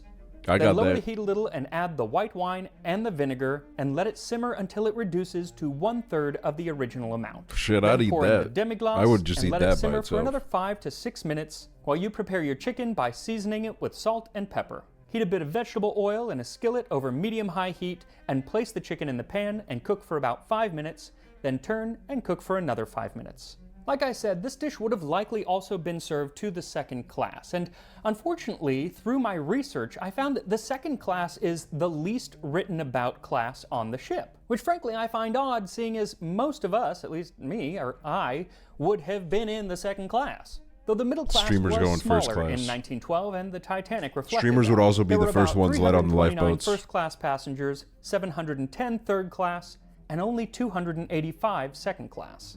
But if you were in the second class, this is how your voyage on Titanic might have gone down. Pun very much intended. So there were a few places where as a passenger you could have boarded the Titanic. In Southampton, England at noon on April 10th, later that same day in Cherbourg on the coast of France, or on April 11th in Queenstown, Ireland, where some of the very last photos of Titanic were taken. There it Interestingly, goes. most of the photos of the Titanic, at least on board, are actually of her sister ship, the Olympic. And I'll touch more on that ship and their other sister, the Britannic, all built in Belfast, Ireland, in a future episode. But if you were in the second class on Titanic, you probably were boarding at Southampton, England. Likely, it would take in the 8:30 a.m. train from London, which was especially meant for Titanic's passengers. There were actually 2 trains, one for first class and one for second and third class. Oh my And God, the they were first both a class little was bit really late, but wanted the nothing second to and do third with the class poor, train man. didn't get to port until 11:30, you only wanna a get half on the an same hour before the train. ship was meant to leave. Luckily, since you weren't third class, you didn't have to go get checked for lice. Rather, you could just walk onto the ship on sea deck. Immediately, it would hit you that the Titanic was quite a cut above most other ships of the day. They spared no expense. You'd descend a fine oak staircase to your cabin, though unlike in third class, the second class cabins were much more varied. So much so that sometimes Okay, the I'm starting best to think I'd be in second-class third cabins could be class. used I didn't for realize there was a first-class class cabins, below and the worst second class. second-class cabins could be used for third-class cabins. But most were right in the middle. If they gotta were check 'em for designed lice, I know 2 they're or fucking 4 checking me, bro. passengers, I and know if they're you were checking single, me. you likely shared a room with a stranger. Great way to meet people. And if you didn't need all of the bunks, some could be folded up into an upholstered sofa. Upholstered because you didn't have lice. The rooms had running water, though it wasn't hot and cold from the ship's pipes like in first class, but instead came from a tank that had to be periodically filled. Like third class, the ship's beams were often left visible, but like first class, they were furnished with fine mahogany furniture, and a few even had carpet on the floor. You also had more storage than a third class passenger, but one thing you didn't have was your own toilet or bath. Those were still shared accommodations. Now, most people at the time would have considered second class really top drawer, better than first class on most other ships. But there is always someone who's going to complain. During the Senate inquiry following the sinking, Imanita Shelley used her official affidavit as less of a think that's a viewer discussion of attack, the creep sinking spinach. and more the way that you would complain in a Yelp review. Instead of being assigned to the accommodation purchased, we were taken to a small cabin many decks down in the ship, which was so small that it could only be called a cell. It was impossible to open a regulation steamer trunk in said cabin. It was impossible for a third person to enter said cabin unless both occupants first of all crawled into their bunks. She complained in a note to the ship's purser that she was very ill, and owing to the freezing cold of the cabin, was in great danger. And if the purser refused to act, she, Mrs. Shelley, would appeal to the captain. I would like to speak to the manager of the Titanic, thank you very much. And sadly, after working in restaurants for many years, I have realized that complaining actually works, and it worked for her. She and her mother were upgraded to Oh my a God. better cabin, but even then, she said this cabin, though large and roomy, was not furnished in the comfortable manner as the same accommodation procured on the Cunard or other lines. Then she went on to complain about the food, the toilets, and even the temperature of the air outside, though they were too far north for the season and there were icebergs about, and so maybe she had a point there. Though she also complained about being uncomfortable in the lifeboat, which included, and I quote, a crazed Italian. But Mrs. Shelley was definitely in the minority because most second-class passengers seemed overwhelmingly happy with their cabins and with things like the fact that they had a barber shop on board and a library decorated in the 18th century Adams style where you could borrow a book or sit at one of the writing desks in a plush green upholstered chair and write a letter home that could be posted from the Titanic, as she was a Royal Mail ship.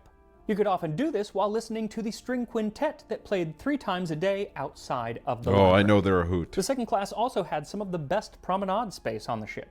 There were long covered spaces with deck chairs on B and C deck, but if you really wanted to feel the wind in your hair, then head on up to the aft boat deck. You could lounge in the shadow of the 4th funnel, which wouldn't even have any smoke coming out of it, because that funnel was actually pretty much non-functioning as a smokestack, but rather there for decoration and to help ventilate the lower decks. You would also have a great view of the stern, but it would have been harder to look off the side of the ship due to lifeboats being there. The first See? class had a lot more space on the boat deck that was unencumbered by those pesky lifeboats, though the original design would have had lifeboats there as well, 48 in all, enough for everyone on board. But J. Bruce Ismay, chairman of the White Star Line, believed the deck would look too cluttered, call him out, and so dude. dropped the number of lifeboats to 16 lifeboats and 4 collapsible lifeboats, making it all the worse that he made sure he was on one of those lifeboats when the ship went That's down. crazy. What's crazy is that even those 20 lifeboats were more than were required by law. And that was because the law was rather outdated and was written not dependent on how many people were aboard, but the tonnage of the ship. And since it hadn't been updated in years, it maxed out at 10,000 tons. But the Titanic was 46,000 tons. Bro, that's crazy, man. They fucking forgot to drop an update. Now, when it comes to second-class food, again, it's really a I love how first-class they didn't even experience. think to, like, In maybe fact, both change it when classes' the food Titanic was made in made. the same galley or kitchen, Or like and any of those featured boats, many bro. of There the were same plenty of those dishes. big boats. The biggest difference was simply the choice and quantity of those dishes. Instead of multiple restaurants, second class only had one. It spanned the width of D-deck, letting in lots of natural light from portholes on either side, and it could accommodate 394 passengers. It was well lit with lamps in the ceiling and had a piano to provide music during meals. In fact, it was also kind of music that called you to your meal. While third class was called to meals with a bell and first with a bugle, second class enjoyed the There was a dulcet circus tone down of there. a gong. You'd sit at large communal tables in mahogany and crimson leather swivel chairs that were bolted to the ground. But it was not open seating. Everyone was assigned a different seat, so you better hope that you're not sitting next to a loud chewer, because you might not be able to move. And while the meals aren't as decadent as first class, they are a lot more robust than third. An 8 a.m. breakfast included oats and hominy, fresh fish, and Yarmouth bloaters. That's a smoked and salted fish with a very unappetizing name. Ox kidneys and bacon, ham, eggs and potatoes, scones and buckwheat pancakes with syrup. Take away the kidneys and bloaters and I'm on board.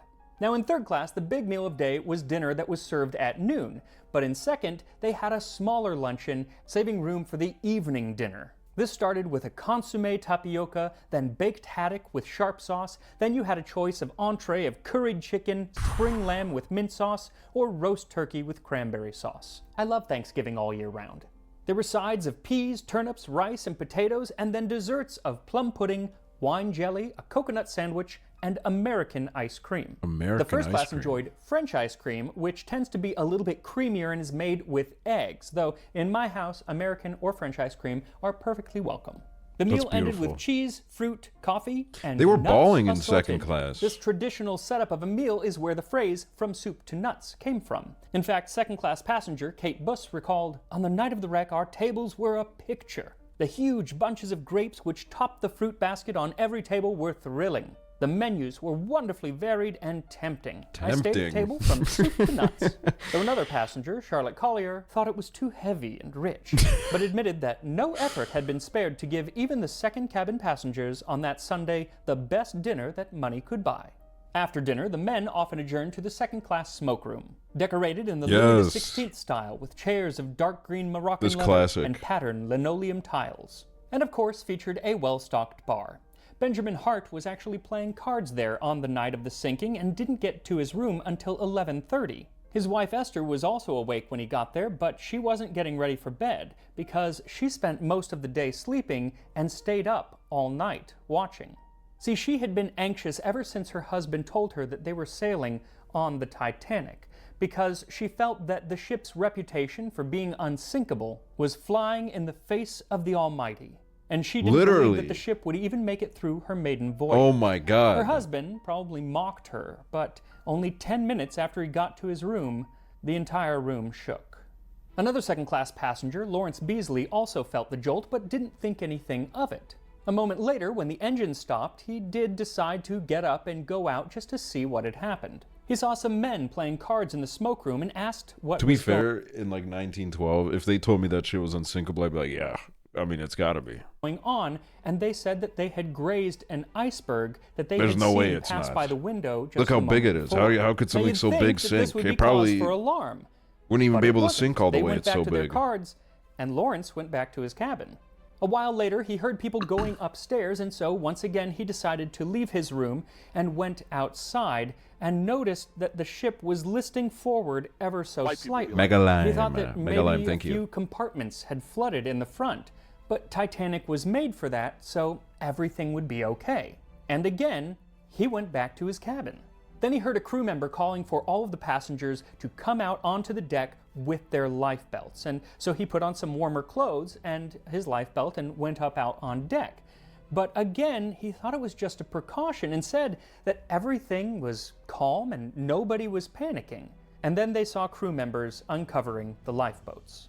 Men were told to stand back while the women and children got into the boats, though they were slow to do so, feeling that the boats were less safe than staying on the ship. And so Lawrence stood and watched several boats lower half full. Still no panic. Then when lifeboat 13 was ready to go down, again, not entirely full, a crew member looked around and called for more Kamala. ladies, and nobody came, so he told Lawrence, "You better get in," which he did. But as the boat lowered down, they realized they couldn't find the pin to release the boat from the ropes. And it turned out that the Titanic was pumping water out of the side of the ship, which formed a stream that pushed their lifeboat right beneath lifeboat 15 as it Remember lowered. breakfast? It Probably very nothing. nearly crushed them and would have had someone not had a knife I don't and have cut breakfast through their most pulley days. ropes so they could push away from the ship at the very last moment. Then they rowed out into the darkness, and it was dark. It was a moonless night, My breakfast and the is only coffee. light was from some stars and, of That's about course, it. the ship itself. Also, there was no wind, so the water was perfectly calm. He said up, that from Rami a Big distance, Cat? everything on the ship looked normal, except that he did notice that the water was now covering the bottom row of portholes. Then at 2 a.m., things took a turn. She slowly tilted straight on end with the stern vertically upwards. As she did so, the lights in the cabins and the saloons flashed once more and then went out altogether. At the same time, the machinery roared down through the vessel with a groaning rattle that would have been heard for miles. It was not yet quite the end. To our amazement, she remained in the upright position for a time, which I estimate as 5 minutes. Damn. It was certainly for some minutes that we watched at least 150 feet of the Titanic, towering up above the level of the sea, looming black against the sky. Then, with a quiet, slanting dive, she disappeared beneath the waters. Then, there fell on our ears the most appalling noise that human being ever heard. The cries of hundreds of our fellow beings struggling in the icy water, crying for help with a cry that we knew could not be answered. We longed to return to pick up some of those who were swimming, but this would have meant the swamping of our boat and the loss of all of us. This is one of the best accounts of what the people in the lifeboats saw as the Titanic finally sank. And second class did fare far better than third, but even then 166 were lost and only 119 survived. And among the survivors was the worrying night owl Esther Hart and her daughter Eva, She who later deserves it. credited their survival to her mother's refusal to sleep at night. She was right. Unfortunately, Esther's husband, Benjamin, could not get into one of the lifeboats, and he died in the disaster. Now, we will be getting to the first class stories, which in many ways are the most interesting. But first, we're going to cover the crew. Often in books, they are just as neglected as the second class. But without them, the ship wouldn't have moved, everything would have been dirty, and there would have been nobody to make some chicken lyonnaise. So once the sauce is ready, pour it through a my sieve, and then pour that onto the God. chicken, Oh and my then garnish with a God. bit of the onion. And here we are, sautéed chicken lyonnaise for I'ma the eat last that. meal on the Titanic.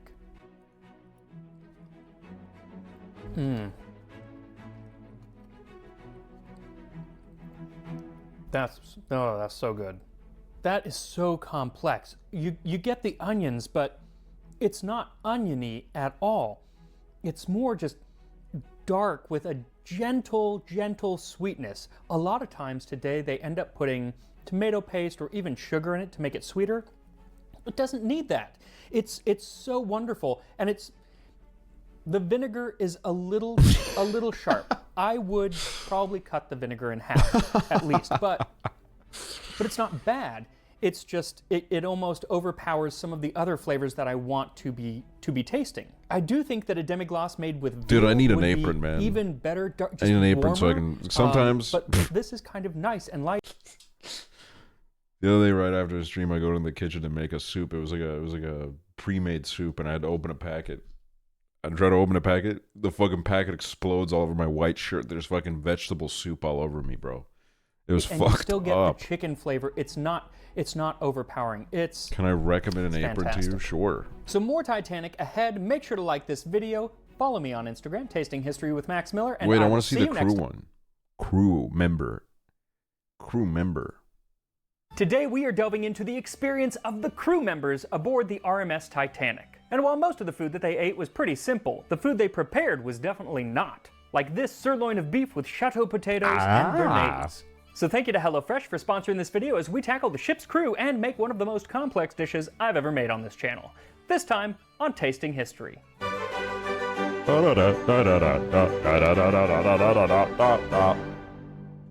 Now, while most of the crew ate pretty simply on the Titanic, there were a couple who got to dine first class. Literally. Both Captain Smith and the ship's purser Hugh Walter McElroy had their own tables in the first-class dining saloon. And at the very last meal served aboard Titanic, the 5th course included sirloin of beef with chateau potatoes. Now, the menu does not mention any sauce that was served with it, but we know that it would have been served with sauce because pretty much everything was served with sauce. So as the menu was largely based on the cuisine of Auguste Escoffier, I looked through his recipes, and it just so happens that he has a recipe for sirloin of beef with chateau potatoes, and he says it should be served with béarnaise sauce. Oh, wow. Entrecôte à la béarnaise. Season and grill the sirloin steaks. Delicious. Place on a long oval hot dish. All right, hold on, let me see this apron. I can't show Amazon on stream because it loves to be like, here's where you live. Okay, it's giving me a fucking captcha, bro. What the fuck? KBBFEB. Holy fucking shit, this apron's crazy, bro. I'll bookmark this. It's got pockets and shit. It's got everything.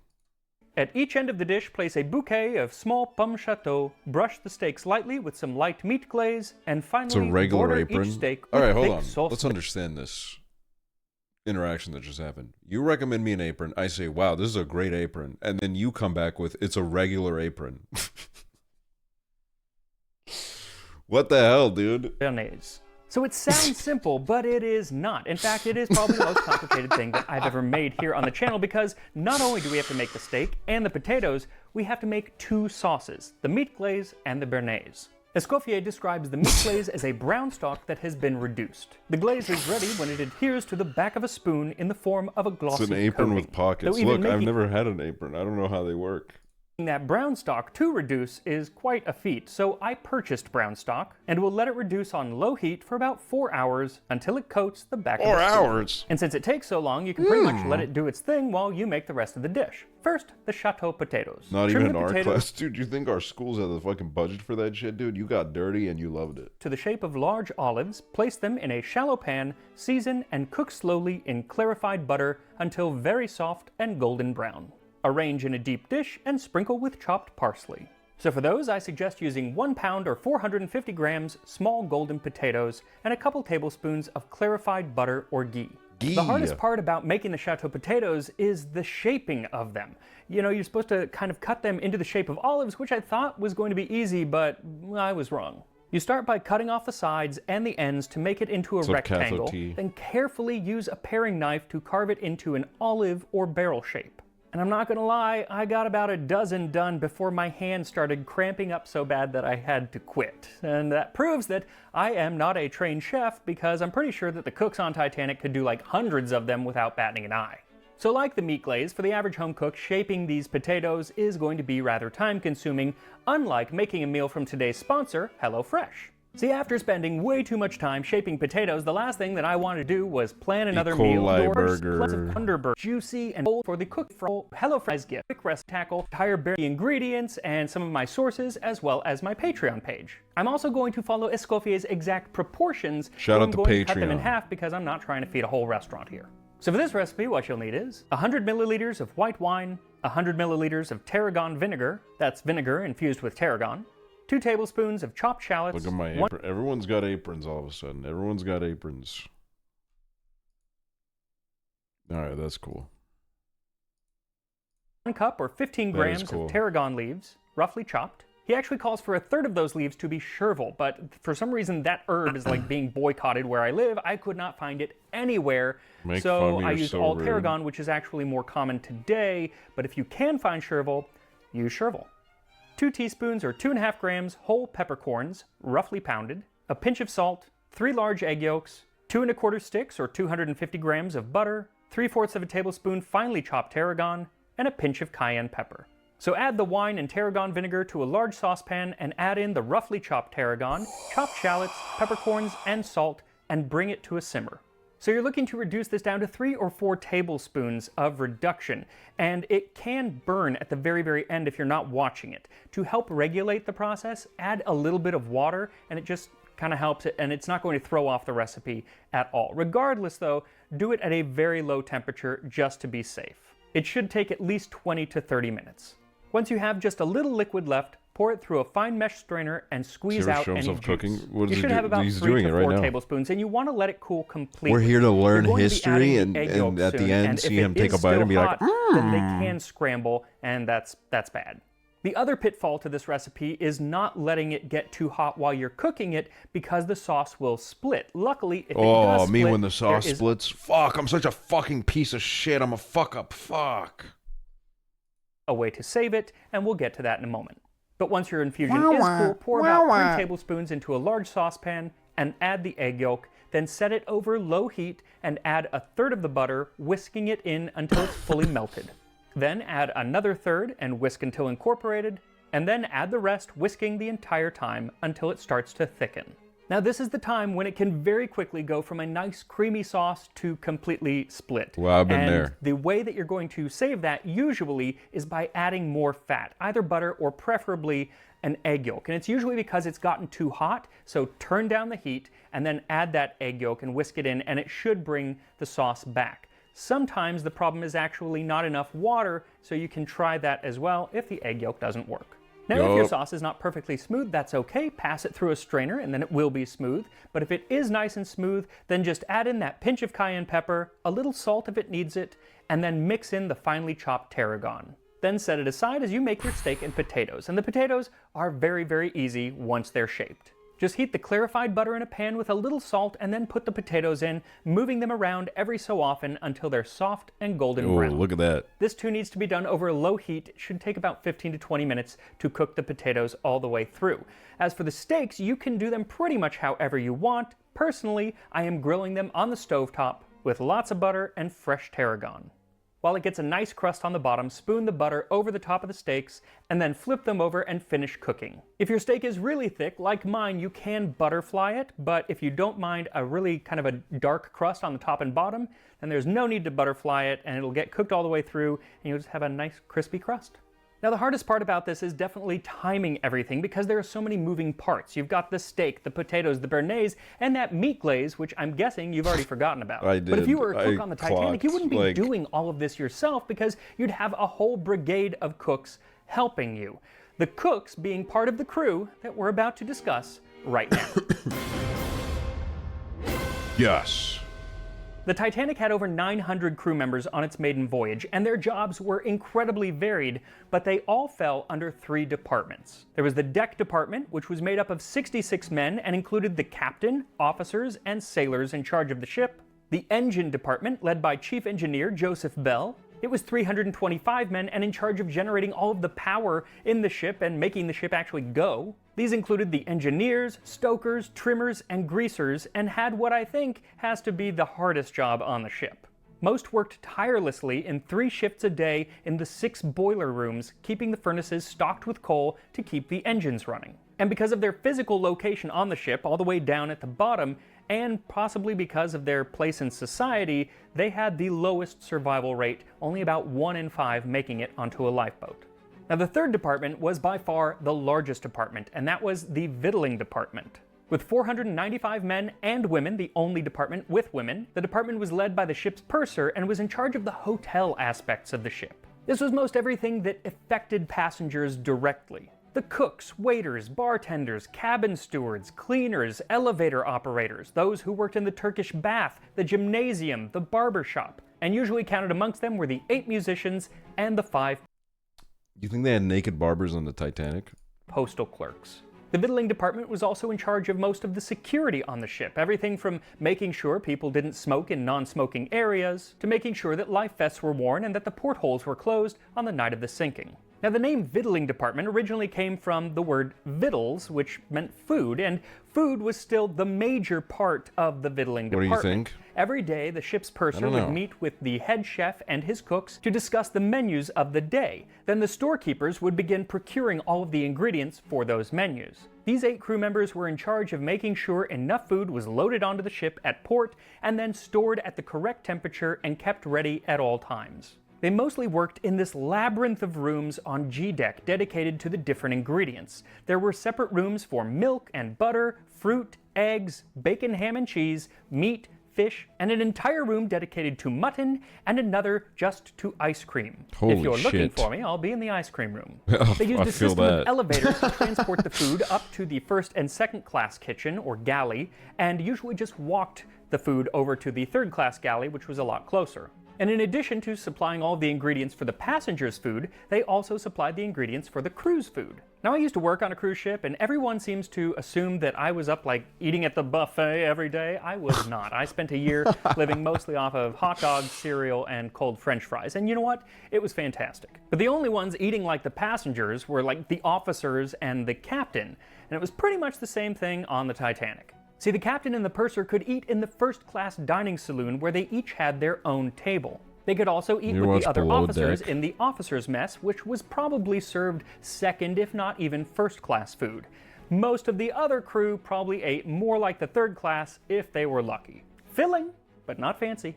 The engineering department had their own mess down on E-deck near their quarters and their work area. Since they worked in shifts around the clock, this mess was probably filled with engineers all Captain day Lee and is all calling. night. I don't pick As up for the victualling calls from department, they people I didn't don't have a know. specific place to eat. It seems they mostly dined in the passenger dining rooms between meals, likely the third-class saloon. Though stewardess Violet Jessup wrote that when she was on the Olympic, the sister ship to the Titanic, their food standing in any available corner of a greasy pantry amid steamy smells and nauseating grease-strewn decks, eaten in the quickest possible time in order to get away. Now, as unpleasant as that sounds, Violet's position on the ship wasn't unpleasant at all. She was not only a stewardess, but a first-class stewardess. Now, the term steward or stewardess on the Titanic really has a whole host of meanings and could apply to many passenger-facing jobs, from the elevator operator to the person who took your luggage when you first boarded the ship. But the two most numerous stewards were the saloon stewards, essentially a waiter,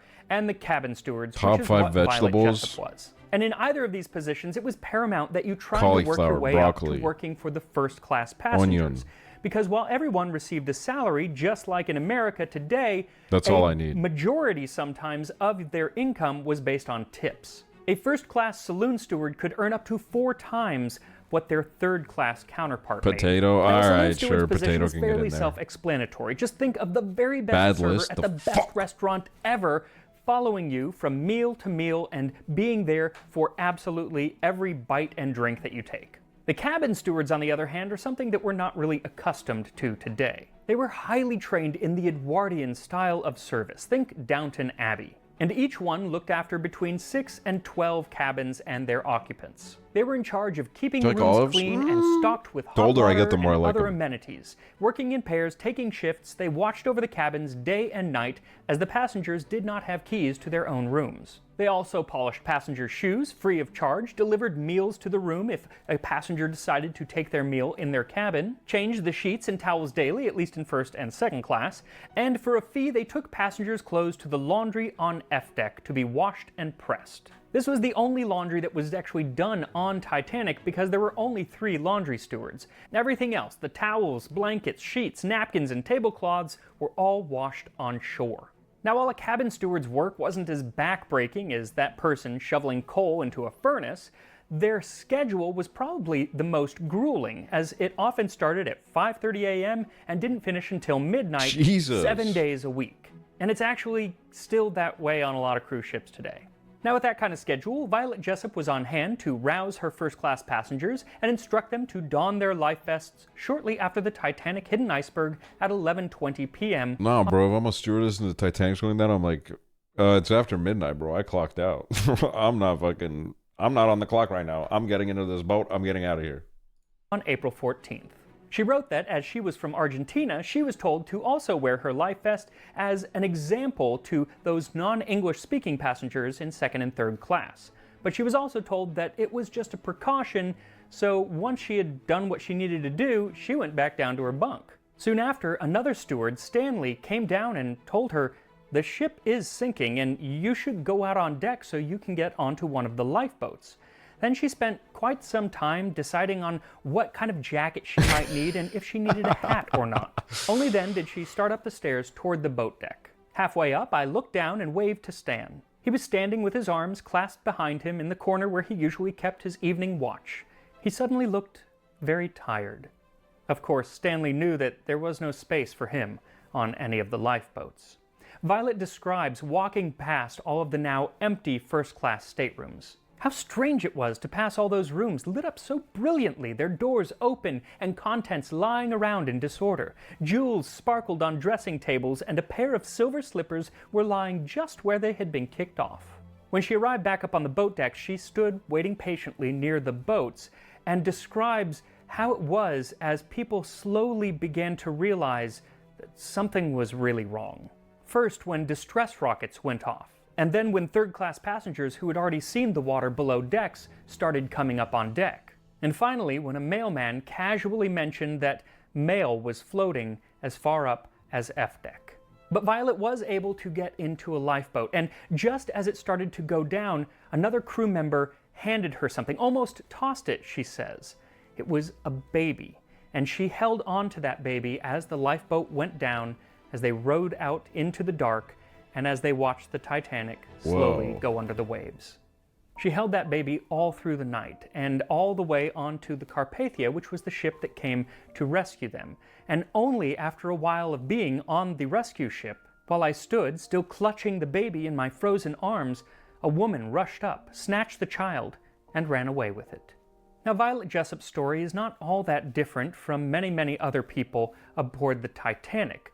What is a little different is that this was not her only sinking on a White Star Line vessel. See, Titanic was the second of 3 ships. The way I imagine it is that one video where it's like I remember this video so vaguely, but it's like a guy takes and then goes and then runs away, runs out the door. Olympic class. The Olympic, the Titanic, and the Britannic. And Violet worked on all 3 of them. In 1911, when she was on the Olympic, it collided with the British warship HMS Hawk, which caused considerable damage, but it did not sink. This classic. Afterward, she switched over to the Titanic, and, well, that didn't go well. Then a few years later, she was aboard the Britannic during World War I, but this time not as a stewardess, but as a nurse, because it had become a hospital ship. There was an explosion while she was on board, probably due to it running into a mine. Look, girl, I love you and shit, but like you gotta cut this out. And the ship sank in just 55 minutes. But she was able to get into a lifeboat, but then had to jump out because the lifeboat got hit by the propellers and splintered it into a million pieces. What's weird is that not only did she survive that, but 2 others who were in the crew on that ship had also survived the Titanic with her. A stoker named Arthur John Priest and a sailor named Archie Jewell. Priest actually stoker named Arthur. No, this is a guy that's fucking tired, dude. He's like, how the fuck does this shit keep happening? John Priest and a sailor named Archie Jewell. Priest actually survived the sinking of 4 different ships. That's crazy. Now, of the different groups aboard the Titanic. Look, I won't lie, man. By the 4th ship, I'm kind of like taking it casual. I'm taking it like, ugh, all right. The crew fared the worst by quite a bit. Of the 900 plus crew members, 685 perished. And on top of that tragic loss of life, the White Star Line then behaved, as you might expect, abominably. Any crew member who did survive got home to find out that at 2:20 a.m. on April 15th, as the Titanic sunk beneath the water, their employment was at an end and they would expect no pay after that moment. The brother of 6th Officer Moody received a letter from the White Star Line that reads a lot like a ransom note. Dear Sir, should you desire the remains of your brother to be returned, kindly telegraph us, sending us a deposit of £20. That's over $2,500 today just to have his remains returned to England. And even then, Moody's body was never found, so I'm not sure whose remains they were planning on sending. And on April 30th, 1912, just 2 weeks after the sinking, the families of the musicians aboard received a letter not from White Star Line, but from the company that booked the musicians on the ship. The Titanic too. Dear From sir, I've seen like a poster for it, and I was like, "What the fuck is this?" Be obliged if you will remit us the sum of 5 shillings 4pence, which is owing to us as per enclosed statement. We shall also be obliged if you will settle the enclosed uniform account. Yours faithfully. That would be a bill for the uniforms that their loved ones had died in. Bro, and on that this is how like my mom. Well, this isn't really exactly like that, but my mom forgot to like. I don't know. She owed €4 to a garbage company. €4. I don't know how that happened, but she owed €4. It was then given to like a debt company. I forget what it's called in English, but like, you know, they fucking like chase you down for it.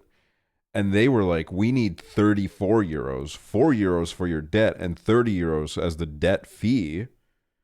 But the thing is that they were sending this to an old email that she didn't use anymore. So they were spamming her with this, like, you owe us €34, you owe us €34, you owe us €34 for like a year. And then they put out this like, there's like some like debt background search thing.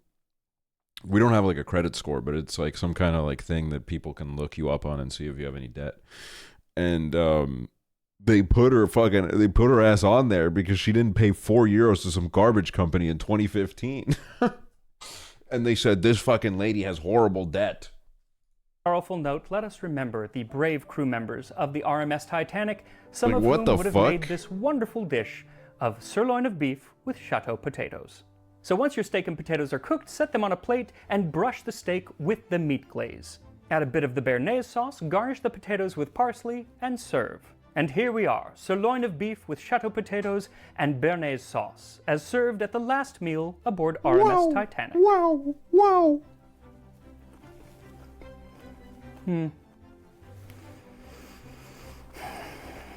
I love béarnaise sauce.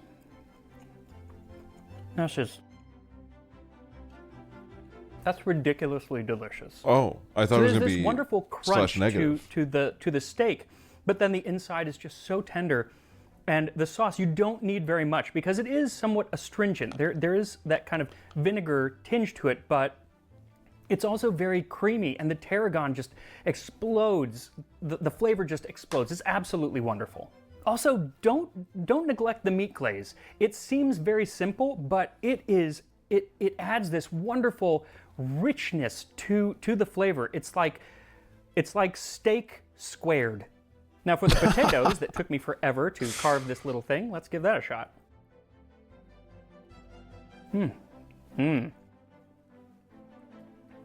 So soft and buttery.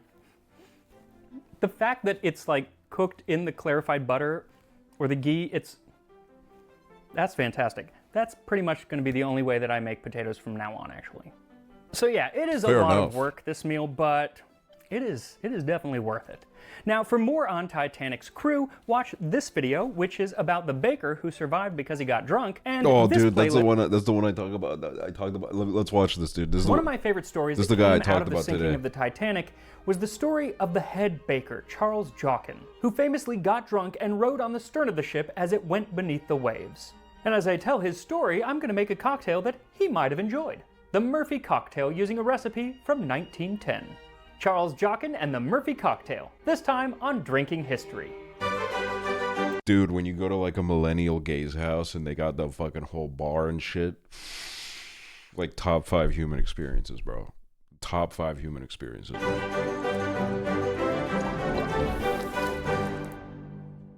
So we really don't know what Charles Jockin was drinking that night on April 14th, 1912. Many stories say that it was whiskey, though that probably comes from the story of Walter Belford, who was actually an imposter who years later stole many What the- aspects of Jockin's story. What a He was dick. never even on the Titanic. What? During the inquiry, Jockin talked about drinking and just said that he had liquor, and when pressed on specifically what it was he was drinking, they basically said, it doesn't matter, so all we know is liquor. Years later, his family claimed that he said that he had been drinking schnapps, but then other family members said that he didn't drink at all, which is definitely not the case. So I've opted to make a drink that he probably would have enjoyed had he been able to sit down in the first-class smoke room. A Murphy cocktail using a recipe from Jack's manual written in 1910.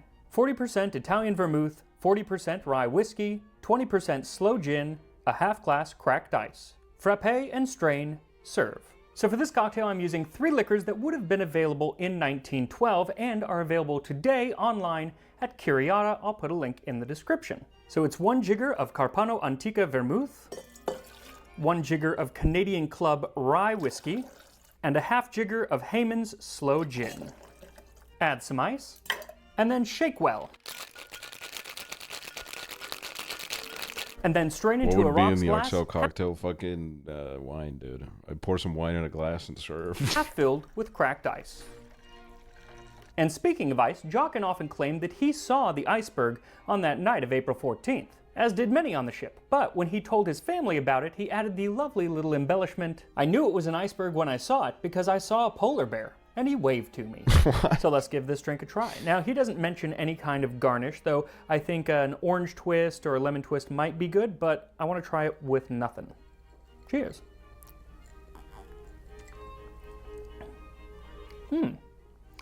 Interesting. That's good. So you get a little he's bit drunk. of the whiskiness. You get that kind of He's wasted. woody.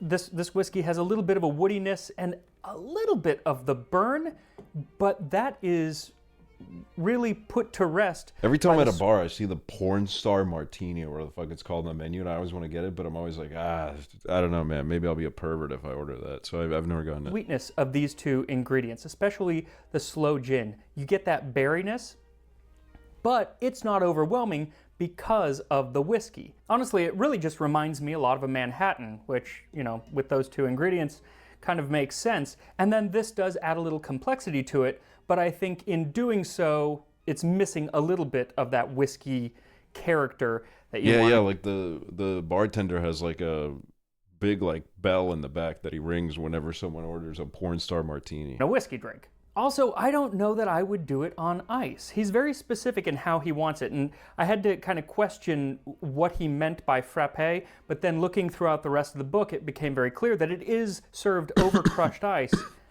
I don't think it needs it. I think it would do much better in you know, up in a glass like this, but I didn't write the recipe. Now, going back to Jockin, his little embellishment about the polar bear obviously did not happen. We don't know that. And there are other aspects of his story that kind of change with each telling, because he is asked about it many, many times. And of course, when you tell the same story over and over, details will kind of change. Also, he was probably very drunk that night, so, you know, things are a little fuzzy, especially in that kind of situation. But for the most part, the narrative of his story remains consistent. And this is that narrative. Yes. Charles Jockin was born in Birkenhead, just outside of Liverpool Okay, we're in getting the whole story. 1878. So he was only 33 years old when he was given the post of head baker on the Titanic, though the person that plays him in the 97 movie is like in his late 50s, so I don't really see why they did that, but neither here nor there, that doesn't matter. What does matter is Charles Jockin's story of what happened to him on the night of April 14th, 1912. He told the British Inquiry that he was actually in his bunk when the ship hit the iceberg. Even though he was midship, he still felt the collision and got up. Not long after, Second Steward George Dodd came by and said, "Get up, lads, we're sinking." And whether or not he had already been drinking at that point in the night, we don't know. It wouldn't be surprising based on other people's accounts of Jockin, but he was clear-headed enough to know that he had a job to do. Now, each lifeboat was already stocked with water and hardtack. But one of Jockin's duties was to further stock the lifeboats with fresh bread. So at 12:15 a.m., he roused the 13 bakers on his staff and directed them to get bread and take it up to the lifeboats. 15 minutes later, all the bread had left the bakery, and so he locked up and went up on deck to help load lifeboat number 10, which was the lifeboat that he was assigned to actually have been on when the lifeboat lowered into the water. It was women and children first, but those women on deck said that they felt safer on the ship rather than being lowered on a tiny boat in the North Atlantic. And many of them simply walked away and went inside. So Jockin went down to A deck and physically took women and children and dragged them up to the boat deck. When he got back up there, he had a mother and her 2 children, but by now the ship was listing quite a bit, and the lifeboat was dangling several feet away from the There were side some of the ship. divas on this The ship. children I and the love it. mother were afraid to make that leap, but Jockin ain't got no time for that. Another crew member, Frank Evans, said that Jockin threw them onto the women and he was catching children by their dresses and chucking them in. But the mother refused to be chucked and instead decided to leap. She missed her footing. This steward named Burke got hold of her foot and she swung head downwards for a few minutes. Somebody caught her into B deck. No, A deck. Jockin doesn't mention her again, but Evans did say that she was able to get back up to the boat deck just in time to be reunited with her children. Once the boat was full, though it wasn't full, it could have easily carried 10 more people, Jockin stood there waiting to be ordered into the boat that he was supposed to be on. But instead, the officer ordered 3 other men into the boat, and so Jockin stood there and watched the boat lower without him. He said that he thought it would set a bad example if he was to leap in without the order. See, the fucking captain that got into one of the lifeboats in our RP should fucking learn from that. Well, after being frankly screwed out of his place on a lifeboat, I went down to my room and had a drop of liquor that I had down there. And then, while I was there, I saw the old doctor and spoke to him, and then I came upstairs again. He knew that there weren't enough lifeboats, and was told that the last lifeboat had just lowered into the water. I went down onto B deck. The deck chairs were lying right along, and I started throwing deck chairs through the large ports. He threw about 50 deck chairs into the water, hoping that one would still be available when he needed it. Then I went to the deck pantry, and while I was in there, I thought I would take a drink of water. And while I was getting the drink of water, I heard a kind of crash, as if something had buckled. It was not an explosion or anything like that. It was like as if the iron was parting, as if part of the ship had buckled, and then I heard a rush overhead. He came out to see people fleeing toward the stern of the ship, and so he ran along, though tried to stay separate from all of the other people. And just then the ship lurched, and he said that he saw hundreds of people thrown to the side. But he was able to grab a hold of the railing and swung himself onto the outside of the ship and worked his way along the starboard side to the very back of the poop deck. He testified that he didn't see anyone else there, so that makes this exchange completely historically inaccurate. But in those last seconds, rather than panicking, well, I had tightened my belt and I had transferred something out of this pocket into my stern pocket. I was just wondering what next to do when she went. And when she went, rather than being sucked down with the ship, he says that he was able to just step off into the water like an elevator. I do not believe my head went under the water at all. For over 2 hours, he treaded water in the pitch black, unable to see anything around him. And most people died long before 2 hours. During the inquiry, they suggested that it was the amount of alcohol that he had coursing through his bloodstream that actually kept him warm in the water. And I'm pretty sure science refutes that, but something worked. Yeah, Because he's alive, was still dude. floating Or in he was. daylight when he Rest saw in the peace. overturned He died at some collapsible point. boat. It had 25 men clinging to it, including Second Officer Lightaller. He swam toward it, though he knew that there was no space on it for him, though that didn't mean he didn't try, but he was pushed away. But one of the men, a cook named Isaac Maynard, reached out and grabbed his hand and pulled him to the boat. He didn't get him onto it, but he held him at the side. A half hour later, one of the lifeboats, with room for 10 people, came within about 50 yards, and so he let go of Maynard's hand and swam to it. A few hours later, the Carpathia arrived and rescued them, and his only ailment was frozen, swollen feet, which later he claimed were thawed out in an oven. They popped me in the oven like one of me own pies. Now, I don't know if that's true, and the story about the polar bear is definitely not true, and there's still some questions about if a bunch of alcohol can actually keep you warm when treading water in the North Atlantic. But I can tell you, if I ever do find myself in that kind of situation, Bro, this guy didn't give a I'll shit. make sure to have myself a few Murphy cocktails just to be safe. And I'll see you next time on Drinking History. Drinking history. Hold on, I want to watch Cracker Barrel and then I'm leaving. I just got a craving for Cracker Barrel. I need to see Cracker Barrel and then I'm out of here.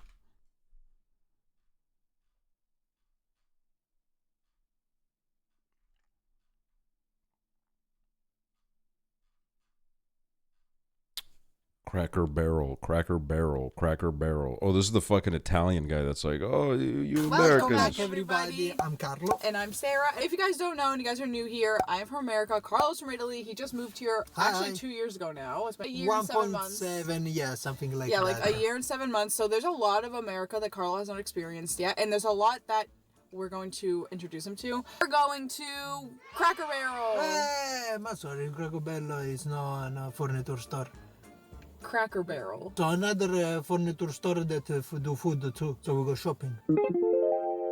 Not Crate and Barrel. Are two different things. Cracker Barrel. Cracker Barrel, it's Cracker. Cracker Barrel. Cracker Barrel. Cracker Barrel. Cracker Barrel, it's breakfast all day. Okay, and the other one, the furniture. Crate and Barrel. Okay, crate and barrel. Crate and Barrel. Crate and barrel. Similar, you got it. So say fast. Oh, the rocking chair, You can bro. buy the chair, Carlo. It's $219. Wait, that's kind of a good deal for a rocking My chair. papa, who has passed away now, love him. This was one of his favorite restaurants, so I'm kind of like a little happy today. Okay, the imagine doesn't sound bad. No, it's not bad here. It's actually good. I'm not taking it here because it's bad. I'm taking it here because I'm it's sorry, classic but I'm not- American. And you can eat in this place. Oh, the fucking gift shop, bro. I miss though. it. Like where all the clothes are. Just kidding. Soda. It's all cool sodas. They're Like all the butterscotch beer. Butterscotch, watermelon beer, but it's really on a beer. Yeah. I'm shocked because everything here it's old. It's the style. It's very old. The chair is old. It smells like it too. It's Like it literally smells like fire. Like well, I mean, there's a fire over there. Cracobello have this Yeah. smell. The menu look like very classic American food. The drink. I just read the caramel latte for lunch. It's drink latte for lunch. Yes. You drink latte while you eat an hamburger. Yes. You guys kind of look the same. The hair. Food, please. Get the food. It is so good. What the? Tater tot casserole really fast. Ready, go. Tater Tater tot casserole. Tater casserole. Who's gonna tell him? Who? What? Tater tot casserole. Okay, the tater tots is the potato. Yes. Tater casserole. Tater pots. No. Tater tot. Tater tots casserole. Tater tots casserole. Carlo was on one today. He was on another planet. Totally. Your planet. I wanted more of the food. All I'm getting is an Italian guy saying words. Bye, bacon. Might be hot. Oh, They're not even really talking about the food. Really? Hold on, I need a different video, bro. They're not taking this seriously. I need someone that takes this seriously.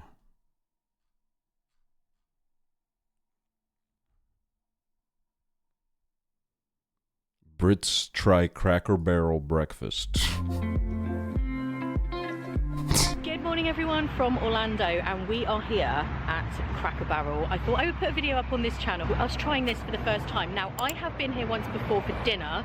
Claire has never. Nope. So Brit's first time. To be fair, I've literally never even heard of it. No, Claire knows nothing about it. I have had dinner here, but we are going to be trying breakfast for the first time because I feel like Cracker Barrel is definitely famous for its breakfast, and they do have a little store as well. It's like a country store that's like an Aladdin's cave of interesting stuff, so we're going to be showing you that as well.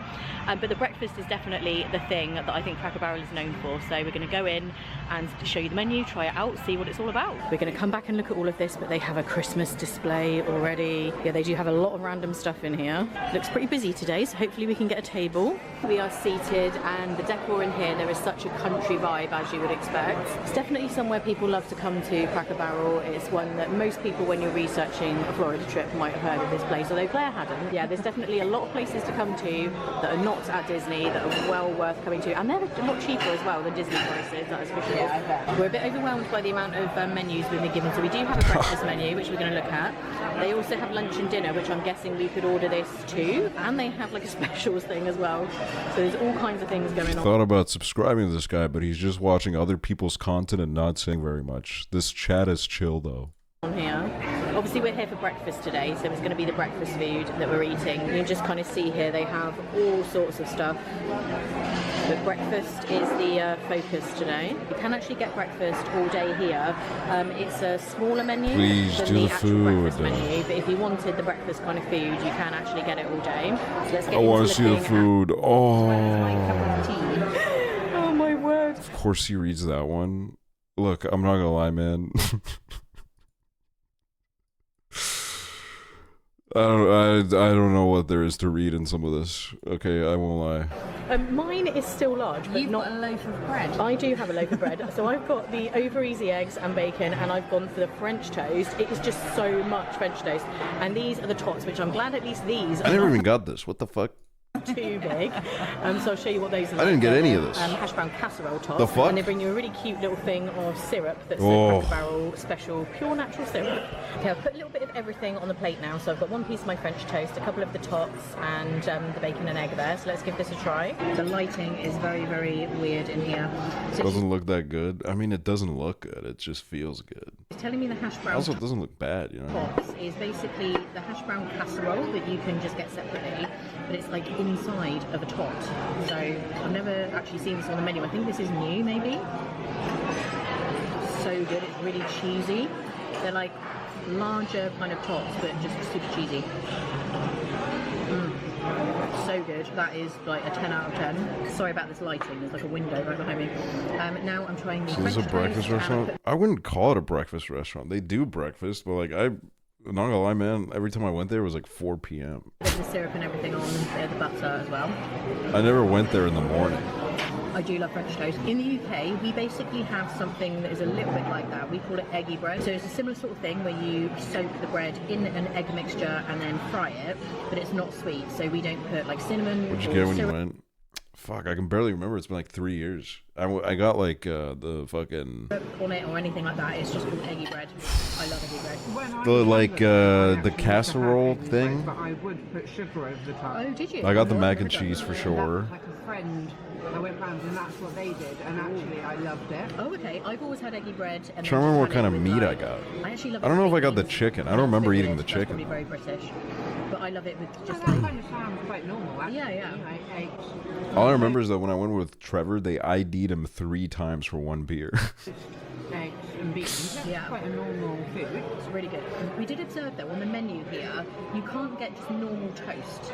Yeah. I mean, maybe you could ask for it, but that's not something that they offered. So they don't have like just regular toast. But both of those are really, really good. The eggs look perfectly cooked as well. Never heard of that happening. It's just so big. It was like a confusion thing where he asked for the beer and then they ID'd him, and then the beer wasn't coming, so he asked one of them. Hey, I ordered a beer a while ago, but nobody brought it, and then they ID'd him again, and then when the person brought a beer, they ID'd him again, so it was 3 times. You definitely could share a few things, and then you can try a bit of everything. But the amount you get for the pancakes is just actually quite funny. Like Claire was just like, "Wow, that is huge." We're now out of the restaurant, and we're just going to take a look around here in the store. Really, really giant Twizzlers, and look at this massive Kit Kat. Obviously, the ones inside. The hell was that? It wrapped like small ones, but the packaging just looks like a giant. There's not enough good Cracker Barrel content in this world. Christmas stuff already in September. Actually, no, it's October now. No disrespect to these queens. I'm just saying, you know what I mean?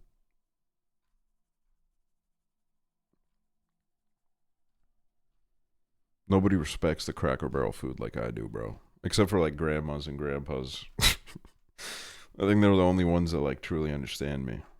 I'm like the only below 95-year-old motherfucker that like really appreciates Cracker Barrel.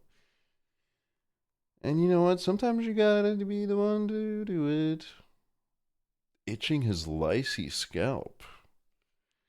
The hell, dude? What the hell? There's no lice in there. I got checked, man. When I boarded the Titanic, they checked me.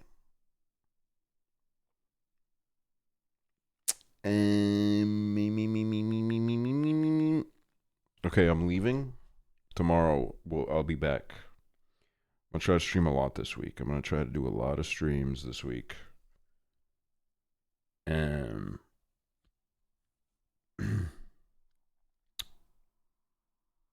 figure out a game for tomorrow. That would be sweet. That would be sweet. And maybe, I don't know.